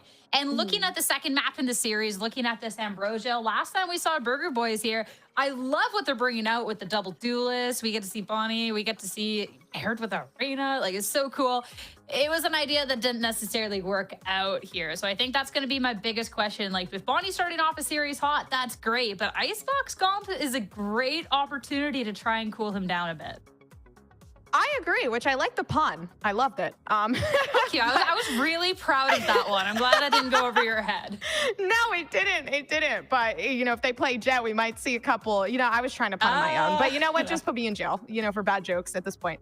But yeah, I think Icebox is going to be honestly a great pick for a second pick for Ambrosia, just because, again, this team is phenomenal in terms of, I guess, the composition that they had, actually, now that I'm looking back at it, because Tejo was a prevalent feature in Icebox. So, you know, the difference is going to be made. We got to see a difference in the Ascent map. And of course, that Deadlock was there, is making a lot of pivotal moments and pivotal decisions for the team in terms of, you know, how they're going to hold the site, how they're going to approach it, how they're going to play the post plant. But is that going to be, you know, the same slight difference that really does make a big change in terms of Icebox for Ambrosia, which, you know, Tejo was such a pivotal factor for this team. Of course, Icebox 3 games won out of 3 games for this team in the duration of the last couple months. So, you know, making a change like that can be so dangerous. And then we also get to see Satellite slotting into the Jet if Ambrosia carry forward with a similar composition to what they had been running beforehand. And I think that this is something that we have to keep an eye out as well, because on that Yoru in the last map that we saw, Satellite just had a very quiet performance. Really, we didn't have an opportunity to get started. And a lot of that just had to do with like space that was getting contested. And Acreon's actually going to be pulling out the Harbor here. This is a composition that we've seen kind of like worked in previously. I believe it is, was it TSM that was running the Harbor comp? It was, yeah, with GMD on that Harbor, pulling it from, I believe, one of the Americas compositions there as well. The team is escaping me at this moment, but I do like this take here for the side of Ambrosia. My main concern, though, is going to be the fact that they aren't running any flashes, which when it comes down to Burger Boys starting on defense, Bonnie gets that operator online. It's going to be a lot more difficult for Ambrosia to try and scale up, and we're going to have to see a lot of value, I think, coming from the Cascades from Acreon to try and reclaim that space. A Burger Boy switching something up too in the composition. Nanners, instead of being on the secondary duelist, going to be the Viper. My heart's like, man, I love the double duelist, but I think that this makes a lot of sense. I mean, Viper, Icebox, like, come on. This is why the map was so boring to me in the first place. It just makes so much sense. It's so strong. So comp switches coming out from the 2, and it's time to see how they're going to fare, of course. Burger Boys up 1 in the series. Can they hold that lead? It's time to find out with your casters, Shift and Jen. Yeah, the swap up here for both these two teams, I wouldn't say it comes with much surprise. Obviously, for Ambrosia, again, they have been largely relying more on the Tejo across the board. But for Burger Boys, kind of reflecting back and remembering to when they had played TSM, they didn't, I just kind of like, it didn't feel like they found enough value with just Leers as your only real flash. So you go to something a little bit more traditional, you bring back the KO, you know what you're gonna get there. I think just across the board, you know what this is gonna look like for Burger Boys. Whereas for Ambrosia, there's a little bit of copycat syndrome here, Jen. Yeah, this Viper is going to suit Nanners' play style better than the Reyna, because you have to be the front runner, you have to be the one entering in, being confident, or alongside your Jet, and just kind of having that laid back style is going to be better for Nanners. And the desk pointed out he only died 7 times last map, and like Burger Boys were pretty relaxed in a good way. Like they need to be challenged more, and I think Ambrosia were starting to level to that point. And Akron being on the harbor, I'd like this on this map, but will they be able to execute it as good as teams like TSM? We'll see how much time they had on it. That we will. Initially, though, Burger Boys, again, just playing with that same level of aggression. Sean has gotten a read on Bonnie. And again, look at the tempo change. You're going to get the early recon dart, and you win that 1v1. That's huge. So you've broken down the middle of the map. You've got your ability to pull the toxic screen across yellow and get a free plant here with the Cove. And yeah, this works out nicely for an opening for Ambrosia. 5v4 post plant. Now Satellite has to hold this yellow box position, gets the heads up on Alvin, who's trying to focus down once that Cove dropped, that there was now multiple angles to try and watch on that post plant. Good positions now from Burger Boys to just flush out all these rats of Ambrosia. It's all up to Nanners, though, as that press from Burger Boys looked like it was making space, but wasn't killing a whole lot. Yeah, it's tough, I think, especially knowing that as you're trying to crunch back onto the site, if you're Burger Boys, you have to be worried about where Shondex is going to try to reassert their dominance from after winning that 1v1 over towards A. So just kind of forces there to be quick action. And then once you eventually get onto site, there is a level of, okay, now we have to, to put it plainly, you got to win your fights. But it's just not knowing at all when that lurk is going to come through and where it's going to come through at. Kind of forces Burger Boys to have to kind of go through the checkpoints one by one by just flooding, and it's just not going to be able to break down that post plant. So good start, early cascade followed by recon dart, just kind of showing that Ambrosia is happy to exchange utility early over the top of that A orb. But the big difference maker is Nanners in this tight corner. Glyph looks like they want to throw the shoulder to check it, and they will be rewarded for that discipline. Two big openers from Ambrosia, as you would expect the buy-ups that they have. And again, I'm just liking this retro KO a lot, like the choice of the agent, because you just get so much good information off of it. But all this space and all this pressure would be nice to send Bonnie on a prowl, but it won't be this round, as Ambrosia are met with a tougher challenge. It's taking a lot of time for Ambrosia to make that headway from those two openers. And now Burger Boys are set up on the other side of this harbor wall. Bracto holds down the ankle. Retro does the same on the other side. And Burger Boys are turning around to 5 versus 3. That just felt like a moment of Ambrosia feeling a little bit too confident in their numbers. The high tide is a really good position to stop Alvin from getting into the site, but the only place that those defenders can be on site are watching that crossfire on the backside of the box, and you just don't really hit that with the right timing with your teammates that are all there together. I mean, you can see the death icons, they're all right around the same angle. They just didn't really peak that together, not quite your 3-2-1 swing, and that allows Practo to pop off and steal away the anti-eco and flip this entire first half, or first quarter of this half, kind of on its head a touch here. I'd like to see Satellite get really active and just have these dash-ins. As soon as you see that KO knife from the other side, you're not getting suppressed. Okay, where is that KO? Don't let Burger Boys get the orb, and just see your level of energy, because I don't want to see Satellite play a Jet like a Yoru, just kind of very slow and tempered. I want to see him really try to press Bonnie and be as aggressive as they are on the other side. Meanwhile, we go over to B, and that Viper wall is clearing a zone for Ambrosia, but an unexpected drop means Alvin gets a big two-piece. Yeah, the timing of that toxic string going down is not ideal, to put it plainly. It just didn't really... Did they know what the timing of that looked like? Because often you would just see that either be a, okay, wall's going down in 3-2-1, or I'm about to run out of toxin in 3-2-1. It didn't really feel like either was the case. And all of a sudden, Glyph's wall goes down, and Ambrosia's out in the middle of no man's land, having to worry about high ground, having to worry about top ropes, having to worry about snowman. And in the whole time, it's just they didn't really have Acreon's utility and spot to give like a secondary layer. That just felt like a huge miscue. Now, granted, again, that was kind of a weird round where you don't have the same purchase you would have expected in a third, but still, that felt a little bit mismanaged right there for Ambrosia. The Burger Boys were able to punish pretty cleanly, and now you've got Bonnie playing with some early recon utility to get the first blood with the op. Ooh, I think it's time to dip. It is not a time to try and challenge an op, especially in the hands of Bonnie when you have no vision. So I like this retreat from Ambrosia, and even to press through kitchen side and to be exposed. Ambrosia are going to split up their forces, and it is still Nanners anchoring back here. And even Alvin had a big round once the offensive Viper wall came down. Yeah. So Ambrosia are going to have a tough time down too. Nanners, yep, still holding the angle. Hits the headshot onto Acreon. Snake bite just to be sure there's no follow-up onto that spike.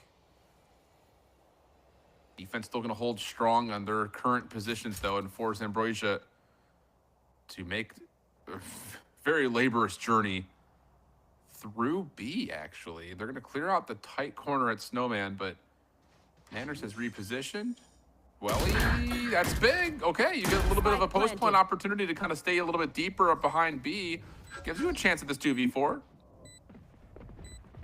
Big risk from Welly, but you had nothing to protect the spike plant, so you did what you can to make as much space as possible. Now hiding away from the owl drone. Horn ears for Welly as he can get the cutoff. His initial shots, knows there's someone approaching. Welly has to just deal with this one by one, but there is so much of Burger Boys rotating in that Ambrosia had a good effort there. Yeah. And it's one of those moments that you kind of, again, look at the decision making for Welly. He makes the call that that's the only way you could possibly win that round. Stepping up, take care of the solo defender in the back of the site. Don't allow Burger Boys to just run back in for a retake. It gives you an extra level on where your post plant set up. It's going to be a byproduct of killing off time, but kind of getting back into how this round has started. You know, one of the things we saw a lot of with Burger Boys was their ability to kind of hit these little trap plays on ascent. A little bit more formidable behind the operator of Bonnie, who has had a very great first two maps. Practo right there with them. So, you know, again, you look at the combination of your initiator, your controller, and your duelist. All three have been very successful so far for Burger Boys.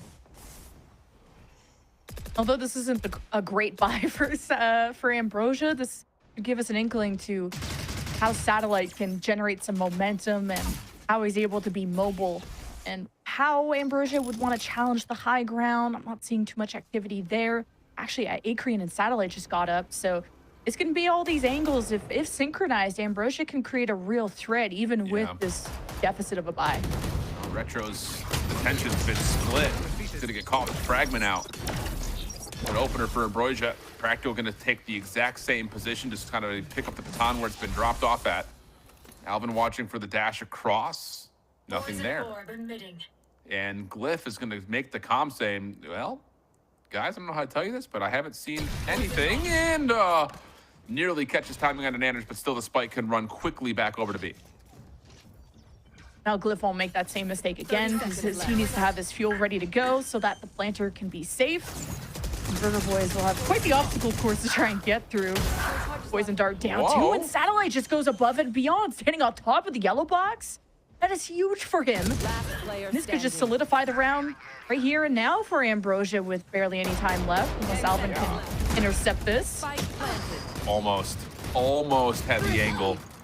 But that is a flawless Thrifty at that. So talk about immediate regain after losing the anti-eco in round 2. Everything kind of gets stabilized off of a Thrifty round here in the 5th. And now we start to tally up current ultimates that are at the ready and some that are nearby. Reckoning with the Hunter's Fury. Dangerous combination. You got to remember back when Harbor was popular kind of at its inception of being brought back into the mix, or brought into the mix the first time as an agent. Things like Reckoning with Lockdown and Viper's Pit are essentially just hit button win round. Like, it's just so hard to deal with. So tools available for Ambrosia as they try to get this thing not just to level, but possibly find advantages here in this first half. There's a lot more B hits than I expected out of Ambrosia, considering they have that Harbor comp. So I think that just KO knife initially and just Bonnie's threat level has been Ambrosia trying to dodge that as best as possible, especially you don't know when he's gonna buy it up, so Ambrosia not expecting it now. Wow. And then Glyph makes sure that no flank is being produced from Nanner's side. This should be primed and ready for Ambrosia to win this round. You kill Noise here, try to create doubt to Burger Boys on the defense, which, to be fair, they're going to just kind of keep their eggs in the same basket, not rotate over. They're going to say, Alvin, you got this. We'll play retake at B if we have to. There's your usual high tide. Reckoning is going to come through. Hunter's Fury with that. But Bonnie still finds the first blood in the secondary engagement. Glyph follows up with 2 on the response, though. And now Bonnie is just kind of running and trying to vibe at the backside of the site. Not going to happen as Satellite guns him down. And Alvin, rotating in late, would have to pull off a 1v4. Made a little bit more simple with that first blood, but this next part is, yeah, the most difficult part. The cascade coming in your face. But pause. Ambrosia able to get to 3-3. Big investment from Ambrosia. I mean, it's taken a lot of win the round buttons to get them confident enough to start picking up the pace. So going forward, can they set up Glyph for a post plant with the pit? Do they have Satellite start to rummage through the high grounds of A? And how can they access that back line of the defense?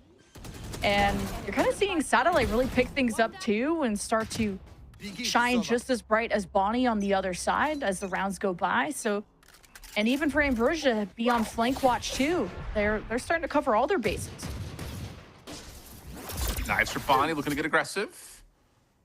Pushed back just by seeing the sentry turret, and that will have the defense looking to play a little more traditionally.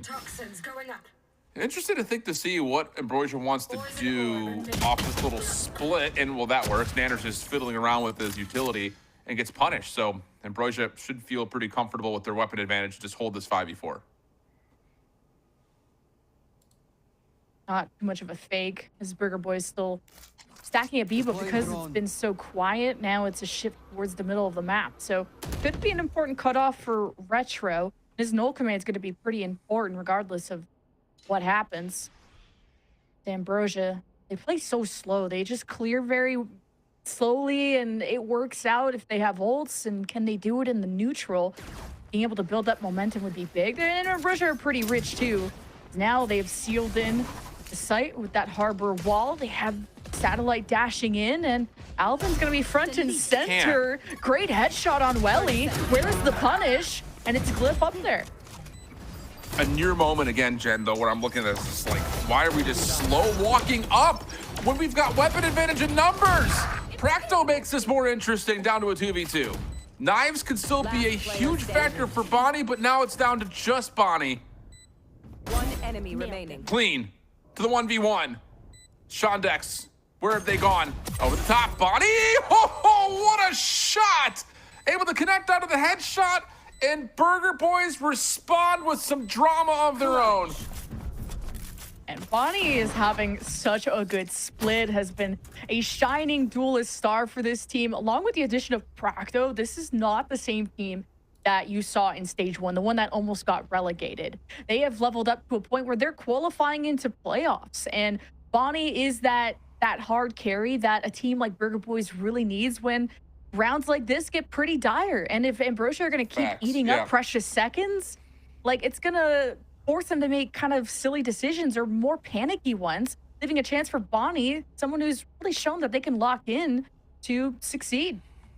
It's just, yes. As a reaction to that, just simply put, yes.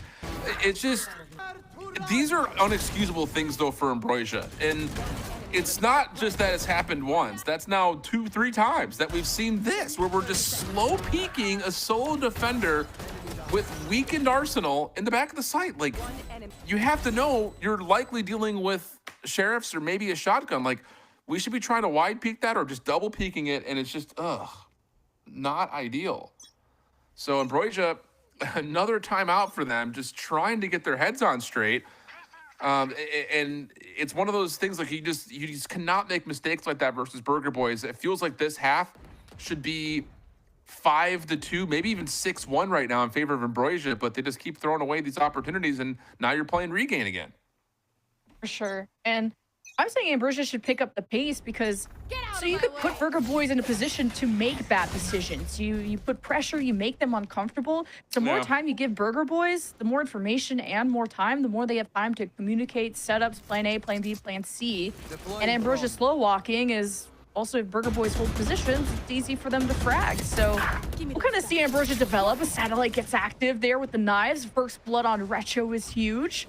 Ambrosia gotta, well, pick up the mantle and go forward.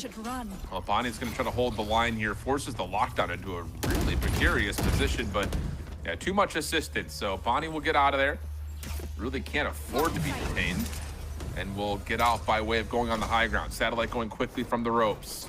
Bonnie trying to fight back. There's the cloud burst. Satellite trying to find the timing and the angle, and there it is. It does come through. Hunter's Fury is out. Defensive lockdown trying to be combined with this. Still, though, 5v3. Ambrosia has to back off for now inside this Viper's pit. But they will get the plant. It just comes down to who gets away from this. As here comes the retake attempt, largely just from the front. And one's detained, so you just have huge numbers advantage for Ambrosia and the chaos of that Viper's pit. Burger Boys are trying to find angles around it, and watching on the outside is Sean Dex. So Ambrosia have a good round going into this, and a great setup for Glyph at the end of the day. So they're tying things up, and these are the rounds that you would assume Ambrosia are supposed to secure. Now it's all the other rounds that need to be cleaner too. I will say, though, like, that is an important round for Ambrosia coming off the timeout to make sure that they're, again, just hitting all their marks. You know that you've got, obviously, the lockdown Viper's pit combination, but you're going to have to deal with a lockdown of your own. And they do a really nice job of making sure the defense, A, is challenged early to where they have to make a decision of when do we want to hit this lockdown? Can we even afford to? And then behind that, even though they do pull it off, it's just too low of numbers. So you have the ability of putting Shondex on that long lurk through mid. So good decision making, good macro calling coming out for Ambrosia. And you've got Burger Boys back on to another light buy. Ambrosia are really good at winning rounds with ults. This time, not having that luxury. But they do have the luxury of just a way better buy. And cowering away now from A. And shift over because Glyph was saying, okay, B is looking pretty free. And have assessed and well read that B is the weaker side. So a lot rides on Nanners and how he reacts to this. And I think this is the only play. I mean, the only way you get through this is if you can kill a little bit of time and have your defense rotate over. But the interesting thing about where Burger Boys currently are with this deep owl drone is they may try to just like snowball and trio right down this backside at A and try to get a weapon collected. Whoa, where did he go? Just breaking ankles. Bonnie able to find himself a rifle. 4v4, but the problem is, yeah, you're going to get challenged up top at kitchen. And now it's just the one rifle here to play with, and the post plant is all over the left side of the minimap. And because of that information from Welly, he just had his teammate drop here. The rest of the team should be near spawn. He clears through spawn. There's only one place he can be. It's mid-cut when Satellite clears deep into sight. So good positions from Ambrosia to completely surround Burger Boys and to just have a clean round win, not drop any rifles. Although Ambrosia are pretty rich, so no sweat if things don't work out. But hey, this is just looking more decisive for Ambrosia. And I think that's the big part about it is you're not just winning rounds, you're doing so by way of the game plan. That's 2 in a row that you're able to feel like, all right, our calling is going well. You're able to gain a little bit more confidence. Interesting. Burger Boys are going to show us an operator setup here for Bonnie. I was interested to say that because you've got like the ability with Viper's Pit to just hit a site, pop it early, have that sit there the whole round. Then you've got the null command on the other. But instead, they're going to try to throw a bit of a monkey wrench into this. At least they were for a second thinking about the operator. But now they'll go back to what likely should be, which is a Viper's Pit to lock down one side and a null command if you need to retake the other. Ambrosia just, in these early rounds, always try to see what they can get, which sounds really simple. They just lay back. They're not immediately dashing in, throwing all kinds of crazy util. They're just putting up their harbor walls, either sealing in the side or just taking things inch by inch. But Burger Boys are in this stalemate where they're also waiting to see what Ambrosia are going to do first, as they should as a defense, at least the style that they like to play. Akrian's been pinged early, and Bonnie's not going to risk falling into an entire team of Ambrosia that weren't revealed. Yeah, this might wait for a reckoning first, and then maybe Yeah, you find something on a glyph, but that catch at 2 now puts all the pressure on the satellite to provide, with Reckoning clearing the space to move on forward, but Bonnie in the back of the site. How does he continue to walk away with multiple? That 2 is important. Opportunity again, fragment, flash, and null command this if you want to. Shonduk's not able to get the initial plant off, has to reset it. Gets it down the second time to the 2v2. Snakebite doesn't really fully land in the default position. There's the flash, does not hit on the satellite, looking for their third, but no, Retro, a little bit of a wider peak than expected, finds the headshot. Just down to Sean. Good for the first, clean. Doesn't expect the second, and Retro clutches up for Burger Boys to bring us to a tied 5-5 game. Ooh, and important for Burger Boys with kind of where their money is at, forcing Ambrosia to rebuy and just start putting a dent into this economy. But I know Satellite and Ambrosia did lose that round, but I am starting to have more confidence that they are performing at, starting to get to the level that they are supposed to be at. But Burger Boys are still clutching up a bit better when it comes to the end of these rounds. A great job by Retro and the rest. And Ambrosia are also being quicker with how they're executing these rounds, not waiting until the last 15 seconds to try and plant into A and not making as silly of mistakes. So this has been good. This is a pretty back and forth affair. Yeah, it's been a very big back and forth affair. And again, there's going to be a level of, we were reflecting this half and talk about the first quarter of this half of Ambrosia could have been up 6-1. It's based on a couple of mistakes that have been made, but they've done well to keep this thing tight. But here in round 11, Viper's Pit for Nanners. Bonnie playing aggressively. Does this guy ever miss the headshot? I feel like every single time it's a headshot, every time you watch it, just quick peeks. Yep, still has it. Transfer pinch strength though. Good fragment coming through for Retro. Suffocates the play over at the middle of the map, leaving Glyph a bit isolated as the long lurk from Nanners is starting to take away space. They know that Glyph is stuck, and now it's just down to Satellite for the 1v3. Yeah, just that initial work from Bonnie to have Ambrosia get tripped up when the spike is down, and Burger Boys to support each other to really unite. It is coming down to the last few members, but it still will be a Burger Boys win unless Satellite goes crazy. Even just if you were to get into Nanners' way with the judge, it's, you don't have to aim too hard with that thing. So no. 30 seconds left. It's cool to see Bonnie, though, get proactive in these early rounds to start conditioning Ambrosia to maybe even play slower than they already are. And maybe this is Bonnie trying to take advantage of that slower pace by popping out and being able to dash out and get away. Yeah, there's been a couple of times we've seen that. You know, the op shot kind of earlier on in the half, just using the recon that comes out of Fracto to make that play happen. So there's been moments where you see, again, just like a little curveball gets thrown and Ambrosia's caught a little off balance by it. But Satellite's put himself in a good spot here to potentially find a 1v3. Knife will reveal that there's going to be at least one member trying to contest from at least the side door. Toxic screen will go up. Recon bolt will fade. Retro will take a couple of spam shots. One will hit, and wow, could they hit more of these little spam shots through smoke?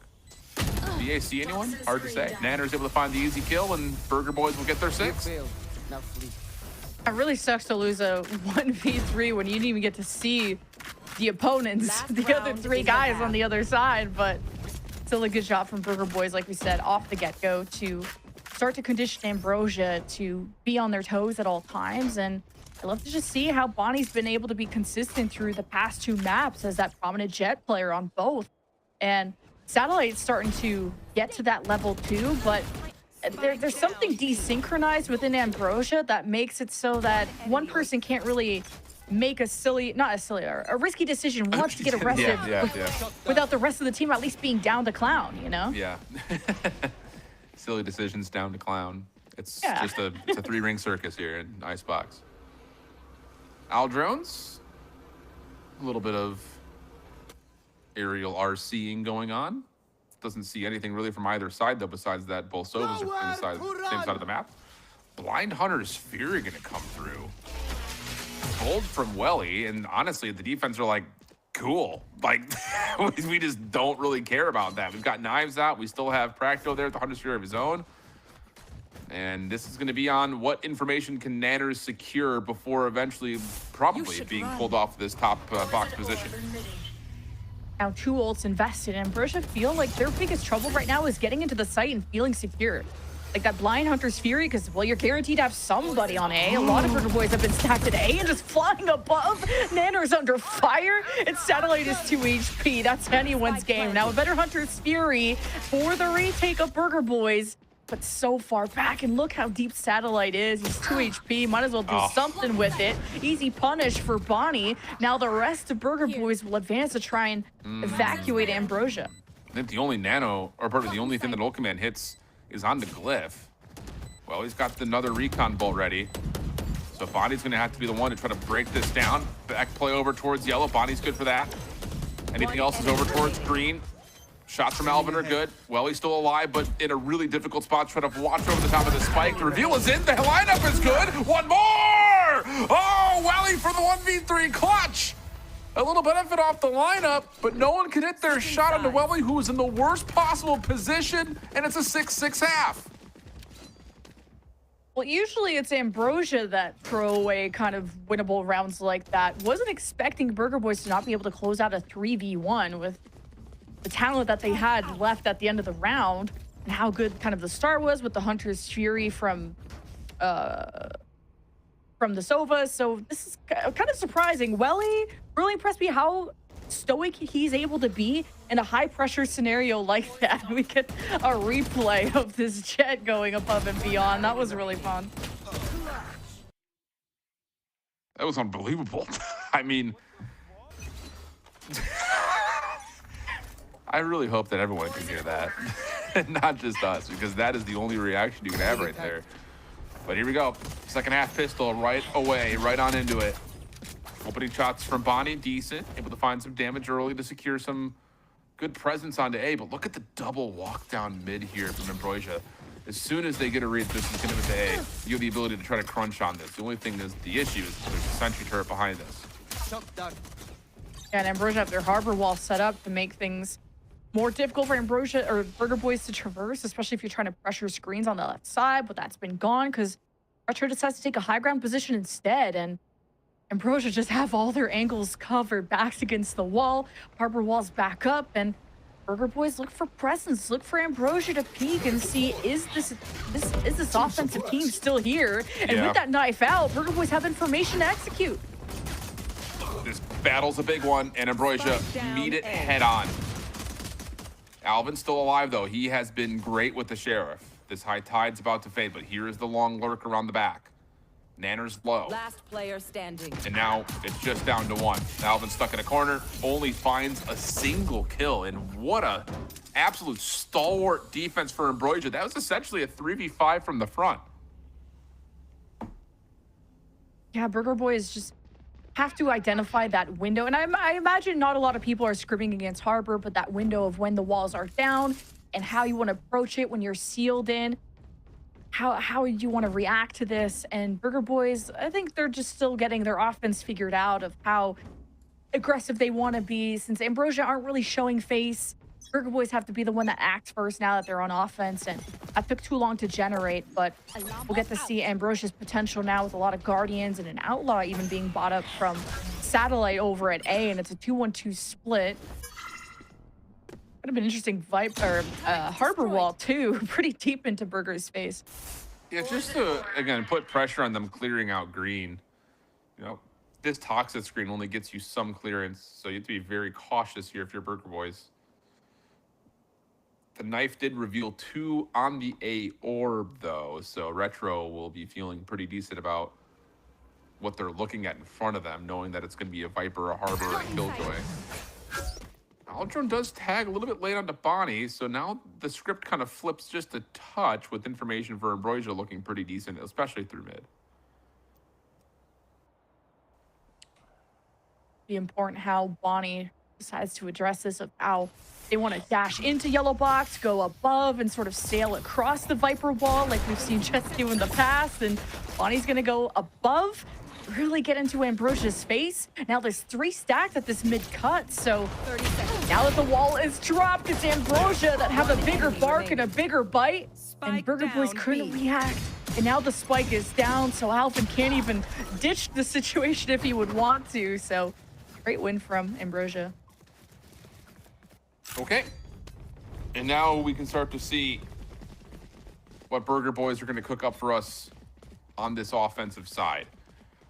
And the difficulty, I think, when it comes to like Harbor on this map does come on this side of the map, because you're using everything in essentially reactionary form unless you continue to throw this high tide early to green to see if you can force out Burger Boy utility early.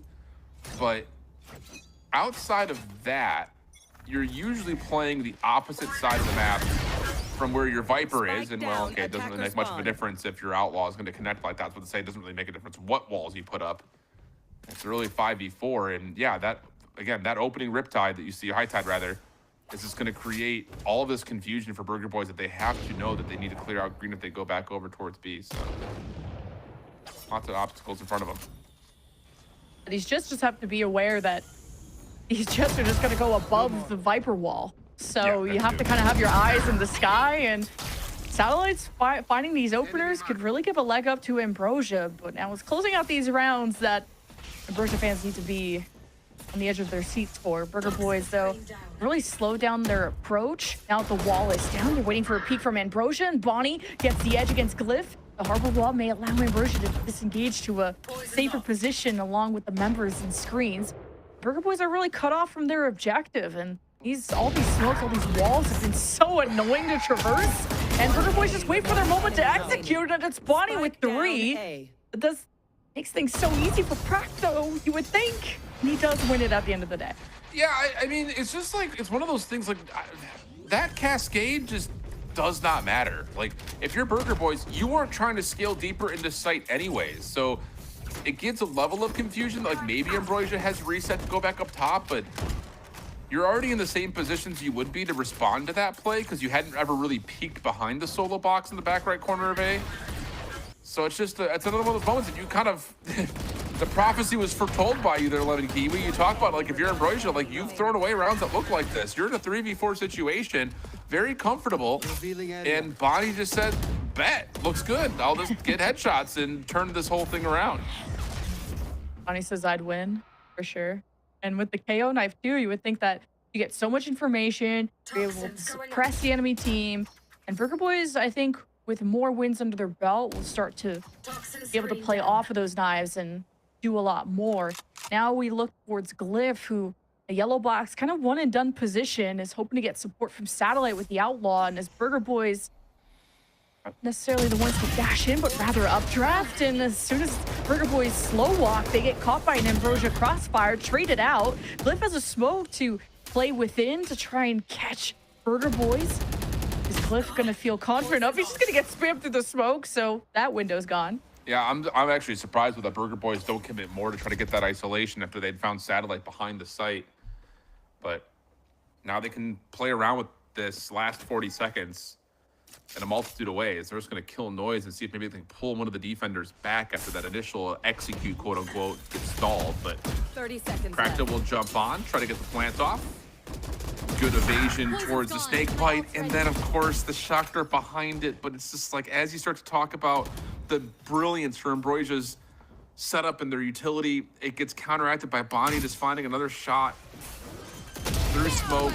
Shock dart coming through. Hold on a second. Clock's becoming an issue. Bonnie gonna take matters into their own hands, though. Up for 4, looking for the ace. Sean just has to stay alive for another 2.5 seconds. It's able to avoid. Oh, Shondex stays alive for long enough. Bonnie gets the insignificant ace as Ambrosia just fiddle with the clock long enough. Jesus, Ambrosia just went on full. It's good recognition for them to know that they just had to be on prevention duty. They didn't have to kill. They just had to outlive Burger Boys and not let them plant. And as soon as they heard that spike get planted, there wasn't any walls. There wasn't really anything to protect the spike here. So Ambrosia kept resetting Burger Boys time and time again until Bonnie realized, like, I gotta do something. I gotta call 911, and that's me. I'm the emergency. I need to go and do something. And Bonnie did their best to make that space, but way better clutch out of Ambrosia to still prevent that spike from going down. So Burger Boys now really getting punished on how much time it's taking for sites to get executed. So try their hand at A, but the spike is left behind. Yeah, this is a mere fake. I think this is trying to get Nanner's a little bit deeper here, knowing that there's really just a hero rifle for Bonnie, but Practo or looking one away from Hunter's Fury. Bonnie continues to say, call an ambulance, but not for me. First blood again comes through for Bonnie. That weapon not in a retrievable position. Glyph stepping up here though is dangerous, but does catch one and now can back away safely, keep the 4v4 alive. Yeah, Burger Boy is really nervous having to re-clear with pistols and one hero Vandal, but you can always depend on Bonnie to lead that charge. Knowing when to do it is a whole different scenario though, and you could have Nanos try to discover where Glyph is. They're so close to each other, and just a little bit of space for Nanos to play in. Now the spike will go down, 26 seconds, more time for Burger Boys because, well, Glyph hasn't shown face, wants to wait for reinforcements, wasn't able to prevent the plant. Ambrosia are alive and well. Yeah, this timing for Nanners is everything though. You find this kill, get a weapon, there's a chance. Oh, a little tough on that initial set of shots. Practo was maybe hoping for a chance to pull a late Hunter's Fury to save this round, but feels a little bit more unwinnable now. Weapon collected. Spam shots are decent, but Glyph, yeah, says, hey, how are you over here? No problem. Ambrosia get the defense, get the retake, and 10-7 double digit now hit for Ambrosia. Burger Boys are starting to really fall behind on this half. Just both offenses suffering from just being overcritical of themselves and not wanting to take any risks and wanting to play stack. No one's going for flanks or kind of all these different angles. And Burger Boys, I think, could really try and set up a trap for A and use this KO knife to better use, or at least to capitalize on Ambrosia being more still. Now Burger Boys are going to be facing Satellite with knives out. Ooh. Powerful. Oh, the counter flash through the high tide. This is, again, the mind games that come through. Knives are out. Satellite just getting back to safety. But the damage has already been dealt in a major way. And that's, again, that's that conditioning that's been set up where Ambrosia have thrown that same high tide almost every single round. Burger Boys never really challenged it. Wait for it to fall, see if they can find good contact. Doesn't work out. Now the Cascade reasserts that the defense is still here. Hunter's Fury 2 from Practo, so the issue is going to be actually getting a safe plant going. So it's going to be about fuel for Nanners, and I was able to keep that up. And Ambrosia, if I'm them, I'm spamming through all the smoke and I'm making Burger Boys panic. And Practo can just support that plant too with a Hunter's Fury. Actually, he's the one planning, but you may want to get into a safe spot to try and suppress Ambrosia on their approach. They need to pick here first before you can call the Hunter's Fury, though. That's the big issue. And the Reckoning will come out.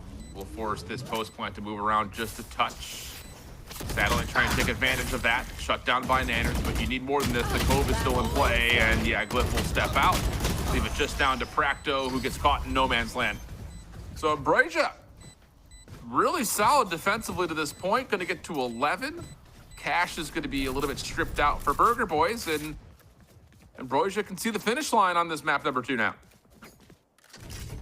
It's kind of weird how Burger Boys played with so much oomph on their first half, and now the sides are swapped, and this doesn't seem like as well of a practice side, or at least there's just a lot of eggs in the Bonnie basket, and there's only so much you can do. It's like 23 kills, and he's kind of doubling everybody else's performance here on his side.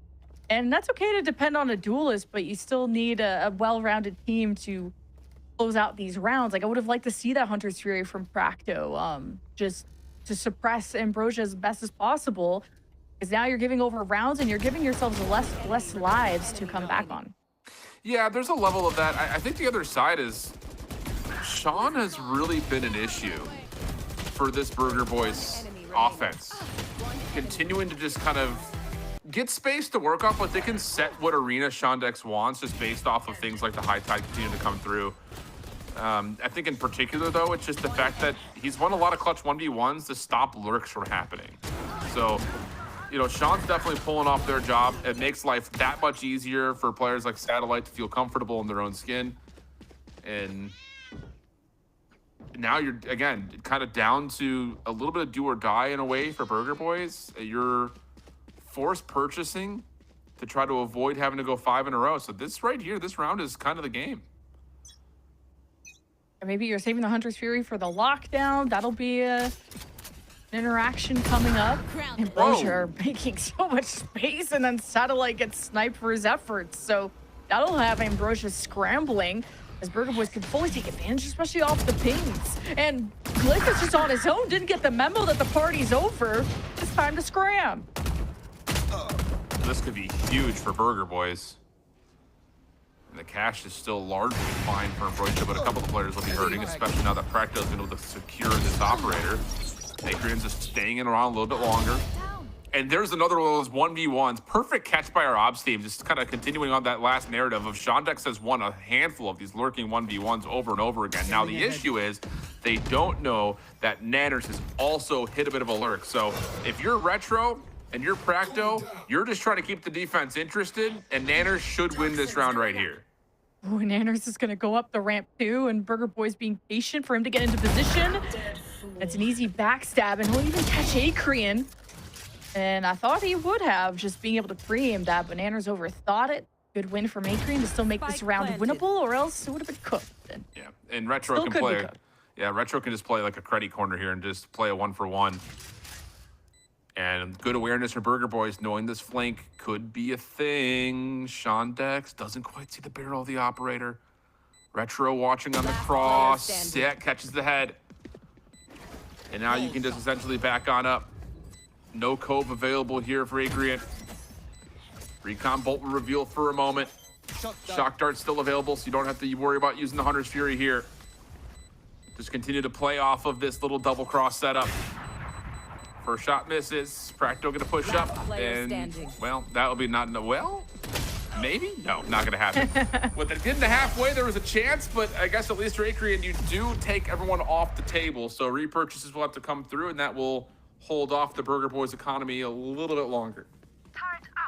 it's a win, but not a win that feels good for Burger Boys when, well, they're still able to buy, so that's good. Just having light shields, though, and a ton of ultimates, so that'll be their saving grace on how they're able to cycle these going forward. But just having that initial punish of just the 2 kills in the middle of the map, and for the map to still be that close is a little worrisome, but Burger Boys are starting to really pick up speed, and things are starting, you know, crossing their eyes or crossing their T's, dotting their I's, that's the one. And Burger Boys now still just assessing, are Ambrosia going to be forward? If not, then we'll see what's next. I like to keep people on their toes, hit them with the crossing their eyes and dotting their T's. Yeah, I've got my eyes crossed for sure. The shoes are your shoes on the other table, which is turned. One of those type of situations. But yeah, half purchase here for Ambrosia.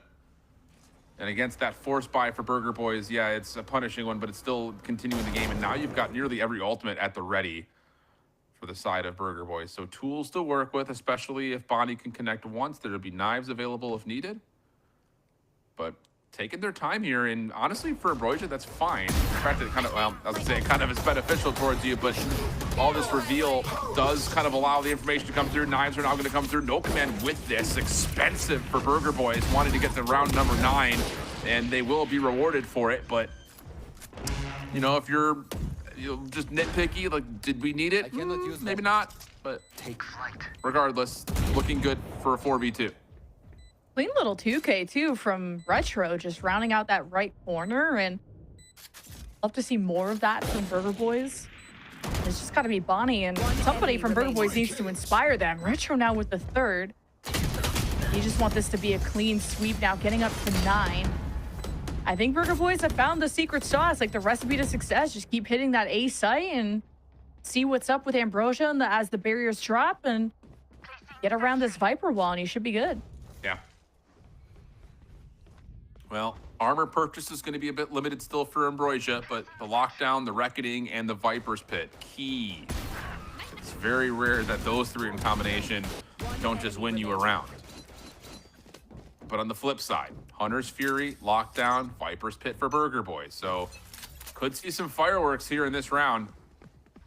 Spike will be left for the moment over towards the spawn. Recon dart early towards green. Knife to follow. Lots of space going to be cleared just off those two information gathering tools for Burger Boys. But really, that's fine if you're Ambrosia because you have an alarm bot to be your security system over towards B. Yeah, I wouldn't even mind if Satellite played further back with the op, just so you do get pushed by a knife or lockdown or body, you have an escape route. But there is support from Akrian and the Reckoning at the back. Yeah. So it'll be quite the chess match to get set up at A. And Burger Boys, I think, are killing a lot of time to make it look like they're elsewhere and to see if, is Practo going to find contact, but this will be the same A hit. Satellite out of there. Knife does not come through in time to stop the dash, but that's a mirror information tool on this execute. Into the site goes Bonnie. Ambrosia gonna go Reckoning first. Lockdown immediately afterwards. Actually, the lockdown from the offense. And Bonnie continues to connect, this time with the Outlaw. Now it's just down to how do you work your way back in. Satellite moving quickly. Viper's Pit, though, in the way. And Ambrosia gonna get detained. And honestly, with the cash the way it is, I'm not gonna lie, this is bold to try to commit into a Viper's Pit 3v4 with no tools to clear it. Unless you use a lockdown, but I think you save here, and yeah, that's gonna be the call. Especially when Welly got tagged by the said Outlaw there, just the one shot.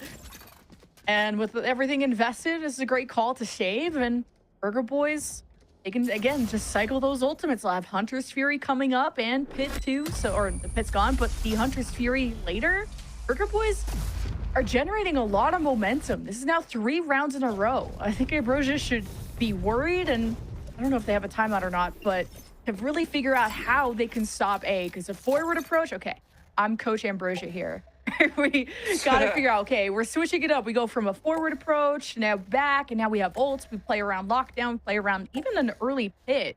I wonder if Glyph would want to opt for that. Yeah, and there's actually a conversation here about what do you purchase coming into this round, I think, if you're Ambrosia, because you've got light armors across the board. You're able to save a couple of rifles, though, and most importantly, the operator here for the defense. But this is not a guarantee in terms of being able to take this round in tow. I mean, you've got the lockdown, which is a tool for you on defense, but it can be countered by the Hunter's Fury. And there's been a level of, I think you're absolutely right, Jen, just talking about the fact that Ambrosia, who we're finding so much early value playing forward, especially at A, now that's starting to kind of be thrown away. So there's question marks about, like, what do you want to do? How do you want to contest? Because you have an operator out, you're trying to trust that that can find you first blood, but everything over towards A has been very uncomfortable the last couple of rounds, largely thanks to Bonnie.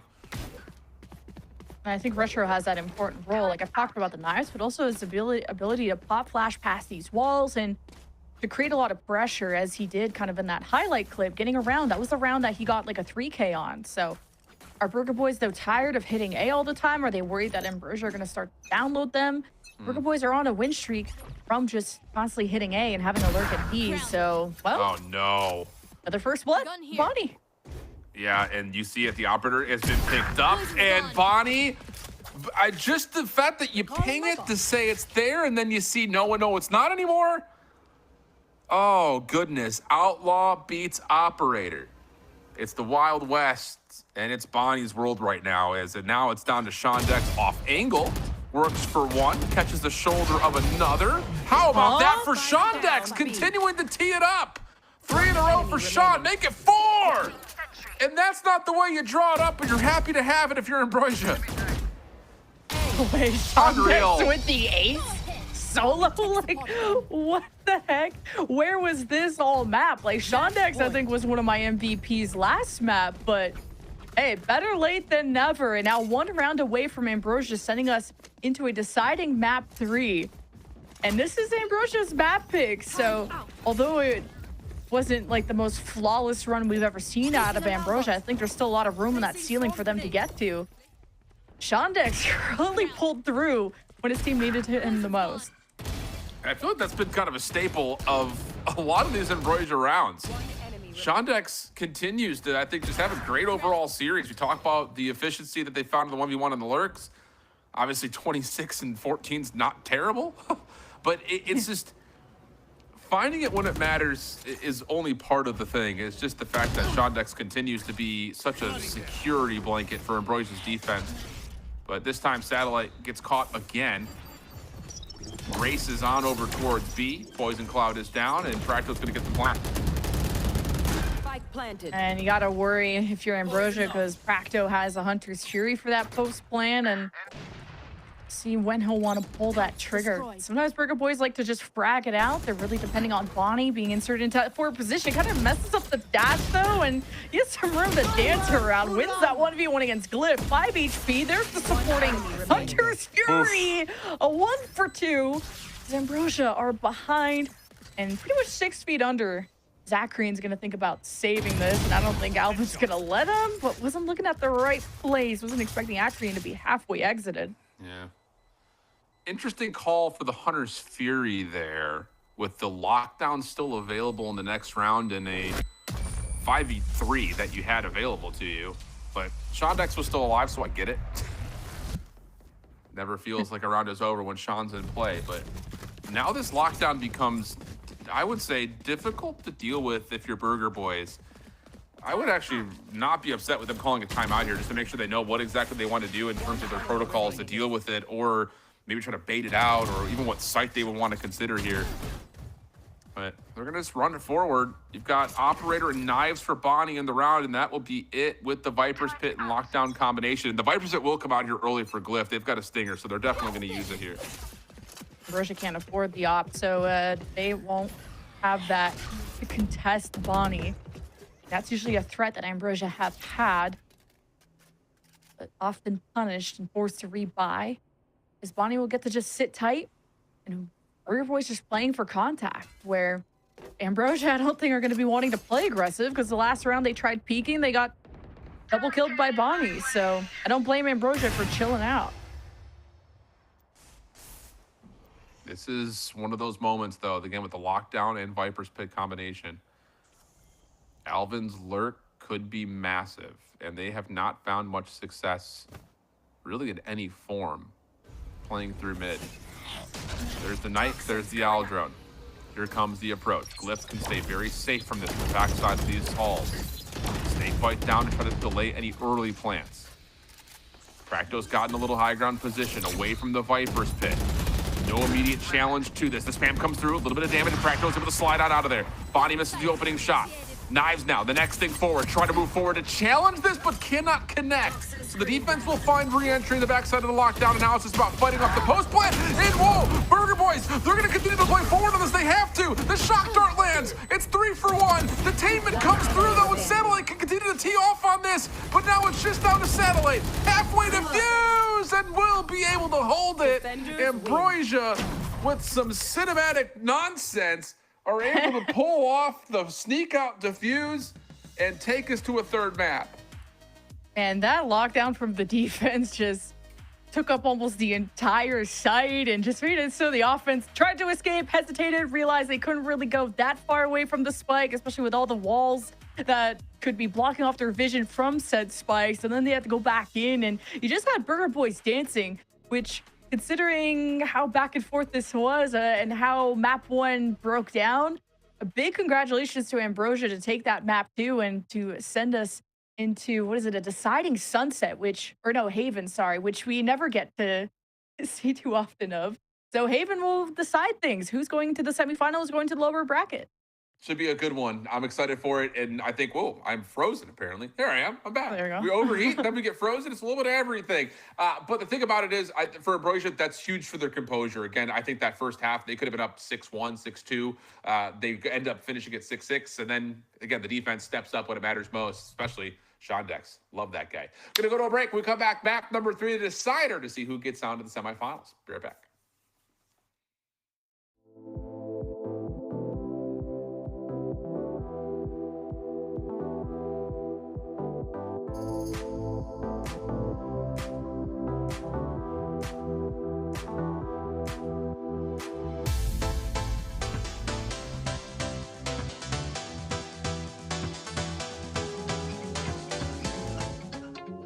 Perfect day would be any day in which I'm like winning a match, I think that's plenty good. Yes. If I'm losing, that day is not fun.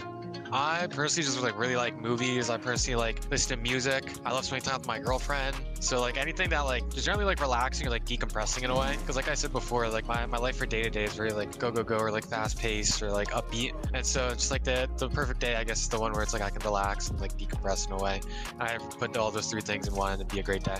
Perfect day would just be where nothing really happens. You just chill at home, read a book, go on your phone, have dinner ready. That kind of just a very ordinary kind of day. Nothing too special. I'd say hopefully not too much responsibility, but enjoying my time with my friends, family, and being able to relax, kind of reset, get to do the things I love, whether that's like playing VALORANT with my teammates or just fully relaxing outside, no contact or something. Yeah, and then just spending time with loved ones. Perfect day for me would be waking up with my dog next to me, looking at me like I need to walk him. So would wake up, walk my dog, go right to practice, a little bit of exercise before, and then go walk with Charlie, come back, play some practice, win all of them because we're a bunch of scrimmers, and then go to the gym, stream, and go to sleep. Perfect day. For me, it's like just sleeping in, like a nice little Saturday or Sunday, just sleep in, wake up and just, at like 1 or 2, go get some food with the fam and just like kind of just chill. I'm a very chill guy. I love to chill with my family and, just love to be on Discord with my friends. So kind of just like a super smooth sailing day would be a perfect day for me.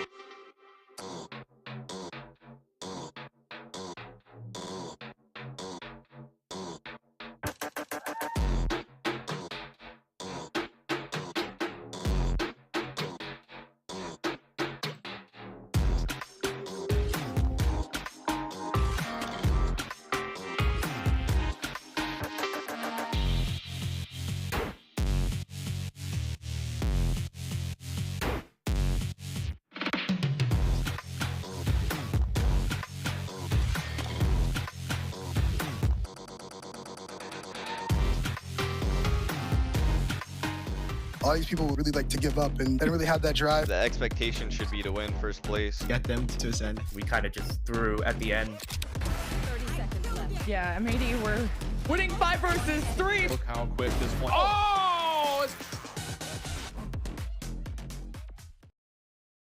What a crazy ending to the second map in the series. It was Ambrosia fighting for their lives to try and take this into a map number 3. And our Burger Boys with a comeback to almost push it into overtime.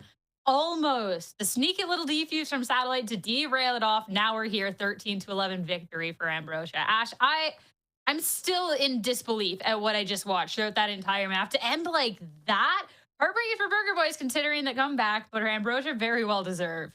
Yeah, I think that's the thing is they were just so close to try to take it to that overtime on the side of Burger Boys. But for this team, it really, I don't know, it was kind of tough. At the end of the day, I think it's undeniable. Like Bonnie was just wearing that Jansport backpack for the team, right? Like he was insane when it came down to just like how confident he was playing in the server. And it just wasn't quite enough. The rest of the team not quite being able to step up to the plate until a little bit later on into the series. We did see some impact as far as, the setups that we saw for him because they are running that double initiator, the value that Retro was getting as well as Fracto with a lot of those reveals.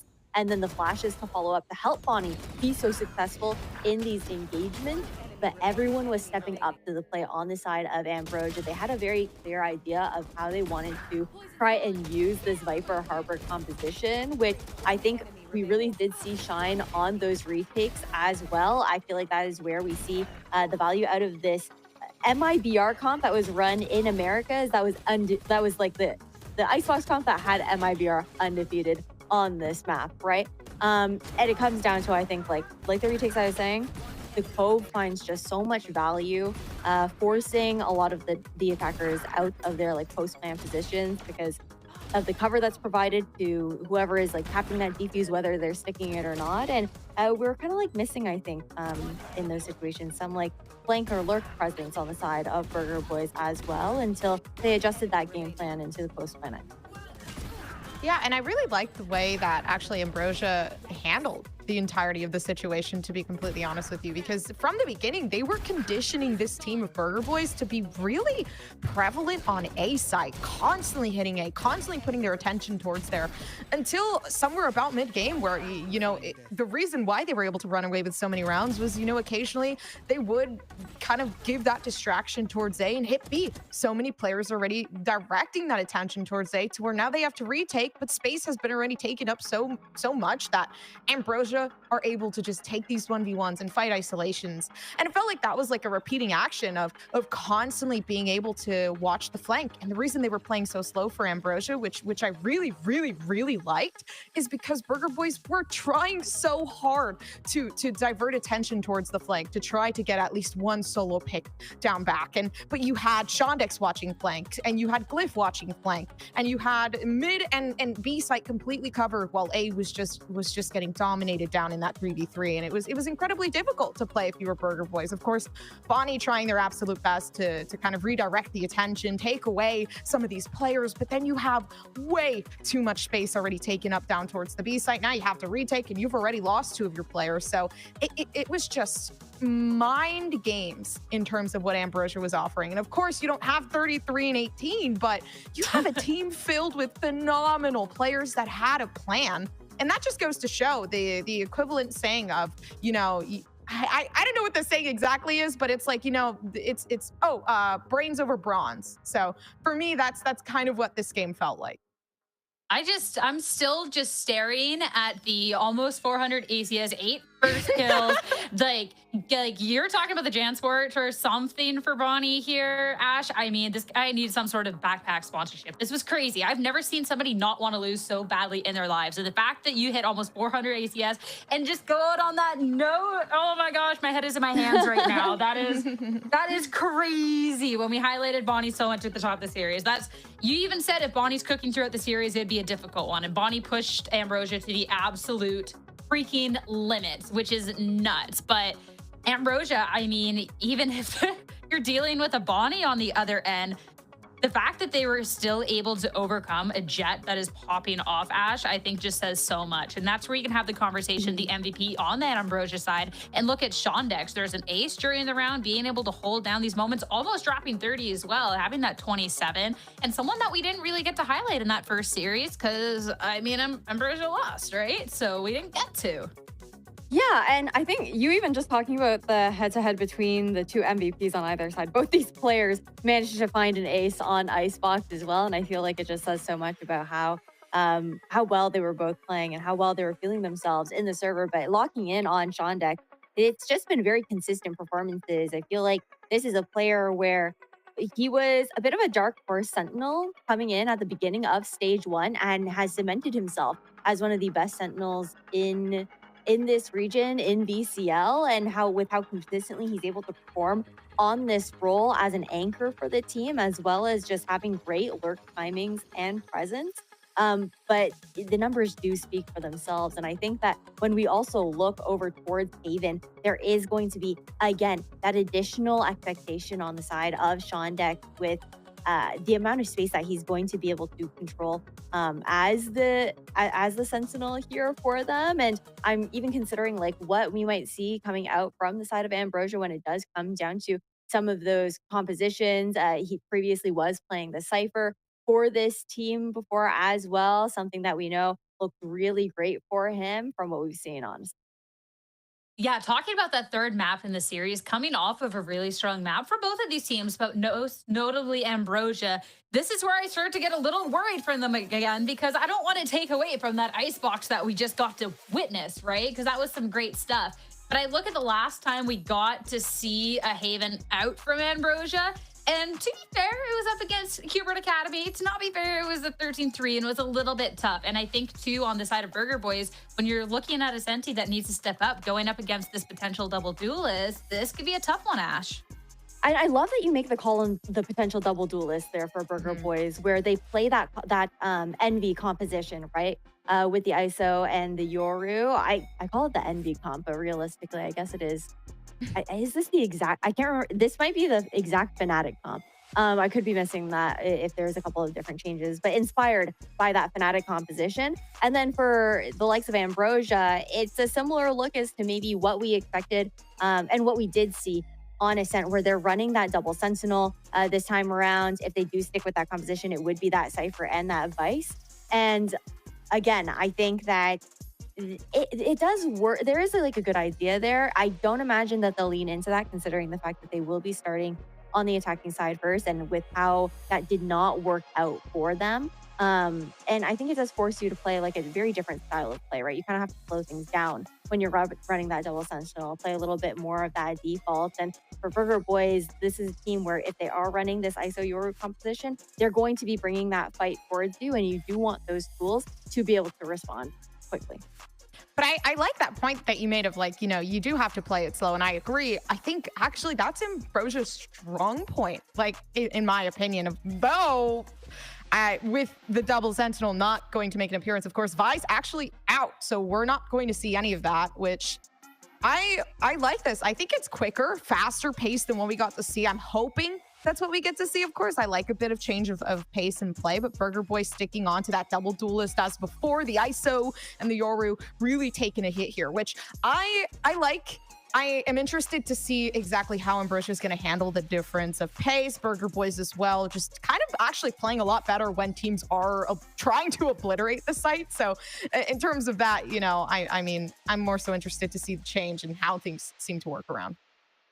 What I really like though is I think just the Acreon being on this breach, being able to set up Satellite. This is a player that we've had our eyes on, one of the best duelists within the league, extremely mechanically gifted, and having that additional support within that breach is going to be huge for Ambrosia, starting out on the attacking side first, and then also leaning away from that double Sentinel composition that I think could be very well handled by the comp, especially with the Yoru on the other side of things, making that a little bit less effective. So I'm looking forward to seeing how Ambrosia bring these new ideas.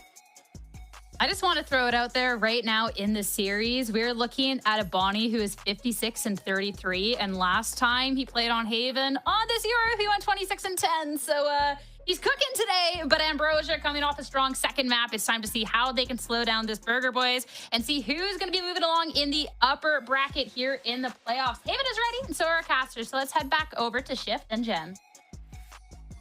The final map, the final showdown for a ticket to face either the winner of TSM or Chet's Pets, aka the former M80 squad. So coming down to this shift, after a strong start from Burger Boys on map 1, Ambrosia are bringing us the distance. I'm excited. Yeah, and I think just the momentum that you start to build for Ambrosia off that last half on Icebox, you hope you could just kind of take that in immediately to what we have in store for Haven, because the compositions, as similar as they may feel, just based on how the executions are going to start, they're going to be very different in terms of actual application, just due to the fact that, you know, things like fault lines into fast lanes for this Neon and Breach combination is what you're trusting to kind of break down these sites. Whereas for Burger Boys, I think a lot of this is about trying to get early success in getting these duelists up and forward early. Whoa, that is not a good set of shots from Satellite. Pinstripe goes to kill feed on the C execute. And it will be Burger Boy still holding onto the site, with Bonnie trying to find timing on Noelle. The dark cover between them though. And as that fades, here's the rest of the defense to help. And Shondex is trying to sprint over and almost took too much time, but better late than never. He's still got a cape on his back and 2 in front of him. Ambrosia, man, we wanted to see both teams play a bit faster, and the Neon's going to do that. And Ambrosia brought pedal to the metal. The spikes out in the open. Nanners thinking about exploring. Practo watches the cross. Good isolation on the 1v1. Shondex against Nanners for the pistol. Now it's just a jiggle and it's a dance, and Nanners is brought down to half health. So Shondex goes to execute, and it's Nanners. That's the headshot to end it. Oh, that's the player you want in the last 1v2. You want Shondex. They've been so good at clutching up in these tight moments. Not exactly what I would call, like, obviously a map-changing round. It's just the opening pistol, but felt like you were going to pull that back. Just with Shondex getting the response to after the initial execute was largely foiled. But just to kind of get back to the execute, I know it's a pistol round. I'm not going to throw too much weight into this, but This is going to be, I think, a fast map of Valorant. I think both these two teams are going to want to play with speed. The ISO Euro on defense thrives off of taking away space early and then getting the ISO into position to be able to use a good double tap, whereas, of course, Satellite, is going to want to try to move quickly just because it's Neon. Neon moves quick, but good opening shot there from Alvin and double Marshall land, and now we have a 5v4 post-plant situation. Using the clone and what was that, a collab body with 3? Our MVP that just put up the most insane numbers for the L and almost gets an ace on the anti-eco, and kind of like what you said, don't want to put too many eggs into the, don't have too much hype on the anti-eco with the better buy, but Ambrosia repeated sort of the same strat of send their Neon in, they got fragged, and Burger Boys still have Bonnie firing on all cylinders. Bonnie's just peeling faces tonight. I mean, it's round 3, and Bonnie is one good snipe away from having a dimensional drift. Just let that soak in for a second. The initial shot here from Alvin, though, is unbelievable. And then, yeah, it's a collat through the head, plus the follow-up on the same angle. But Guardian, double Marshall, double Guardian now, and a Vandal in play. And assume that this is going to, again, be pretty much a staple here for Burger Boys. Use your early recon, gain the angle at A long. Nanners is going to try to sit and hang with this. And again, Bonnie continues to just do what needs to be done. A headshot comes through against the full armors, and then a follow-up from Practo, perfect. That's what's different about Burger Boys, is why Bonnie was doubling the kills of everybody else, is that he was doing it all, and now he has a team playing tighter around him. They were with him, but not always as close for trades. Now Burger Boys doing such a good job of looking Bonnie look incredible, and Practo joins that as well. So this is very aggressive, very fast, and kind of meeting our expectations for this map. Homie, I know that Sierra was just talking about almost the near record-setting pace that Bonnie put last time they were on Haven. If this keeps up, he's going to shatter it. Yeah. 7-2 through 3 rounds. And that's on a full bonus buy against full armors, and he's still hitting headshots like it's nothing. I'm telling you, this guy's got like heat-seeking bullets or something. I don't know. Headshot daiquiri. I got a bunch of stingers, some light shields. Can you get Satellite close enough for this to find value? And he slips by and just can't lock in time. Fast doesn't always mean good, I guess. It's about execution, and there's a good flash, speaking of execution, off that Yoru, but Burger Boys still stand tall and make this an even match. Ambrosia, though, are going to do good damage despite the better weaponry and the rifle from the Burgers' side, and it's Alvin with the win. And that's just another, it's a follow-up bonus. You win your bonus, you're not full purchasing again. It's a follow-up bonus, and the Burger Boys are now rich enough to buy small countries in Africa. So you've got full rifles, Dimensional Drift, Hunter's Fury, and around here that is, I think, again, we're like 10 minutes at most into this map. This is already a pretty critical round coming up for Ambrosia. You're back to a full purchase. You're close to a couple of ultimates. You get one orb for Acreon, and you got yourself onto a Rolling Thunder, and that could be what you need to help Satellite get something going, because 0 for 4 right now in first blood engagements for Satellite is not what you want out of your Neon. I wouldn't even mind if Bonnie popped the Dimensional Drift early, especially if you see that Ambrosia are committed down a route that, well, Bonnie can just go behind them with it. All depends on how fast and loose Burger Boys want to play, and it's Ambrosia that are taking a step back to assess the threats before sending Satellite to just go and die, but hoping that it turns into a frag eventually. It's just so tough because after showing some presence at A long the same way that they had in the first 4 rounds, now you have got to walk back, and Alvin stepping up deep into C right between this trap wire and Welly, who wants to take this battle and loses it. So now you have to try to hit, and Bonnie's just going to spam through the wall. Bonnie can do no wrong. Alvin a little bit stuck. Hunter's Fury trying to bail him out. Practical able to use that to find this necessary trade. And Retro is letting him know about how this map is going. Nowhere that Acreon can go. And this is a beatdown that you can see it in the player cam. Bonnie is just vibing. Burger Boys really kicking themselves that they couldn't close out that last map. And I mean, the leads were switching back and forth. Ambrosia takes a timeout. Although barely any time has gone by, already 5 rounds have been locked in by Burger Boys. And it's almost like that loss kind of poked the bear and made the bear angry. And I don't know, the Bear Boys want to go to the semifinals more than anything. So I've had a lot of trust that both these teams do well on defense. It's the offense that I think still needs a lot more experience, a lot more development. And at least for now, Haven looks well practiced for the Burger Boys. Yeah, extremely well practiced. And to that point, like, it had not played it a ton throughout the Swiss stage. So they're a little bit of like holding your cards, you know, kind of close to your chest here if you're Burger Boys for this decider map. Whereas, you know, this was a recent play for Ambrosia against Cubert Academy. Did not go anywhere near well, though. They went 3 for 9 on the defensive half and 0 for 4 when they got back to the attack. So not a lot cooking there. And not a lot cooking here. So you're looking down what could be 0-6 early. You're coming off the timeout. You're going to have, of course, the Rolling Thunder. You're closer to Hunter's Fury and the Overdrive, but man, it's so tough when you see 2 members have 16 total eliminations already combined between them on the other side. Hey, when things look dire, Shondex hits an ace, right? Got Guardian.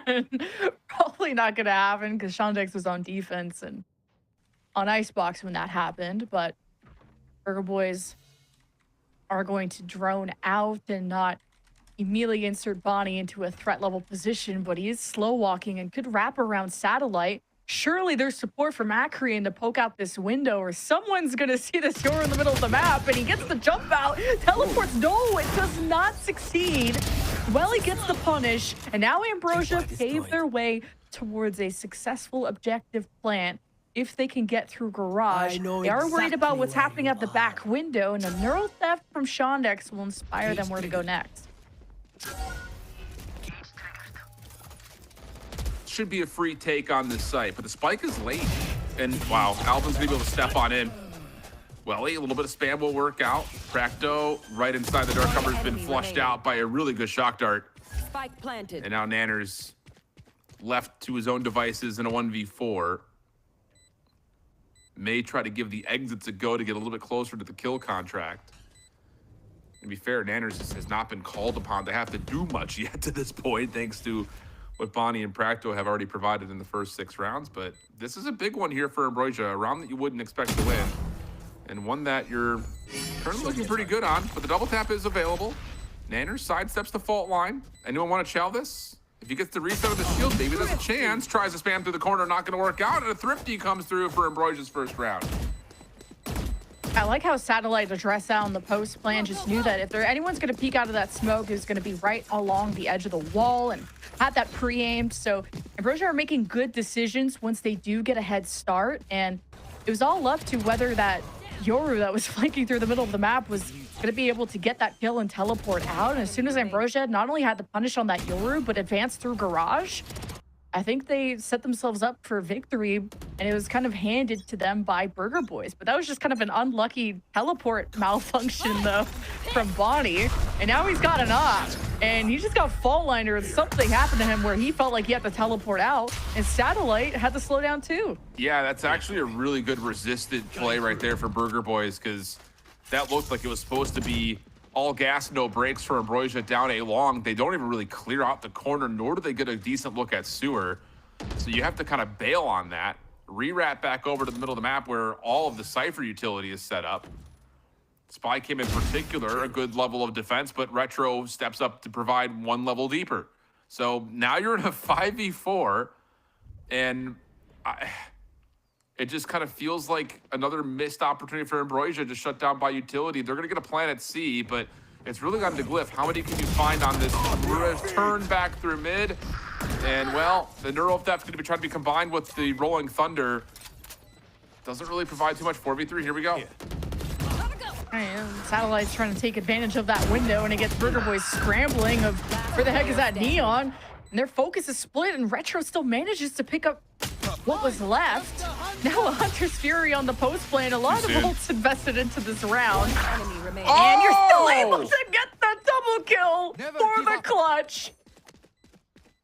I thought initially with that little spam through the smoke connecting that immediately calling to the Hunter's Fury is just going to be too soon to try to stop any possible defuse. There was no follow-up tools. There was no recon dart available at that moment, but the last thing you want to do if you're Burger Boys is that, where you're just kind of trying to dance and dodge together and you line up.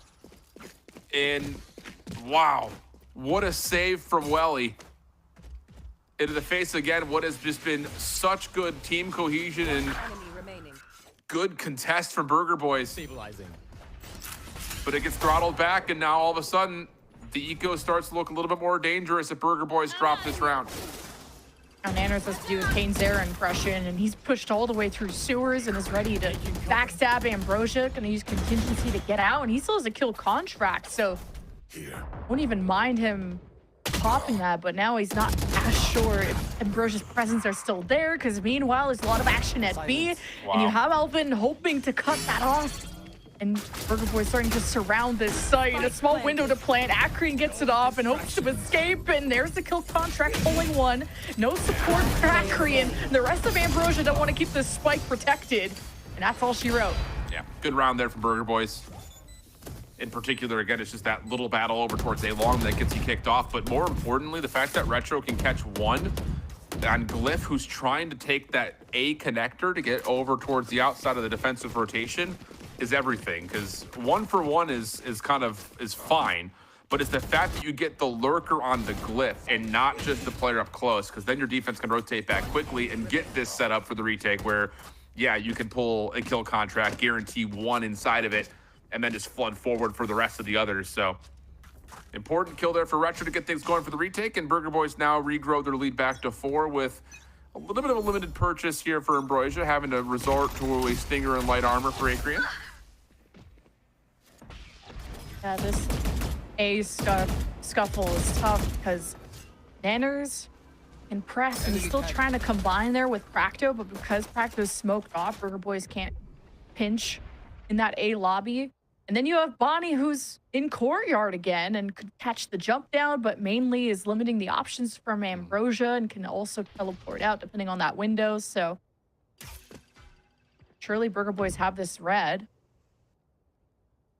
Well, they don't really catch the information that they're hoping to. Like, they were at least trying to get someone to rotate back over to Bonnie's direction, but as soon as the gate crash timer runs out, he just has to go. Feel the pressure, though. Double tap's going to get called. Vault line will land for now. Satellite into the site, but we're just not clearing corners. Follow-up is decent. Nanner's still stuck into a corner, not able to get the double tap back. Bonnie there to provide one trade before having to teleport out. We'll be allowing a plant to come through, and we'll go 2v2 for here on out. Yeah, Retro had a good paranoia that split that neon of Satellite from everyone else, and only so much you could do clearing it by yourself. I don't even think the best neon in the world could, but Satellite gets left to dust. 2v2, as you said, post-plant, and no paranoia for Glyph. I'm still unsure about the flank, and if someone could come through sewers, and Burger Boys have an advantage. 1v1 left, Glyph versus Bonnie. And now hoping the teleporter, I don't know, is just faking it. Wins that easily against Glyph, the 3K. Bonnie continues to be that consistent fragger. Yeah, Bonnie's that guy. He's just him tonight. That's all. That's just all you can say. But when you're dropping 30 plus for the L, and then you come back into the next map and start off like 7-1, and now you're 14-6. Yeah, you're just that guy. Second dimensional drift at the ready. Economy going to be pretty much broken for the most part for Ambrosia. It's going to have to be a half purchase, probably at best. It's just one of those things that's just like the moments of finesse that we're starting to see in these low number situations are starting to become the difference makers. That we really gave a lot of credit to Sean Dex for being able to do that on the Ambrosia side, but everyone has provided that in some form for Burger Boys. The only thing that's really been missing, again, is just Satellite has not been able to provide the same kind of duelist participation that we've seen out of Nanners and Bonnie in this map, or at least in this series, I should say, at this point. Yeah, the pace that Satellite wants to play at, as soon as he gets to that destination, it's still tough to get that aim really, really clean with the recoil and everything. And Burger Boys catching that neon, despite how much faster Ambrosia's playing compared to Icebox and even previously. So really just a good job from Burger Boys to mute Satellite as much as they are. And now Burger Boys can kind of sit back. I like where Retro's sitting through in that one and done spot. especially with a judge, you're almost guaranteed a kill, if not more. And this is gonna get checked.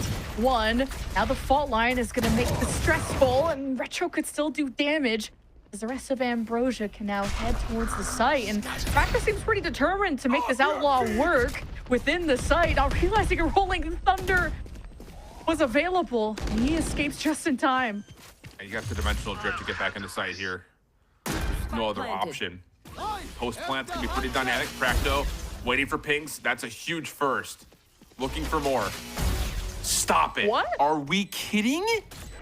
That wasn't even pinged out by Bonnie. That was just a shot into a default corner, but Ambrosia's still hanging. Practo trying to spam through the box, not able to connect onto Welly. This is a really tough retake. Shock dart, you know you're in the corner.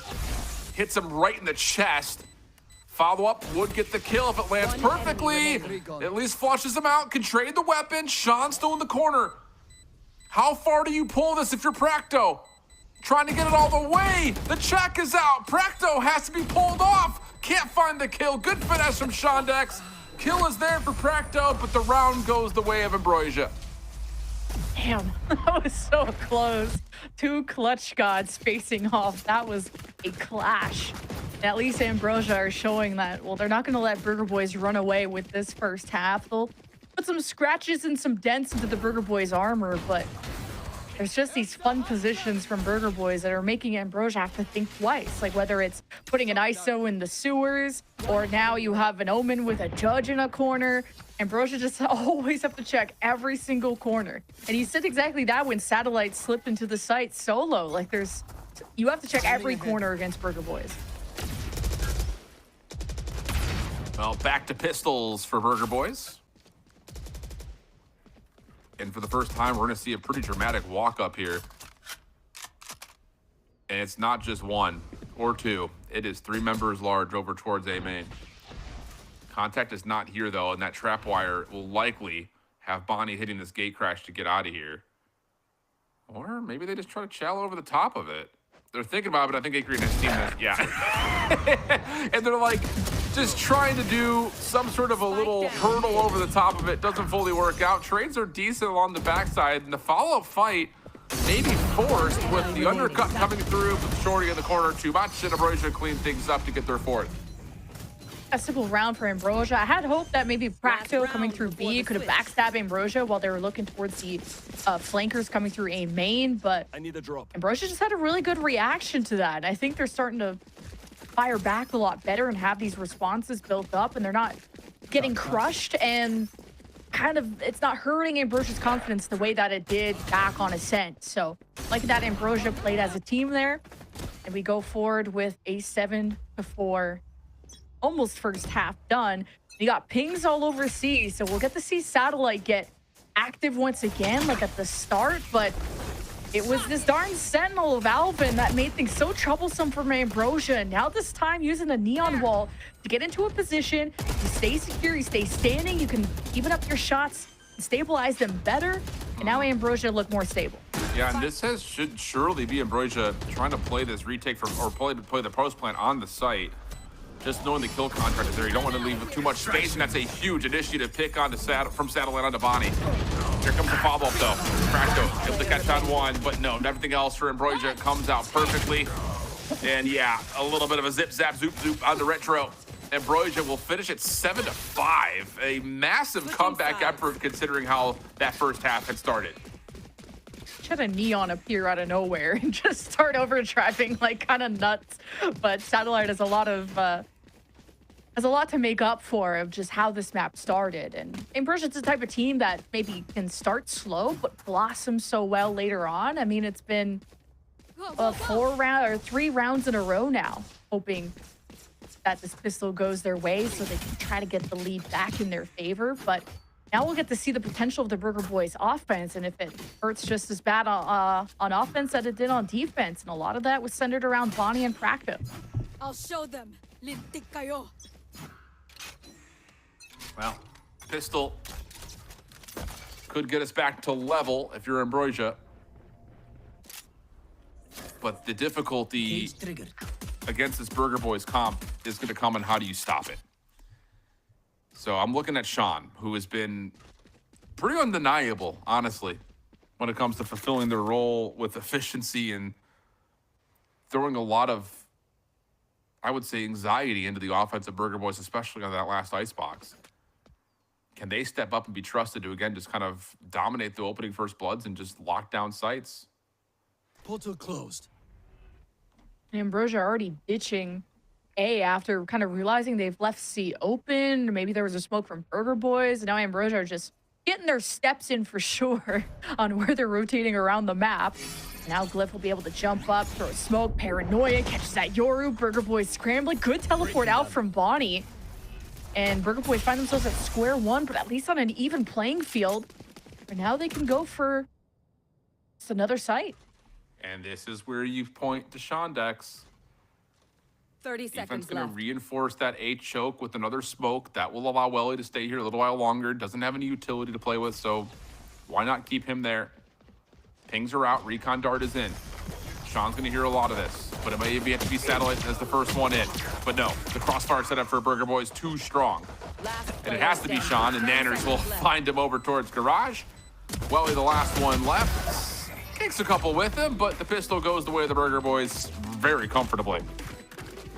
Yeah, Burger Boys were able to have their setup inserted quite quickly and really well. Like Bonnie from the back left corner to Nanners addressing the right side. Like, that was well synchronized despite kind of how scary it looked initially when they were heading to A and you had to teleport out and you had a paranoia from Glyph that looked like it hit almost the entirety of Burger Boys.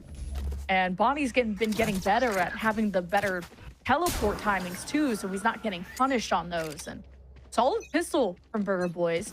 Now, this could be Ambrosia peeking out of Garage aggressively, and it's Satellite leading that charge going towards Spawn. He may just be overheating a bit. Let's get Alvin down to 6 HP, and that's because he had a Marshall. I think he would have been able to punish Satellite in with a different weapon. Now Burger Boys race to make up for that going towards A.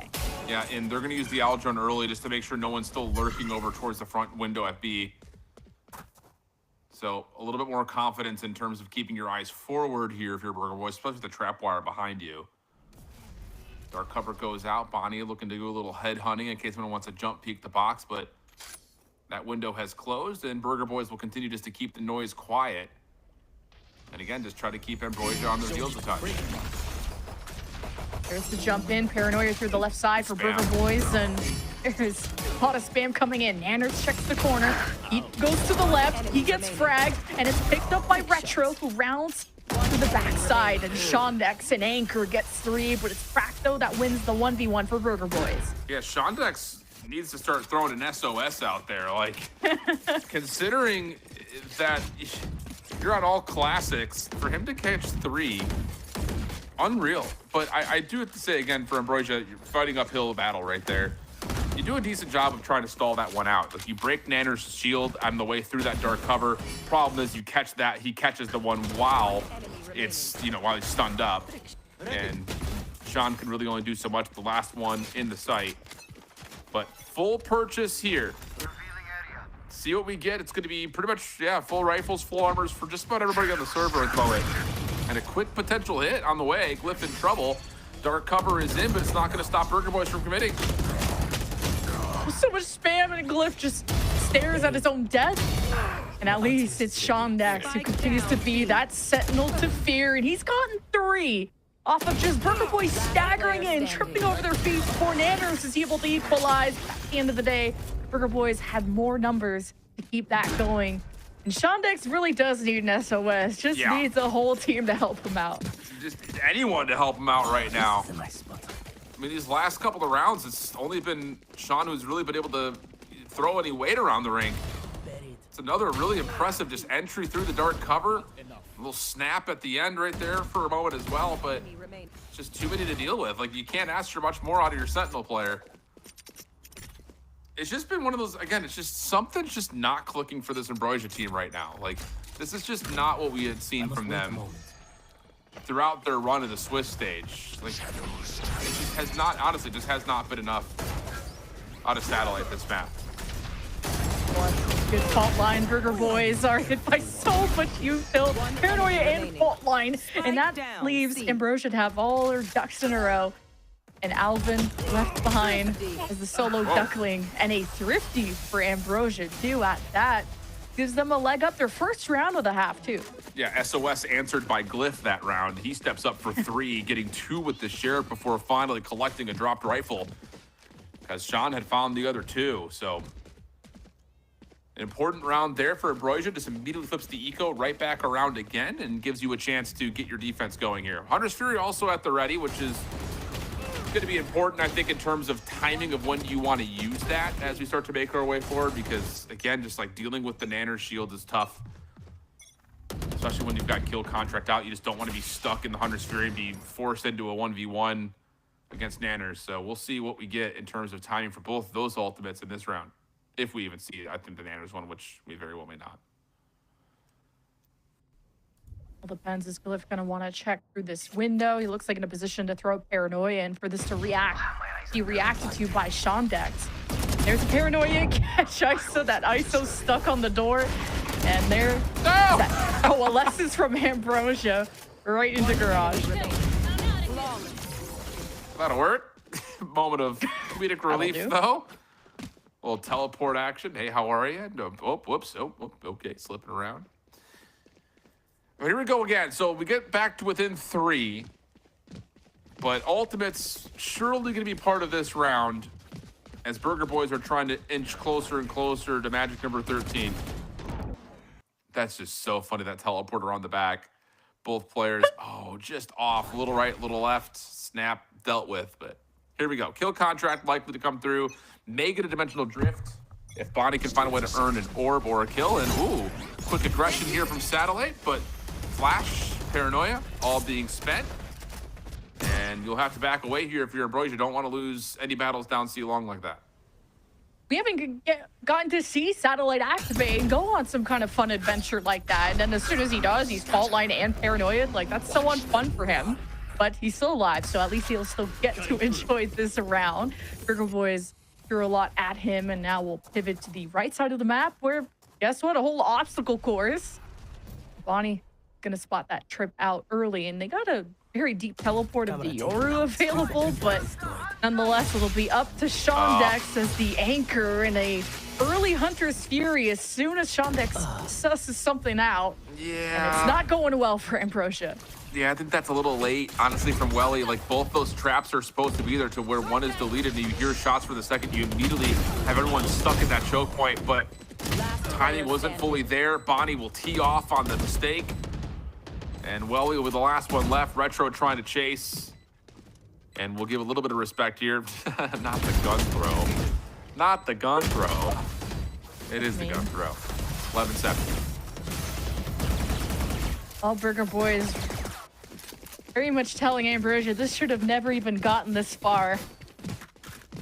An Icebox will be something for Burger Boys to review, but 2 more rounds before the semifinal ticket is theirs, and Ambrosia visits the lower bracket, but they want to prevent that. They're throwing us to a timeout, and we'll assess thereby. While Burger Boy is happy with that, they'll get to talk about 4 ultimates that they have.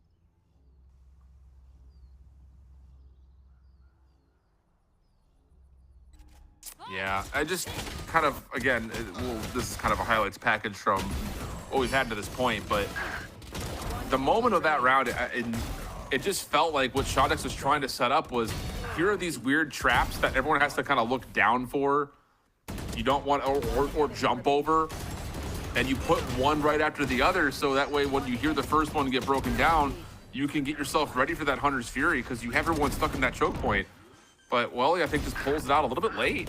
And maybe it's just a mistiming thing. Maybe I'm misreading it, but it just felt like that was what the play was supposed to be about, is if they do hit over towards A main, here's your 2 alarm systems.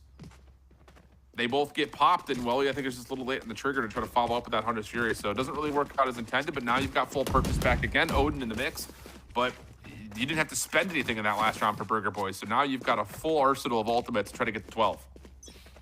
Welly likes those blind Hunter's Furies. I mean, we even saw it on Icebox, and you just never know with the Challengers Hunter's Furies kind of what you're able to get. Sometimes you get lucky. And now you got a dimensional drip just traversing through Narnia all the way through the back of A. Use a teleport there. All right, site is clear. And Alvin has a real backstab opportunity. He won't hear the cross and he's smoked off, but timing's critical for someone like Alvin. Yeah, it just comes down to, I mean, he's kind of already missed window number 1, which is catching someone on the rotation. Good first here from Bonnie. Traded though. Spike is delayed a little while longer as they want away now for Alvin. Hunter's Fury out. Yet force it back. There's a neural theft. This Hunter's Fury can really pack a punch now. Doesn't fully hit. Alvin's going to get a second and a third. Yeah, timing there. Initially, this feels like, again, the first window was missed to trying to find the crossers, but then you follow up perfectly with the Hunter's Fury pushing everyone around. Shondex, though, may have a little bit more magic up his sleeve. This would be a 1v4. Yeah, Shondex was a little late to the party, too. Both Sentinels kind of laid back and said they got this. And Shondex, SOS out again. Kind of got the Batman symbol in the sky. And it's him that has to answer the call. Aldrone is going to hear that. Spike tap, no one emerging from sewers. He must be through main. Is going to decide to just save the weapon when time is running out. Not feed any more ult orbs than he has to. Yeah, very clean for Burger Boys. You put the pressure now on Ambrosia for 5 straight rounds. Match the kill point. contract is still at the ready. I need a gun. Ugh. It's so tough for Ambrosia. Just a couple of moments they're just not able to follow up on. Thank you. They haven't had the same initiation that had really gotten them in the playoffs in the first place. Just one of those days, you know, sometimes Valorant's just a tough game, and definitely felt like that for Satellite. This hasn't really been able to provide that same punch that we've been used to seeing. It's been Glyph and Shondex, actually. It's really just been Shondex that's been the shining light for Ambrosia. And now Satellite just going to see what they can create with a bold operator at a lobby. And Glyph is going to be watching over Garage, splitting that. So Burger Boys do decide to explore that. They were sort of pinging it, but Satellite with that opener. It's important for Ambrosia to find some sense of hope and cope. That a comeback is always possible as long as Ambrosia is still in the game. Burger Boys are still on exploration duty and not really getting much contact other than, well, let's avoid the op and let's see is the op still there. It is. Yeah, and that is just a level of let's see if the op is still there, because Alvin dropping doesn't really tell you much if you're Ambrosia, as he's often been the late lurker. So you're still, I think, a little bit, you know, on 4-ball alarm here. Time to jump. To where else this hit can be coming from. And all the noise is being made as it's the hit through Garage, at least an attempt at it. Glyph, considering the paranoia, tosses it. Perfect timing, deals with 1. 30 seconds left. Decoy only a momentary distraction. Acreon still left in the corner. Teleport onto site. Looks decent for Retro, but now he's the last one left. Tries to shake off the flash, but Satellite has made their way all the way around the back to connect with their second op shot. So 12-8, Ambrosia still alive, but purchase should still be okay here for Burger Boys. Ambrosia poking and prodding and starting to melt down that steal offense of Burger Boys, who are in a position of we just need to close out, which got pretty hectic on Ascent when things were close, and now Ambrosia depend on Satellite. I don't know if he wants to drop the op for someone else and go crazy with the overdrive or what the plan's going to be, but you can pull a Bonnie and really take control of Courtyard, something that Ambrosia haven't really tried. It's the initial pick with the op, which is successful. The Burger Boys can't trade yet. No, this is, I mean, if you were to, like, how does Ambrosia get to 12-12? That's the question that gets asked. One possible answer is that Satellite starts to hit. This has not been a part of it. Satellite's starting to catch a bit of a hot hand here. Now, again, granted, this was a weaker purchase than I would have figured initially. No! But this is important. You know, just get Satellite a little bit of confidence. Hit a couple of op shots. Getting aggressive. Simple as that. And it's working out. So 2 rounds in a row, that's been kind of a factor. And Burger Boys may need to consider what they want to do to try to avoid just raw peeking into this op that's become a new issue. Yes. And not only just Satellite feeling himself, but Ambrosia having a bit of fun, like missing a shot or whatever, and now going for a knife kill, like maybe trying to get into the Burger Boys' heads, because a lot of rookies on the Burger Boys side, and this is a level of pressure that I'm sure a lot of them haven't experienced. You're still on the upper side of the bracket, so Welly, another early Hunter's Fury going in blind, just got Burger Boys scrambling. Now it's a deep door teleport towards C that's got Ambrosia staying still. Yeah, but the Hunter's Fury being down and the awareness of where the operator has moved to gives you a chance to try to play something a little bit different. But Satellite back in mid, deciding what they want to set up. Glyph, little shoulder has seen enough. And you've got the Odin here. The problem is, how do you peak this with an Odin? Yeah, it's tough. It's like you hear anything, you just start spraying and praying. That would be the ideal strat for Welly. And he won't be able to go on too much of a flank. It'd be the slowest one of all time. But when he's inserted into this corner, Burger Boys were to re-clear, that would be fruitful. But Burger Boys are heading towards C with 2 trips and, of course, a breach. And Acreon's one away from the Rolling Thunder too. But it's the kill contract that's going to kidnap Acreon. So no fault line, nothing from Ambrosia to stop this Burger Boys push for the moment. And it's still Satellite who goes crazy with the overdrive. And Burger Boys don't have the advantage that they thought they had off of the Nanner's kidnap. And Acreon's back in the fight, and man, his impact was known. Yeah, to win the first 1v1 is fine. To come out of it and win 2 more, where you had called it, like, Welly is either going to be on the slowest flank ever or just not in the play. I mean, that was legitimately a 4v4 on the site, and it looked like the initiation was perfect because you didn't have the ability to flash or stun at all for your Ambrosia's defense, but an initial 1v1 comes through. Acreon follows up with 2 more after winning inside the kill contract. That's absolutely huge. And you can kind of see it. Satellite, you know, the overdrive connects for 1, doesn't get many more, but does enough to allow Acreon to come out of that kill contract and be safe. So, ooh, interesting battle here. A little teleport for teleport action. And Retro will get caught. Paranoia avoided, but Welly can hold down the bullet hose. And that will largely work. And yeah, double tap doesn't make a difference. I've got 1.5 million bullets, so. Standing ahead. I need a lot more layers on that shield for sure. And now Burger Boys were just supposed to close it out, and this will be 4 in a row in a few seconds for Ambrosia. And they're pretty rich. You can't say the same about Burger Boys. So that scenario of going into OT shift is looking more and more probable. Yes, yes it is. Yeah, cash is going to be fine for Burger, at least to get something built up to try to fight this one outright. Dimensional Drift at the ready. Rolling Thunder, though, on the other side is key. So it's going to be pretty much a full-on square-off. The only difference is you've got the op, and I believe Welly is going to give himself, well, he swaps over to a Phantom. I was wondering if he was kind of juggling the Odin to play with both on the same side so he can switch between weapons, but may not have done that. Kind of hard to tell. We'll see what he's got available to him, though, as we get back into the round. Okay, no Odin for Welly. Back to the standard stuff. Although I did enjoy how loud that gun was. Waking me up for sure. The Burger Boys want to stay also awake on the upper side of the bracket. It's just 1 round, guys, right? You have so many powerful ultimates. You just send Bonnie to Dimensional Drift. And what did I say about Ambrosia? They're just are late to blossom, but better late than never. Yeah. Oh, God. And there's Bonnie. Well, that's the player to watch, just hopefully not that close. The Dimensional Drift is likely what's going to be used to open up these sites.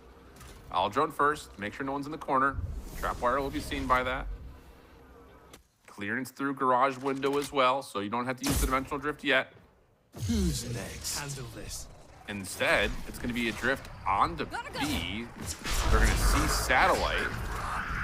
Teleport over towards C. How much of this can you actually connect with, though, if you're Bonnie? Rolling Thunder gets kind of baited out, and the defense is fully committed to a C hold when, in fact, it's a position over the middle of the map, and now Retro can cut off the defenses. They're split between 2 different sites. Oh, but wait, what Welly and Glyph can do, they have a paranoia, but Burger Boys are just quicker to the punch, and they're just knocking Ambrosia out cold. But Glyph lives on with 5 HP, and the pinch continues. Ambrosia through the left side. Acreon with no util, though, and a huge information advantage for Alvin. And here's the barrel sticking out, and Acreon discovered, but not conquered. He is traded. It's 2 versus 2 for the win for Burger Boys. Alvin and Practo play low as best as they can. 6 feet under. Practo against 2 threats. 1 down, 1 to go with a Hunter's Fury. That's going to slow him down. And Glyph is on the approach. And that is it. A game of chicken at the end. But a game of Valorant won by Burger Boys as they go to the semifinal. It's a bold call to pull the Hunter's Fury right there, but time was ticking away. It makes an anxiety call come through, and Burger Boys find it through the finish line. Another one of those maps, though, that you start to see it, the comeback had happened. You're thinking, no way in hell is Bonnie going to put together another star-studded performance for possibly the L. But that late heat up from Satellite, you start to think that maybe anything's possible, but it really was one of those stories that could be wrapped up by saying that Shondex just needed more help. It literally did everything they possibly could to be a solo initiator or solo sentinel on the map. I don't know why my camera keeps freezing on you guys. We're back. We're doing the things. It's just overheating. It's freezing. It's doing all the things. But Sean just was one of the last ones standing. Is doing everything you could possibly ask for a sentinel player, going into multiple 1v2s, 1v3s, and coming out sometimes winning those, if not at least putting in the damage. Just did not have the same help until too late here in this one, and it's going to feel Ambrosia going down to the lower bracket with this Burger Boys team looking pretty solid. If Bonnie keeps playing like this, these guys could be a threat. For sure. And for Burger Boys, one of their first times being at the playoffs, they win their first match. That's got to feel good. Going into map 3, they really heated things up, and they'll be facing the winner of TSM versus Chet's Pets, aka that M80 squad, and Ambrosia are in the lower bracket, waiting for someone. And YFP are down there with them. And Envy won their match 2-0 earlier on today, if you missed that, against YFP. And we'll have an interview with Burger Boys coming up soon, so you won't want to miss it.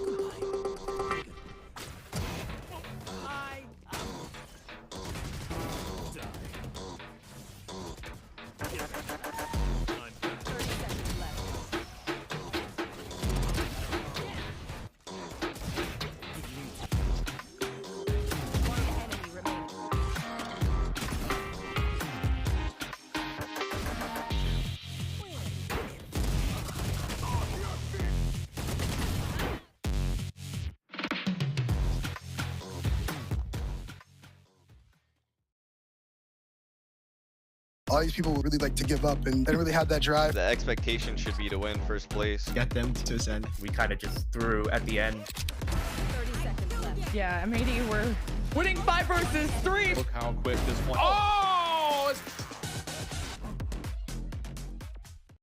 For a series that was crazy through and through, no better ending to that third map in the series on Haven. It was close, little 1v1 in the end. It's going to be Burger Boys to be taking the victory, not just of the map, but of the series. I mean, Ash, I'm still in disbelief. We get down to the 1v1 at the end. For the map to end like that, when I thought we were going to an OT, oh my goodness. Yeah, it was crazy. I think you look at just how that round started even. It was that initial push over towards Garage and then a quick pivot over towards that B site and forcing that Rolling Thunder out. But to end that in that 1v1 that you were talking about, Sierra, was just insane. It felt like we have seen so much value like throughout this entire series coming out from the Hunter's Furies in Practo's hands. But the way that he read into that situation up against Glyph, knowing that he was pulling out that Hunter's Fury, Glyph did not make a bad play. Like, it could have been a 50-50 of, okay, you go and look to push him while he has that ult in hand. But the assumption there is that in a 1v1, that Practo would actually cancel that ult after firing off the first shot. So Glyph is looking to try and wrap back around, at least get that spike diffused to half before looking for that engagement afterwards. It wasn't a bad call in the play. Practo just outplayed him in that situation. The micro decision-making was so good in a bold risk that he was taking and keeping that ultimate in pocket. It's also so difficult too, because when you look at I guess the overall general storyline of it is, you know, this was the potential to lose, to be, you know, knocked down, to kind of give away from such an important playoff for Ambrosia. And not only that, but you're also so low in health that you have to think on the spot for this. And it's a 1v1 situation. You know, you're not currently favorited. You're down 1. And if Burger Boys has this, they win. I think, especially in like high intensity moments like this, you know, they did the best they could in that scenario. And I agree with Ash. Like, this was probably the best way it could have ended, to be completely honest with you, with the circumstances that were given from the start of that round. So I do give Ambrosia like a really, really big kudos for the way they played, because they did slowly start to develop. That first map that we saw was not the best that from Ambrosia at all. And now we kind of come into this momentum where Ambrosia were willing to win that second game off of the adaptations they made in terms of, you know, even map selection of changing from the Tejo and coming into this Haven and, you know, trying to make that difference. And 11-13 isn't necessarily terrible in terms of what that scoreline is looking like, and almost OT as well to end things off. So for me, Ambrosia played absolutely phenomenal, though. Burger Boys, you just can't lose.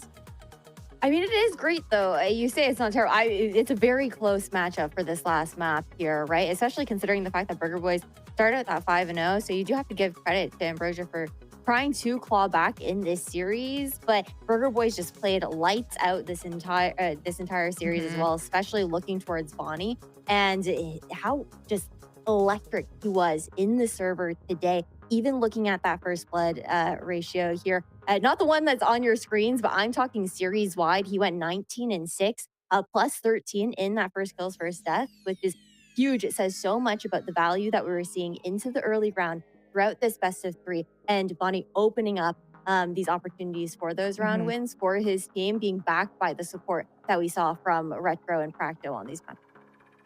Just going above in every single game in the series. So I think it's pretty easy to say an MVP from the series, and also is going to be our next interviewee. Bonnie is on the line now to chat a little bit more in the post-match interview about everything going on. First off, there are so many things I want to talk to and congratulate you about. But first off, I want to talk about that very final round on Haven, Bonnie. Like, are you guys going nuts in the comms? What is that like? That was an insane 1v1. We were freaking out. Right. The original call was just to go towards C. But from my URL info, I yelled the loudest I could that I saw 3 and plus the Omino. So we all started running away. That's just absolutely crazy. And like, I want to talk about your performance on the day, because you're saying like you're making these calls behind the scene. You're also putting up insane numbers in all 3 maps. Like, we got to see your face cam and you like laughing and like smiling and stuff. I want to hear from you though, how you feel after your performance here in the playoffs. I feel like I played to my standard, and I want to stay as consistent as possible. You say to your standard too. So this is just you're just one of the goats that we just don't get to talk to. Is this what we can expect from you for the rest of playoffs? Um, but the future will tell, but that's what I'm aiming for.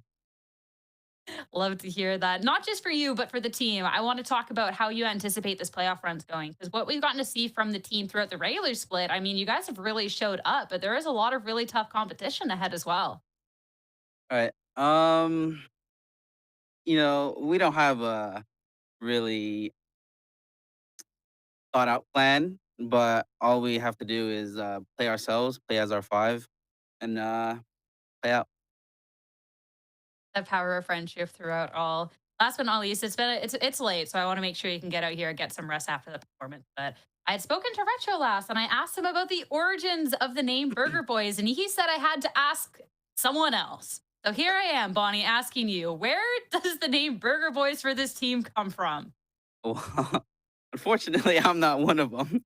If anyone, Alvin Boy might know, but I was on the original Burger Boys, and I believe it might have came from Alvin's past team called Burgerville. All right. So now, Bonnie, you have to promise me that you win the next series so I can yet again ask someone else about the origin of the unit. Can you promise me that? Yeah, I can promise that. Thank you, Bonnie. Bonnie, congratulations on this win and the performance. Best of luck going forward for playoffs, okay? Thank you. Thank you. Thank you. Back over to the desk for us. We're promised to win here, so you all know who to predict next time when Burger Boys are back on the playoff screen. I don't get the answer to that question, but Ash, I love to hear of the confidence of Bonnie and the team going on forward for this because that was a close series, but hey, you got to have the confidence to make the run. Absolutely. Confidence, but also a humble king. Like, that was just a really sweet interview overall. I love how, like, the plot thickens when it comes to the Burger Boys name as well. But it tells you a lot to the standard at which Bonnie holds himself as a player to say that this is what he expects from himself. Lights out performance. This is, I mean, consistent from what we've seen from him as well. So I just am very excited to see how they continue to carry forward. They seem very focused on their own game. And of course, they have like tough competition that they're facing up against, but that kind of mentality is really what's going to carry you through. And looking at the bracket, this was just the very first day of the playoffs, and Burger Boys being able to move along within this upper bracket. Fantastic stuff. Of course, it's not a one in, you're out. You got to lose two. So YFP and Ambrosia, unfortunate not winners of the day, are going to be sent into that lower bracket to try and fight it out. But Gompers remaining in this upper bracket. I mean, Burger Boys facing up against TSM or Chet's Pets, the former M80 core. There is going to be a path ahead of them, but I'm also really excited for that Winthrop University Cubert match, especially with recent news. Oh my gosh, I'm excited for that one. I hope. I do think we're watching that tomorrow, correct? So that, are we? Am I incorrect? Yes. Yeah, that'll be tomorrow night, baby. I'm really excited for that one. That one is, I mean, listen, I could do backflips right now. If I knew how to do a backflip, I would do a backflip off my table right now for all of you to watch. But I don't want to go to the hospital. So as of right now, I'm just going to keep that excitement in. For me personally, Winthrop Cube, I think that's definitely one of my top, just due to, you know, the nature of Winthrop and the way that they managed to bring themselves to this point of playoffs. And actually, like, having a collegiate team in general in playoffs really just changes like the viewpoint, I feel like, of everything, of you know, thinking of, I guess, the collegiate sports as its own entity, more so kind of combining it now. And I think that's absolutely brilliant that we get to see not only full-time students kind of play into such a crazy professional sport, but also do so well at it, for sure. Yeah, the team that also just doesn't run any scrims, allegedly, too. And being such a threat on top of that. Also, more aura on top of that, too. But I'm not going to say it on stream. If you know, you know. But even like you're talking about these matches that we're seeing tomorrow and then what could potentially come in that upper bracket, too. I'm thinking about that lower bracket that Ambrosia and YFP have dropped down into. You're looking at Winthrop, Hubert, TSM, and Chet's Pets. None of these teams are ones that you're going to want to face down in elimination when that time comes either. So the playoffs just really is not going to get any easier, and you can expect bangers throughout the rest of stage 2. Matches that you 100% do not want to miss. And I know I say that every single time, but it's so true when you're looking at the tier 2 space and Valorant Challengers. So that is it for us tonight. It's been a long day, but everybody get your rest. It's going to be a great day tomorrow. You're not going to want to miss it. Thank you all so much for tuning in. We'll see you then. From a Marshall on C, you have 3 members of MV that were stacked at A, one pushing the sewers. You want to avoid Kane's hair for as long as possible, and Ion hits 3 just sitting on top of the box like that. This round is over already. Yeah, the Hunter's Fury is also, to make matters worse, tag on the Thief. I'm bringing this map fully back. Yeah, I was like, Burger Boys, close it out. Not expecting to start that closeout on a Thrifty, because a lot of sheriffs were brought into this round, and at the back, they are evacuated from. Ready. So Bonnie's going to have to be the one to try to break this down. Back play over towards yellow. Bonnie's good for that. Anything else is over towards green. Shots from Alvin are good. Well, he's still alive, but in a really difficult spot to put a block over the top of the spike. The reveal is in. The lineup is good. One more! Oh, weapons, but cannot connect. So the defense will find re-entry in the backside of the lockdown. Now it's just about fighting off the post plant. In whoa, Burger Boys, they're going to continue to play forward on this. They have to. The shock dart lands. It's 3 for 1. Detainment comes through, though, and Satellite can continue to tee off on this. But now it's just down to Satellite. Halfway to Fuse. Oh, and a huge information advantage for Alvin, and here's the barrel sticking out, and Akri discovered, but not conquered. He is traded. It's 2 versus 2 for the win for Burger Boys.